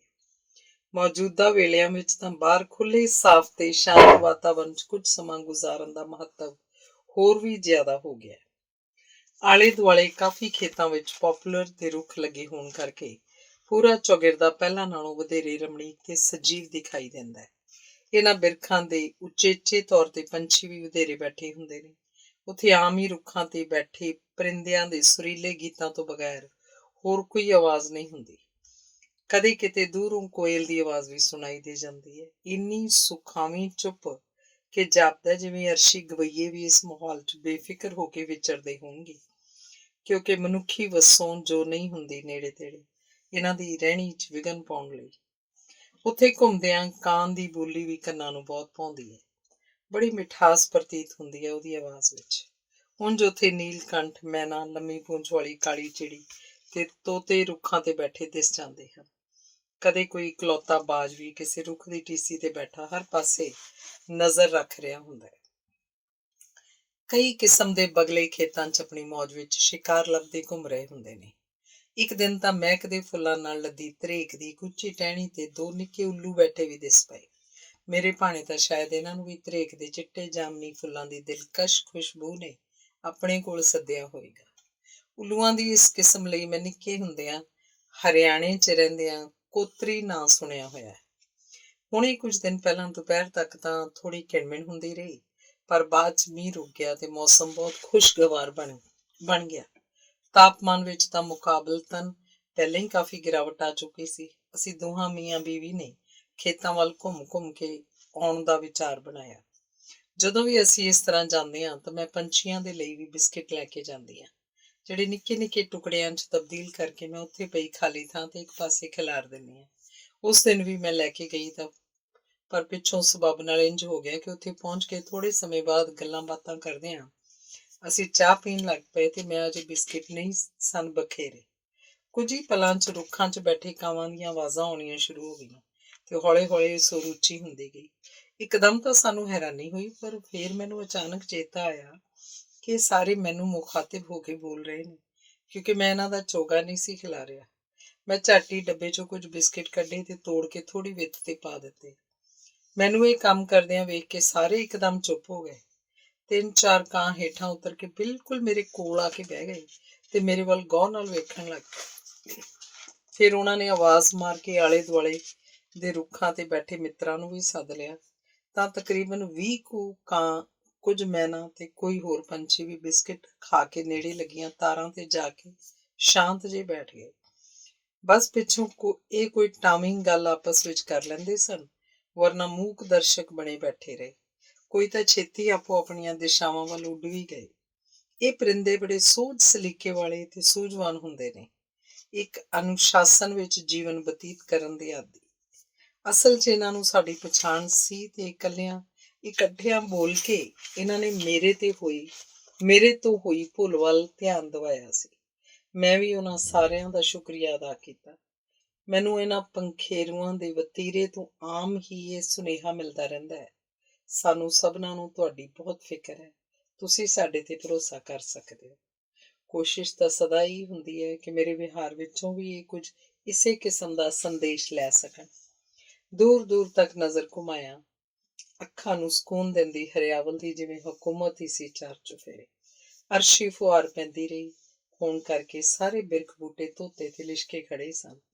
ਇਹੀ ਹਾਲ ਹਰ ਪਾਸੇ ਲੱਗੇ ਝੋਨੇ ਦਾ ਸੀ। ਨਿਸਰਨ ਤੇ ਆਇਆ ਹੋਣ ਕਰਕੇ ਇਹਦੀ ਮਹਿਕ ਵੀ ਫਿਜ਼ਾਵਾਂ 'ਚ ਪੂਰੀ ਤਰ੍ਹਾਂ ਸਮਾਈ ਹੋਈ। ਇੱਕ ਪਲ ਤਾਂ ਬੰਦੇ ਨੂੰ ਯਕੀਨ ਨਹੀਂ ਆਉਂਦਾ ਕਿ ਮਾਹੌਲ ਵੀ ਅਜੋਕੇ ਤੜਕ ਭੜਕ ਵਾਲੇ ਯੁੱਗ ਦਾ ਹੀ ਹਿੱਸਾ ਹੈ।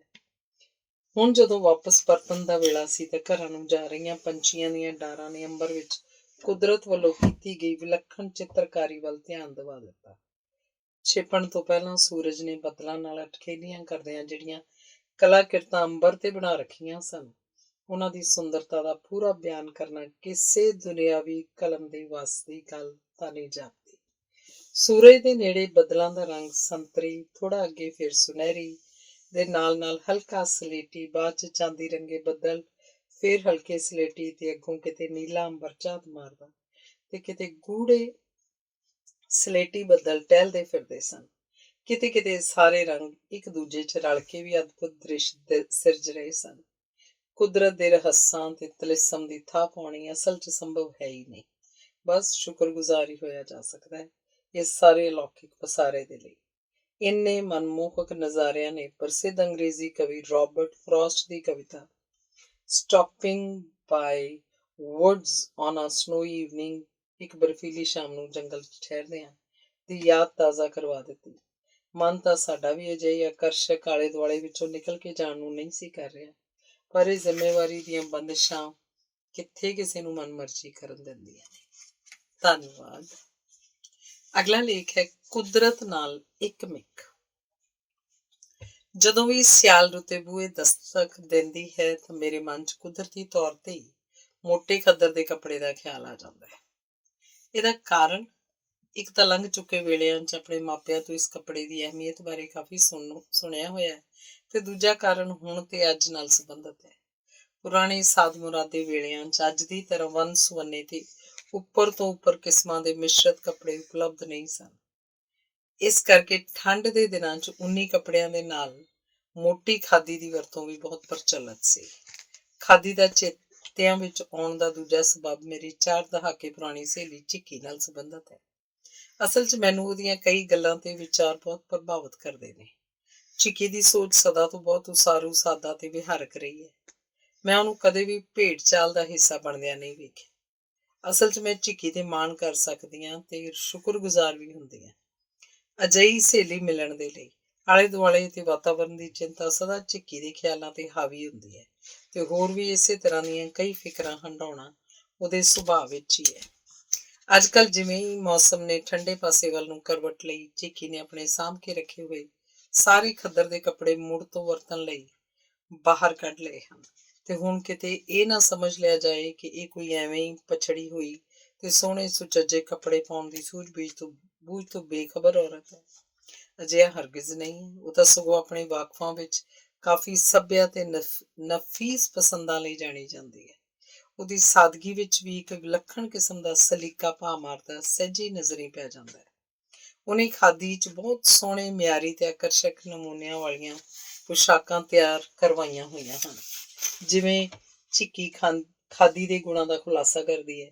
ਕੋਈ ਅਜਨਬੀ ਤਾਂ ਸ਼ਾਇਦ ਇਹ ਸਮਝ ਬੈਠੇ ਕਿ ਖਾਦੀ ਦੀ ਵਿਕਰੀ 'ਚ ਬੀਬੀ ਦਾ ਕੋਈ ਨਿੱਜੀ ਲਾਭ ਛੁਪਿਆ ਹੋਇਆ। ਉਹ ਤੋਂ ਆਮ ਹੀ ਸੁਣਿਆ ਹੈ। ਮੈਨੂੰ ਤਾਂ ਇਸ ਖਾਦੀ ਨੇ ਬੜੀਆਂ ਸਮੱਸਿਆਵਾਂ ਤੋਂ ਬਚਾਇਆ। ਜੇ ਤੁਸੀਂ ਪੁੱਛੋ ਕਿਵੇਂ, ਤਾਂ ਉਦੋਂ ਦੱਸੀ ਹੈ ਕਿ ਪਹਿਲਾਂ ਤਾਂ ਇਸ ਕੱਪੜੇ ਦੀ ਛੋਹ ਹੀ ਮੇਰੇ ਮਨ ਨੂੰ ਇੱਕ ਅਦੁੱਤੀ ਸਕੂਨ ਨਾਲ ਸਰਸ਼ਾਰ ਕਰ ਛੱਡਦੀ ਹੈ। ਕੁਦਰਤੀ ਹੋਣ ਕਰਕੇ ਚਮੜੀ ਨੂੰ ਵੀ ਕੋਈ ਨੁਕਸਾਨ ਨਹੀਂ ਕਰਦਾ। ਇਹਦਾ ਨਿੱਘ ਮੈਨੂੰ ਤਾਂ ਨਿਵੇਕਲਾ ਹੀ ਲੱਗਦਾ। ਮੈਨੂੰ ਖਾਦੀ ਦੀ ਬੁਣਤੀ ਵੀ ਆਕਰਸ਼ਕ ਲੱਗਦੀ ਹੈ। ਬਿਨਾਂ ਸ਼ੱਕ ਮੇਰਾ ਮਨ ਇਹਨੂੰ ਪਹਿਨ ਕੇ ਹੌਲਾ ਫੁੱਲ ਹੋ ਮਹਿਸੂਸ ਕਰਦਾ ਹੈ। ਭਾਵ ਇਹੀ ਕਿ ਝਿੱਕੀ ਨੂੰ ਖੱਦਰ ਦੀ ਵਰਤੋਂ ਕਰਨ ਦਾ ਜਨੂੰਨ ਹੀ ਹੈ ਬਸ। ਫਿਰ ਕਦੇ ਝਿੱਕੀ ਇਹ ਵੀ ਆਖੇਗੀ, ਤੁਹਾਨੂੰ ਪਤਾ ਹੈ ਇਹ ਖੱਦਰ ਵਾਤਾਵਰਨ ਦਾ ਮਿੱਤਰ ਕੱਪੜਾ ਹੋਣ ਕਰਕੇ ਕਿੰਨੀ ਰੱਖਿਆ ਕਰਦਾ ਹੈ ਇਹਦੀ। ਸਮਝੋ ਕਿ ਇਹ ਤਾਂ ਸਾਡੇ ਭਵਿੱਖ ਦੀ ਸੰਭਾਲ ਵੀ ਕਰ ਰਿਹਾ। ਹੁਣੇ ਪਿੱਛੇ ਜੇ ਇੱਕ ਦਿਨ ਸਹੇਲੀ ਆ ਗਈ ਖਾਦੀ ਦਾ ਨਵਾਂ ਸੂਟ ਪਾ ਕੇ।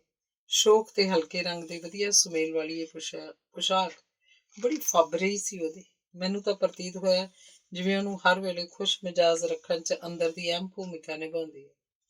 ਝਿੱਕੀ ਨੂੰ ਵੇਖ ਕੇ ਮੈਨੂੰ ਕਈ ਦਹਾਕੇ ਪਹਿਲਾਂ ਦੀ ਆਪਣੇ ਮਾਪਿਆਂ ਵੱਲੋਂ ਲਿਬਾਸ ਦੇ ਬਾਰੇ ਕੀਤੀ ਗਈ ਟਿੱਪਣੀ ਚੇਤੇ ਆ ਗਈ। ਉਹ ਆਖਿਆ ਕਰਦੇ ਸਨ, ਪਹਿਲਾਂ ਤਾਂ ਇਹ ਜ਼ਰੂਰੀ ਹੈ ਕਿ ਕੱਪੜੇ ਦੇ ਰੰਗ ਤੇ ਡਿਜ਼ਾਈਨ ਦੀ ਚੋਣ ਤੁਹਾਡੇ ਮੁਤਾਬਕ ਢੁਕਵੀਂ ਹੋਵੇ ਤੇ ਫਿਰ ਉਹਦੀ ਸਿਲਾਈ ਬਹੁਤ ਉੱਤਮ ਦਰਜੇ ਦੀ ਕੀਤੀ ਜਾਵੇ ਤਾਂ ਬੰਦੇ ਦੀ ਸ਼ਖਸੀਅਤ ਨੂੰ ਚਾਰ ਚੰਨ ਲੱਗ ਜਾਂਦੇ ਨੇ। ਮੰਮੀ ਅਕਸਰ ਆਖਦੇ ਹੁੰਦੇ ਸਨ ਕਿ ਕੱਪੜੇ ਹੋਣੇ ਤਾਂ ਘੱਟ ਹੀ ਚਾਹੀਦੇ ਨੇ, ਪਰ ਉਹਨਾਂ ਦੀ ਸਾਂਭ ਸੰਭਾਲ ਬੜੀ ਉੱਚ ਪਾਏ ਦੀ ਹੋਵੇ। ਬੈਠਦੇ ਸਾਰੀ ਝਿੱਕੀ ਆਖਦੀ, ਸ਼ੁਕਰ ਹੈ ਮੇਰੇ ਪਸੰਦੀਦਾ ਕੱਪੜੇ ਪਾਉਣ ਦਾ ਮੌਸਮ ਆ ਹੀ ਗਿਆ ਆਖਰ।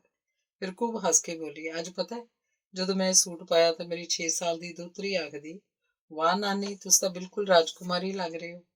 ਫਿਰ ਇਸੇ ਤਰ੍ਹਾਂ ਖਾਦੀ ਦੀਆਂ ਗੱਲਾਂ ਕਰਦਿਆਂ ਉਹਨੇ ਉਹ ਗੱਲਾਂ ਸਾਂਝੀਆਂ ਕੀਤੀਆਂ ਜਿਹੜੀਆਂ ਉਹਨੂੰ ਦਰਜੀ ਤੇ ਧੋਬੀ ਨੇ ਦੱਸੀਆਂ ਸਨ। ਦਰਜੀ ਨੇ ਕਿਹਾ, ਮੈਡਮ ਮੁੱਖ ਤੌਰ ਤੇ ਮੈਂ ਖਾਦੀ ਦੇ ਸੂਟ ਸਿਰਫ ਤੁਹਾਡੇ ਹੀ ਬਣਾਉਣਾ, ਹੋਰ ਤਾਂ ਕਦੇ ਹੀ ਕੋਈ ਕਿਤੋਂ ਆ ਜਾਏ ਤਾਂ ਆ ਜਾਏ। ਉਹ ਦਰਜੀ ਉਤੋਂ ਆਮ ਕੱਪੜਿਆਂ ਨਾਲੋਂ ਸਿਲਾਈ ਵੀ ਜ਼ਿਆਦਾ ਲੈਂਦਾ ਹੈ। ਆਖਦਾ ਹੈ ਇਹ ਕੱਪੜਾ ਮੋਟਾ ਹੋਣ ਕਰਕੇ ਵਧੇਰੇ ਮਿਹਨਤ ਲੱਗਦੀ ਹੈ ਜੀ ਇਹਨੂੰ ਬਣਾਉਣ ਤੇ। ਉਹਨਾਂ ਦੇ ਧੋਬੀ ਨੇ ਵੀ ਝਿੱਕੀ ਨੂੰ ਕਈ ਵਾਰ ਦੱਸਿਆ ਹੈ, ਮੈਡਮ ਮੇਰੇ ਕੋਲ ਖੱਦਰ ਦੇ ਕੇਵਲ ਤੁਹਾਡੇ ਸੂਟ ਆਉਂਦੇ ਨੇ ਪ੍ਰੈਸ ਹੋਣ ਲਈ। ਇਹ ਬਾਤਾਂ ਸੁਣ ਕੇ ਮੈਂ ਉਹਨੂੰ ਕਿਹਾ, ਲਓ ਜੀ ਚੰਗੀ ਮਸ਼ਹੂਰੀ ਹੋਈ ਹੈ ਤੁਹਾਡੇ ਸੂਟਾਂ ਦੀ ਤੇ ਨਾਲੇ ਇੱਕ ਨਵੇਕਲੀ ਪਛਾਣ ਬਣ ਗਈ। ਅੱਗੋਂ ਝਿੱਕੀ ਦਾ ਹੋਰ ਜੋਸ਼ ਨਾਲ ਬੋਲੀ, ਤੁਸੀਂ ਕਿਸੇ ਖਾਦੀ ਦੇ ਸ਼ੋਰੂਮ ਤੇ ਜਾਓ, ਵੇਖੋ ਉੱਥੇ ਕਿੰਨੇ ਸੋਹਣੇ ਕੱਪੜੇ ਮਿਲਦੇ ਨੇ। ਮੈਂ ਪਿੱਛੇ ਜੇ ਦਿੱਲੀ ਦੇ ਇੱਕ ਖਾਦੀ ਭੰਡਾਰ ਤੇ ਗਈ, ਦੰਗ ਰਹਿ ਗਈ। ਉੱਥੇ ਉਪਲਬਧ ਕੱਪੜਿਆਂ ਦੀ ਸ਼ਾਨਦਾਰ ਵੰਨਗੀ। ਝਿੱਕੀ ਅਸਲ 'ਚ ਇਸ ਕੱਪੜੇ ਦੀ ਵਰਤੋਂ ਕਰਕੇ ਮਾਣ ਮਹਿਸੂਸ ਕਰਦੀ ਹੈ। ਉਹ ਤਾਂ ਗਰਮੀਆਂ ਵਿੱਚ ਵੀ ਕਈ ਵਾਰ ਪਤਲਾ ਖੱਦਰ ਲੈ ਕੇ ਸੂਟ ਸਿਲਾ ਲੈਂਦੀ ਹੈ। ਕਦੇ ਸਹੇਲੀ ਤੋਂ ਇਹ ਵੀ ਸੁਣਿਆ, ਵੈਸੇ ਵੀ ਸੂਤੀ ਕੱਪੜਾ ਪਹਿਨਣਾ ਕੁਦਰਤ ਦੇ ਨਾਲ ਇੱਕਮਿਕ ਹੋਣ ਵਰਗਾ ਹੀ ਤਾਂ ਹੈ। ਮੈਨੂੰ ਤਾਂ ਉਹਦੀਆਂ ਸਾਰੀਆਂ ਆਦਤਾਂ ਹੀ ਕੁਦਰਤ ਅਨੁਸਾਰ ਦਿਖਾਈ ਦਿੰਦੀਆਂ ਨੇ। ਆਪਣੇ ਦੇਸ਼ ਦੇ ਰਾਸ਼ਟਰੀ ਕੱਪੜੇ ਦੀਆਂ ਇੰਨੀਆਂ ਸਿਫਤਾਂ ਸੁਣ ਕੇ ਮੈਨੂੰ ਵੀ ਚੰਗਾ ਚੰਗਾ ਮਹਿਸੂਸ ਹੋਣ ਲੱਗ ਪਿਆ ਤੇ ਉਪਰੋਕਤ ਸੰਵਾਦ ਮੇਰੇ ਲਈ ਪ੍ਰੇਰਨਾਤਮਕ ਹੋ ਨਿਬੜਿਆ। ਧੰਨਵਾਦ। ਅਗਲਾ ਲੇਖ ਹੈ, ਆਪੋ ਆਪਣੇ ਮੌਸਮ। ਉੱਤਰੀ ਭਾਰਤ ਦੇ ਮੈਦਾਨੀ ਇਲਾਕਿਆਂ ਵਿੱਚ ਪਿਛਲੇ ਕਾਫੀ ਸਮੇਂ ਤੋਂ ਚਲੇ ਆ ਰਹੇ ਗਰਮ ਤੇ ਹੁਮਸ ਵਾਲੇ ਮੌਸਮ ਵਿੱਚ ਖੁਸ਼ਗਵਾਰ ਤਬਦੀਲੀ ਦੇ ਆਉਣ ਤੇ ਸਭਨਾਂ ਨੇ ਸੁੱਖ ਦਾ ਸਾਹ ਲਿਆ ਜਾਪਦਾ ਹੈ। ਤੇ ਇਸ ਟਿੱਪਣੀ ਦਾ ਸਭ ਤੋਂ ਵੱਡਾ ਸਬੂਤ ਹੈ ਕਿ ਜਦੋਂ ਵੀ ਲੋਕ ਆਪਸ 'ਚ ਮਿਲਦੇ ਜਾਂ ਫੋਨ ਤੇ ਹੀ ਗੱਲਬਾਤ ਕਰਦੇ ਨੇ ਤਾਂ ਮੌਸਮ ਦੇ ਸੁਖਦ ਹੋ ਜਾਣ ਦਾ ਜ਼ਿਕਰ ਜ਼ਰੂਰ ਕਰਦੇ ਨੇ। ਉਂਝ ਲੋਕਾਂ ਦੇ ਚਿਹਰਿਆਂ ਤੇ ਆਇਆ ਖੇੜਾ ਵੀ ਇਸ ਵਰਤਾਰੇ ਦੀ ਪੁਸ਼ਟੀ ਕਰਦਾ ਅਕਸਰ ਹੀ ਦਿਸ ਆਉਂਦਾ ਹੈ। ਮੌਸਮ ਭਾਵੇਂ ਗਰਮੀ, ਸਰਦੀ, ਪਤਝੜ, ਸਾਉਣ ਜਾਂ ਫਿਰ ਬਹਾਰ ਦਾ ਹੋਵੇ, ਸਾਨੂੰ ਸਰੀਰਕ ਤੌਰ ਤੇ ਤਾਂ ਪ੍ਰਭਾਵਿਤ ਕਰਦਾ ਹੀ ਹੈ, ਪਰ ਨਾਲ ਹੀ ਸਾਡੀ ਮਨੋਦਸ਼ਾ ਤੇ ਪੈਂਦਾ ਇਹਦਾ ਅਸਰ ਵੀ ਅਣਗੌਲਿਆ ਕਰਨ ਯੋਗ ਨਹੀਂ ਹੁੰਦਾ। ਇਹ ਭਾਵੇਂ ਸੱਚ ਹੈ ਕਿ ਵੱਖ-ਵੱਖ ਰੁੱਤਾਂ ਬਾਰੇ ਹਰ ਕਿਸੇ ਦੇ ਪ੍ਰਤੀਕਰਮ ਆਪੋ ਆਪਣੇ ਤੇ ਭਾਂਤ-ਭਾਂਤ ਦੇ ਹੋ ਸਕਦੇ ਹਨ। ਆਮ ਹੀ ਸੁਣਨ ਵੇਖਣ ਨੂੰ ਮਿਲਦਾ ਹੈ ਕਿ ਕਿਸੇ ਨੂੰ ਕੋਈ ਰੁੱਤ ਸੁਖਾਉਂਦੀ ਹੈ ਤੇ ਕਿਸੇ ਨੂੰ ਕੋਈ ਆਖਦਾ ਹੈ ਕਿ ਉਹਨੂੰ ਤਾਂ ਸਰਦੀ ਦਾ ਮੌਸਮ ਚੰਗਾ ਲੱਗਦਾ ਤੇ ਕੋਈ ਹੋਰ ਹੁਨਾਲ ਰੁੱਤ ਦਾ ਪ੍ਰਸ਼ੰਸਕ ਹੁੰਦਾ ਹੈ। ਬਹੁਤਿਆਂ ਦਾ ਮਨੋਬਲ ਸਾਉਣ ਵਿੱਚ ਉੱਚਾ ਰਹਿੰਦਾ ਵੀ ਸੁਣਿਆ ਹੈ। ਵੈਸੇ ਸਾਰੀਆਂ ਰੁੱਤਾਂ 'ਚ ਆਪੋ ਆਪਣੀਆਂ ਖੂਬੀਆਂ ਤੇ ਸੁੰਦਰਤਾ ਹੁੰਦੀ ਹੈ ਤੇ ਇਹ ਇੱਕ ਦੂਜੇ ਦੀਆਂ ਪੂਰਕ ਵੀ ਹਨ। ਸਾਡੀਆਂ ਭਿੰਨ ਭਿੰਨ ਮਾਨਸਿਕ ਹਾਲਾਤਾਂ ਤੇ ਹਰ ਕਿਸੇ ਦਾ ਵਰਤਨ ਵਿਹਾਰ ਵੀ ਅਸਲ 'ਚ ਸਾਡੇ ਅੰਦਰਲੇ ਮੌਸਮ ਦਾ ਪ੍ਰਮਾਣ ਹੀ ਪੇਸ਼ ਕਰਦਾ ਹੈ। ਕਿੰਨੀ ਕਮਾਲ ਦੀ ਬਾਤ ਹੈ ਕਿ ਹਰ ਸ਼ਖਸ ਆਪਣੇ ਅੰਤःਕਰਨ ਦੇ ਨਿੱਜੀ ਮੌਸਮ ਵਿੱਚ ਘੁੰਮਣ ਫਿਰਨ ਤੇ ਉਹਦੇ ਅਨੁਕੂਲ ਕਾਰ ਵਿਹਾਰ ਕਰਨ ਦੇ ਹਰ 'ਚ ਰਹਿੰਦਾ ਹੈ। ਰੁੱਤ ਬਸੰਤ ਬਹਾਰ ਦੀ ਹੁੰਦੀ ਹੈ, ਪਰ ਇਹਦੇ ਬਾਵਜੂਦ ਕੋਈ ਆਪਣੇ ਚਿਹਰੇ ਦੇ ਵਤੀਰੇ 'ਚ ਪਤਝੜ ਵਾਲੇ ਹਾਵ ਭਾਵ ਹੀ ਲਈ ਫਿਰਦੇ ਹੋਣਗੇ। ਸਾਵਣ ਦੀ ਰਿਮਝਿਮ ਵਿੱਚ ਵੀ ਕਈ ਆਪਣੇ ਅੰਦਰਲੀ ਬੜੀ ਖੁਸ਼ਕ ਤੇ ਰੁੱਖੀ ਰੁੱਤ ਹੰਢਾਉਂਦਾ ਮਿਲ ਪਵੇਗਾ। ਬਾਹਰਲਾ ਮੁਸਲਾਧਾਰ ਮੀਂਹ ਉਹਦੇ ਅੰਦਰਲੇ ਸੋਕੇ ਤੇ ਕੋਈ ਅਸਰ ਨਹੀਂ ਕਰਦਾ। ਫਿਰ ਕੋਈ ਵਿਰਲੇ ਅਜਿਹੇ ਹੁੰਦੇ ਨੇ ਜਿਹੜੇ ਪਤਝੜ ਵਿੱਚ ਹੀ ਇੰਝ ਵਿਚਰਨਗੇ ਜਿਵੇਂ ਸਭ ਤੋਂ ਸੁਹਾਵਣੀ ਰੁੱਤ ਮਾਣ ਰਹੇ ਹੋਣ, ਤੇ ਉਹਨਾਂ ਦੇ ਬੂਹੇ ਤੇ ਬਹਾਰਾਂ ਸਦੀਵੀ ਤੌਰ ਤੇ ਪਹਿਰਾ ਦਿੰਦੀਆਂ ਹੋਣ, ਜਿਵੇਂ ਖੇੜੇ ਤੋਂ ਇਲਾਵਾ ਕਿਸੇ ਹੋਰ ਹਾਲਤ ਨਾਲ ਸ਼ਾਇਦ ਉਹਨਾਂ ਦਾ ਕਦੇ ਵਾਹ ਵਾਸਤਾ ਹੀ ਨਾ ਰਿਹਾ ਹੋਵੇ। ਅਜਿਹੇ ਲੋਕਾਂ ਦੀ ਸੰਗਤ ਵਿੱਚ ਤਾਂ ਕੋਈ ਸਹਿਜੇ ਹੀ ਹਰਿਆ ਭਰਿਆ ਤੇ ਟਹਿਕਦਾ ਜਿਹਾ ਮਹਿਸੂਸ ਕਰਨ ਲੱਗ ਪੈਂਦਾ ਹੈ। ਵੈਸੇ ਅਜਿਹੇ ਲੋਕ ਰਹਿੰਦੇ ਜ਼ਿਆਦਾ ਠੀਕ ਨਹੀਂ। ਆਸ਼ਾਵਾਦ ਸਦਾ ਇਹਨਾਂ ਦੀ ਸੋਚ ਤੇ ਹਾਵੀ ਰਹਿੰਦਾ ਹੋਣ ਕਰਕੇ ਇਹ ਵਸ ਲੱਗਦਿਆਂ ਕਦੇ ਹਿੰਮਤ ਨਹੀਂ ਹਾਰਦੇ। ਜੀਵਨ ਨੂੰ ਇੱਕ ਰੌਚਕ ਚੁਣੌਤੀ ਜਿਹਾ ਜਾਣਨ ਵਾਲੇ ਲੋਕ ਆਪਣੇ ਅੰਦਰਲੇ ਉਤਸ਼ਾਹ ਨੂੰ ਕਿਸੇ ਵੀ ਸੂਰਤ 'ਚ ਮੱਠਾ ਨਹੀਂ ਪੈਣ ਦਿੰਦੇ। ਪਰ ਇਹ ਸਾਰੇ ਰੰਗ ਢੰਗ ਹਰ ਇਨਸਾਨ ਦੀ ਸੋਚ ਤੇ ਨਜ਼ਰੀਏ ਦੇ ਮੁਤਾਜ ਹੁੰਦੇ ਨੇ। ਇੱਕ ਹੱਦ ਤੱਕ ਬੰਦੇ ਦਾ ਪਿਛੋਕੜ ਤੇ ਵਿਰਸਾ ਵੀ ਇਹ ਸਾਰੇ ਕੁਝ ਲਈ ਜ਼ਿੰਮੇਵਾਰ ਹੁੰਦਾ। ਇਹਦੇ ਨਾਲ ਹੀ ਇਹ ਵੀ ਸੱਚ ਹੈ ਕਿ ਜੋ ਲੋਕ ਇਸ ਰਹੱਸ ਨੂੰ ਬੁੱਝ ਲੈਣ, ਉਹ ਜਾਗਰੂਕ ਹੋ ਕੇ ਨਿਰੰਤਰ ਅਭਿਆਸ ਰਾਹੀਂ ਉਸਾਰੂ ਤੇ ਹਰ ਪਲ ਖੇੜੇ ਵਿੱਚ ਰਹਿਣ ਵਾਲੀ ਸੋਚ ਅਪਣਾਉਣ 'ਚ ਸੌਖਿਆਂ ਹੀ ਕਾਮਯਾਬ ਜ਼ਰੂਰ ਹੋ ਸਕਦੇ ਨੇ। ਹੁਣ ਇਸ ਮੌਸਮ ਦੇ ਆਪ ਹੁਦਰੇ ਸੁਭਾਅ ਬਾਰੇ ਕੌਣ ਨਹੀਂ ਜਾਣਦਾ। ਇਹਦੀ ਤਾਕਤ ਅਸੀਮ ਹੈ। ਇਹ ਇਤਿਹਾਸ ਤੱਕ ਬਦਲ ਦੇਣ ਦੀ ਸਮਰੱਥਾ ਰੱਖਦਾ ਹੈ। ਹਰ ਪਾਸੇ ਇਹਦਾ ਰਾਜ ਚੱਲਦਾ ਹੈ। ਕਿਸਾਨਾਂ ਦੀ ਪੱਕੀ ਵੱਢੀ ਤੇ ਮੰਡੀਆਂ ਵਿੱਚ ਪਈ ਫਸਲ ਕਦੇ ਮੌਸਮ ਦੀ ਬੇਰਹਿਮੀ ਦਾ ਸ਼ਿਕਾਰ ਹੋ ਜਾਂਦੀ ਹੈ। ਕਿਸੇ ਸਫ਼ਰ ਤੇ ਜਾਣ ਤੋਂ ਪਹਿਲਾਂ ਤੇ ਹੋਰ ਅਨੇਕ ਸਮਾਰੋਹ ਜਿਵੇਂ ਖੇਡਾਂ ਆਦਿ ਮੌਸਮ ਵਿਭਾਗ ਦੇ ਦੁਆਰਾ ਲਗਾਏ ਗਏ ਅਨੁਮਾਨ ਨੂੰ ਮੁੱਖ ਰੱਖ ਕੇ ਉਸੇ ਅਨੁਸਾਰ ਪ੍ਰੋਗਰਾਮ ਉਲੀਕੇ ਜਾਂਦੇ ਹਨ, ਅਤੇ ਇਹਦੇ ਬਾਵਜੂਦ ਮੌਸਮ ਕਈ ਵਾਰ ਸਾਰੇ ਪ੍ਰੋਗਰਾਮ ਵਿੱਚ ਹਨੇਰੀ ਝੱਖੜ ਲਿਆ ਕੇ ਵਿਘਨ ਪਾ ਦਿੰਦਾ ਹੈ, ਜਾਂ ਜ਼ੋਰ ਦੀ ਮੀਂਹ ਪਾ ਕੇ ਸਾਰੇ ਕੀਤੇ ਕਰਤੇ ਕਤਰੇ ਦੇ ਸੱਚਮੁੱਚ ਹੀ ਪਾਣੀ ਫੇਰ ਦਿੰਦਾ ਹੈ। ਇਹ ਤਾਂ ਆਪ ਹੀ ਕਈ ਵਾਰ ਵੇਖ ਲਿਆ ਹੈ ਕਿ ਕਿਸੇ ਪਰਿਵਾਰ ਨੇ ਵਿਆਹ ਸ਼ਾਦੀ ਸਮੇਂ ਜਾਂ ਕਿਸੇ ਹੋਰ ਮੌਕੇ ਬੜੇ ਚਾਅ ਨਾਲ ਕੁਝ ਖਾਸ ਸਮਾਗਮ ਰੱਖੇ, ਪਰ ਐਨ ਉਸੇ ਦਿਨ ਉਸੇ ਸਮੇਂ ਇੰਨੀ ਤੇਜ਼ ਤੇ ਜ਼ਿਆਦਾ ਬਾਰਿਸ਼ ਪਈ ਕਿ ਸਾਰੀ ਤਿਆਰੀ ਧਰੀ ਰਹਿ ਗਈ। ਜਦੋਂ ਉਹ ਸਮਾਂ ਲੰਘ ਗਿਆ, ਪਿੱਛੋਂ ਇੰਜ ਸਾਫ਼ ਤੇ ਸ਼ਾਂਤ ਵਾਤਾਵਰਨ ਕਿ ਜਿਵੇਂ ਕਦੇ ਕਿਣਮਣ ਹੋਈ ਨਾ ਹੋਵੇ। ਅਜਿਹੇ ਸਬੱਬ ਦਾ ਕਿੰਨੇ ਵਰ੍ਹੇ ਲੰਘ ਜਾਣ ਮਗਰੋਂ ਵੀ ਵਿੱਚ ਤਾਰ ਕੇ ਹਾਸਾ ਆ ਜਾਂਦਾ ਹੈ ਕਿ ਵੇਖੋ ਇਹ ਮੌਸਮ ਕਿੰਨਾ ਆਪ ਮੁਹਾਰਾ ਹੋ ਕੇ ਮਨਮਾਣੀਆਂ ਕਰਨ ਤੇ ਉਤਰ ਆਉਂਦਾ ਹੈ। ਹੋ ਸਕਦਾ ਹੈ ਨਾ ਕਿ ਸ਼ਾਇਦ ਰੌਣਕੀ ਸੁਭਾਅ ਦਾ ਹੋਣ ਕਰਕੇ ਮੌਸਮ ਅਜਿਹੇ ਅਡੰਬਰ ਆਪਣੇ ਮਨ ਪਰਚਾਵੇ ਲਈ ਹੀ ਰਚਦਾ ਹੋਵੇ। ਹੁਣ ਇਹ ਇੱਕ ਬਿਲਕੁਲ ਵੱਖਰੀ ਬਾਤ ਹੈ ਕਿ ਇਹਦੇ ਮਨੋਰੰਜਨ ਸਦਕਾ ਕਿਸੇ ਦੂਜੇ ਦੇ ਮਨਸੂਬਿਆਂ ਦਾ ਕੀ ਬਣਦਾ ਤੇ ਉਹ ਕਿਵੇਂ ਤੇ ਕਿਸ ਕਦਰ ਪ੍ਰਭਾਵਿਤ ਹੁੰਦਾ ਹੈ। ਪਰ ਸਾਡਾ ਕਿਹੜਾ ਕੋਈ ਜ਼ੋਰ ਚੱਲਦਾ ਹੈ ਮੌਸਮ ਅੱਗੇ, ਤੇ ਫਿਰ ਇਹਨੂੰ ਕਿਸੇ ਨਾਲ ਕੀ। ਹੋਰ ਤਾਂ ਹੋਰ ਸਾਡੇ ਘਰਾਂ ਵਿਚਲਾ ਸਭ ਕਿਸਮ ਦਾ ਸਮਾਨ ਭਿੰਨ ਭਿੰਨ ਮੌਸਮਾਂ ਦਾ ਕਿੰਨਾ ਅਸਰ ਕਬੂਲਦਾ ਹੈ। ਇਹ ਤਜਰਬਾ ਤਾਂ ਸਭਨਾਂ ਨੂੰ ਹੋਏਗਾ ਹੀ। ਹੁਣ ਮੌਸਮ ਦੇ ਸਾਡੇ ਮਿੱਤਰ ਤੇ ਮਦਦਗਾਰ ਹੋਣ ਬਾਰੇ ਵੀ ਕੋਈ ਸ਼ੰਕਾ ਨਹੀਂ ਹੈ, ਕਿਉਂਕਿ ਇਹ ਆਮ ਹੀ ਆਪਣੀ ਇਸ ਖਾਸੀਅਤ ਤੇ ਸਬੂਤ ਦਿੰਦਾ ਰਹਿੰਦਾ ਹੈ। ਅੱਜ ਕੱਲ੍ਹ ਭਾਵੇਂ ਖਤ ਲਿਖਣ ਦਾ ਤਾਂ ਰਿਵਾਜ ਹੀ ਨਹੀਂ ਰਿਹਾ, ਪਰ ਪੁਰਾਣੇ ਸਮਿਆਂ ਵਿੱਚ ਆਮ ਹੀ ਇਹ ਹੋ ਜਾਣਾ ਕਿ ਦੋ ਚਾਰ ਗੱਲਾਂ ਲਿਖ ਕੇ ਅੱਗੋਂ ਕੁਝ ਵਿੱਚ ਖੜੋਤ ਆਉਣ ਲੱਗੇ ਤਾਂ ਮੌਸਮ ਦਾ ਜ਼ਿਕਰ ਕਰਕੇ ਆਪਸੀ ਚਰਚਾ ਨੂੰ ਜਾਰੀ ਰੱਖਿਆ ਜਾ ਸਕਦਾ ਹੈ। ਮੌਸਮ ਕਿਸੇ ਨਾਲ ਗੱਲਬਾਤ ਦਾ ਮੁੱਢ ਬੰਨਣ ਵਿੱਚ ਵੀ ਸਹਾਈ ਹੁੰਦਾ ਹੈ।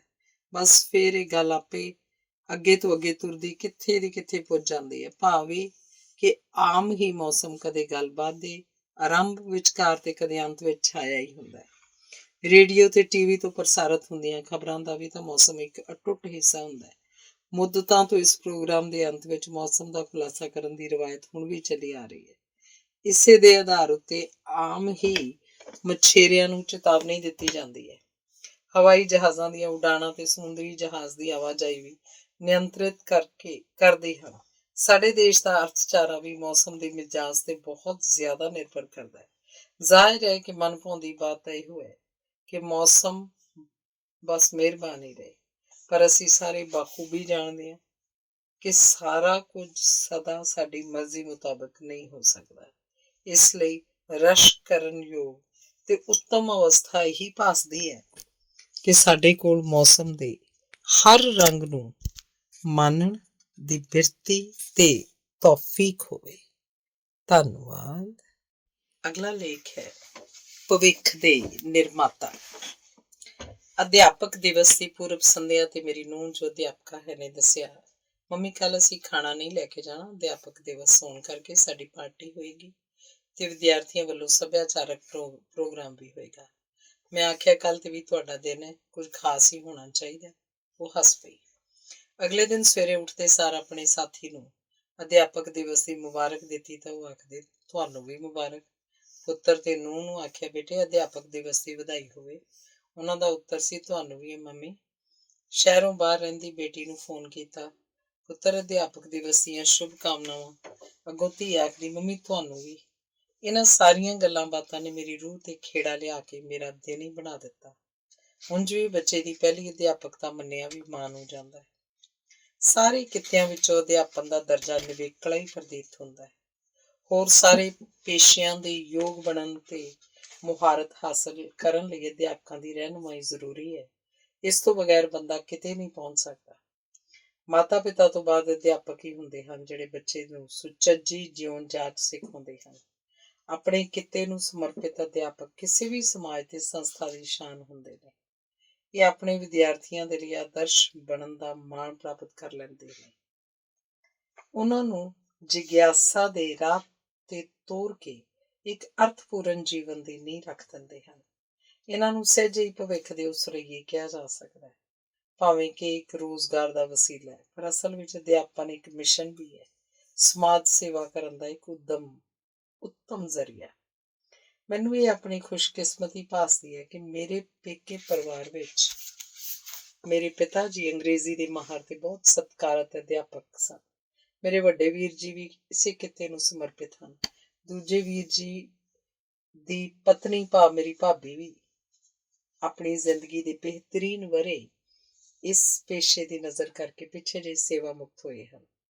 ਆਪਣੇ ਵਿਦਿਆਰਥੀ ਜੀਵਨ ਦੌਰਾਨ ਮੈਨੂੰ ਕਈ ਕਾਬਲ ਅਧਿਆਪਕ ਸਾਹਿਬਾਨ ਤੋਂ ਪੜ੍ਹਨ ਦਾ ਸੁਭਾਗ ਪ੍ਰਾਪਤ ਹੋਇਆ ਤੇ ਇਸ ਸਮੇਂ ਨਾਲ ਸੰਬੰਧਿਤ ਮੇਰੇ ਚੇਤਿਆਂ ਦੀ ਚੰਗੇਰ 'ਚ ਕਈ ਅਭੁੱਲੀ ਘਟਨਾਵਾਂ ਸਾਂਭੀਆਂ ਪਈਆਂ ਹਨ, ਜਿਨ੍ਹਾਂ ਨੂੰ ਚਿਤਾਰ ਕੇ ਅੱਜ ਵੀ ਧੁਰ ਅੰਦਰ ਤੱਕ ਪ੍ਰਸੰਨਤਾ ਦਾ ਅਹਿਸਾਸ ਹੋ ਜਾਂਦਾ ਹੈ। ਇੱਥੇ ਮੈਂ ਆਪਣੀ ਅੰਗਰੇਜ਼ੀ ਦੀ ਅਧਿਆਪਕਾ ਸ੍ਰੀਮਤੀ ਵੀਨਾ ਚੌਧਰੀ ਨਾਲ ਜੁੜੀ ਇੱਕ ਯਾਦ ਸਾਂਝੀ ਕਰਨਾ ਚਾਹੁੰਦੀ ਹਾਂ। ਇਹ ਤਕਰੀਬਨ 4 ਦਹਾਕੇ ਪਹਿਲਾਂ ਦੀ ਬਾਤ ਹੈ। ਉਦੋਂ ਮੈਂ ਪ੍ਰੀ ਯੂਨੀਵਰਸਿਟੀ ਕਲਾਸ 'ਚ ਪੜ੍ਹਦੀ ਹੁੰਦੀ ਸੀ। ਸਾਡੇ ਮੈਡਮ ਬਹੁਤ ਲਗਨ ਨਾਲ ਪੜ੍ਹਾਉਂਦੇ ਤੇ ਸਿੱਖਿਆਰਥੀਆਂ ਨੂੰ ਅੱਗੇ ਵਧਣ ਦੀ ਪ੍ਰੇਰਨਾ ਵੀ ਬਹੁਤ ਦਿੰਦੇ ਸਨ। ਕਾਲਜ ਦੀਆਂ ਘਰੇਲੂ ਪ੍ਰੀਖਿਆਵਾਂ ਹੋਈਆਂ ਸਨ ਤੇ ਇੱਕ ਦਿਨ ਮੈਡਮ ਸਾਡੇ ਪੇਪਰਾਂ ਦਾ ਮੁਲਾਂਕਣ ਕਰਕੇ ਲੈ ਕੇ ਆਏ। ਉਹਨਾਂ ਸਾਨੂੰ ਪੇਪਰ ਵਿਖਾਏ। ਮੈਂ ਆਪਣੀ ਜਮਾਤ 'ਚ ਪਹਿਲੇ ਸਥਾਨ ਤੇ ਆਈ ਸੀ। ਮੇਰੇ 60% ਤੋਂ ਉੱਤੇ ਅੰਕ ਸਨ। ਉਦੋਂ ਅੰਗਰੇਜ਼ੀ 'ਚ ਬਹੁਤ ਜ਼ਿਆਦਾ ਨੰਬਰ ਮੰਨੇ ਜਾਂਦੇ ਸਨ। ਮੇਰੇ ਪੇਪਰ ਤੋਂ ਉਹ ਬਹੁਤ ਖੁਸ਼ ਸਨ ਤੇ ਉਹਨਾਂ ਨੇ ਇਸ ਗੱਲ ਨੂੰ ਕਈ ਵਧੀਆ ਟਿੱਪਣੀਆਂ ਕਰਕੇ ਪ੍ਰਗਟ ਵੀ ਕੀਤਾ। ਅਚਾਨਕ ਸ਼੍ਰੀਮਤੀ ਵੀਨਾ ਮੈਡਮ ਮੈਂ 1 ਮਿੰਟ ਆਈ ਆਖ ਕੇ ਜਮਾਤ ਵਿੱਚੋਂ ਬਾਹਰ ਚਲੇ ਗਏ। ਛੇਤੀ ਉਹ ਇੱਕ ਹੋਰ ਅੰਗਰੇਜ਼ੀ ਦੇ ਮਾਹਰ ਅਧਿਆਪਕ, ਜਿਨ੍ਹਾਂ ਨੂੰ ਸਾਰੇ ਸਤਿਕਾਰ ਨਾਲ ਪਿਤਾ ਜੀ ਆਖ ਕੇ ਬੁਲਾਇਆ ਕਰਦੇ ਸਨ, ਨੂੰ ਨਾਲ ਲੈ ਕੇ ਆ ਗਏ। ਪਿਤਾ ਜੀ ਸਿੱਖਿਆ ਵਿਭਾਗ ਤੋਂ ਸੇਵਾ ਮੁਕਤ ਅਫਸਰ ਸਨ ਤੇ ਸਾਡੇ ਕਾਲਜ ਵਿੱਚ ਉਹ ਅੰਗਰੇਜ਼ੀ ਵਿਆਕਰਨ ਤੇ ਨੈਤਿਕ ਸਿੱਖਿਆ ਦੀਆਂ ਕਲਾਸਾਂ ਲੈਂਦੇ ਸਨ। ਉਹਨਾਂ ਦੀ ਕਾਬਲੀਅਤ ਤੇ ਮੁਹਾਰਤ ਬਿਆਨ ਕਰਨੀ ਹੋਵੇ ਤਾਂ ਲਫ਼ਜ਼ਾਂ ਦੀ ਕਮੀ ਮਹਿਸੂਸ ਹੋਣ ਲੱਗ ਪਏਗੀ। ਫਿਰ ਮੈਡਮ ਨੇ ਮੈਨੂੰ ਖੜੇ ਹੋਣ ਲਈ ਆਖਿਆ।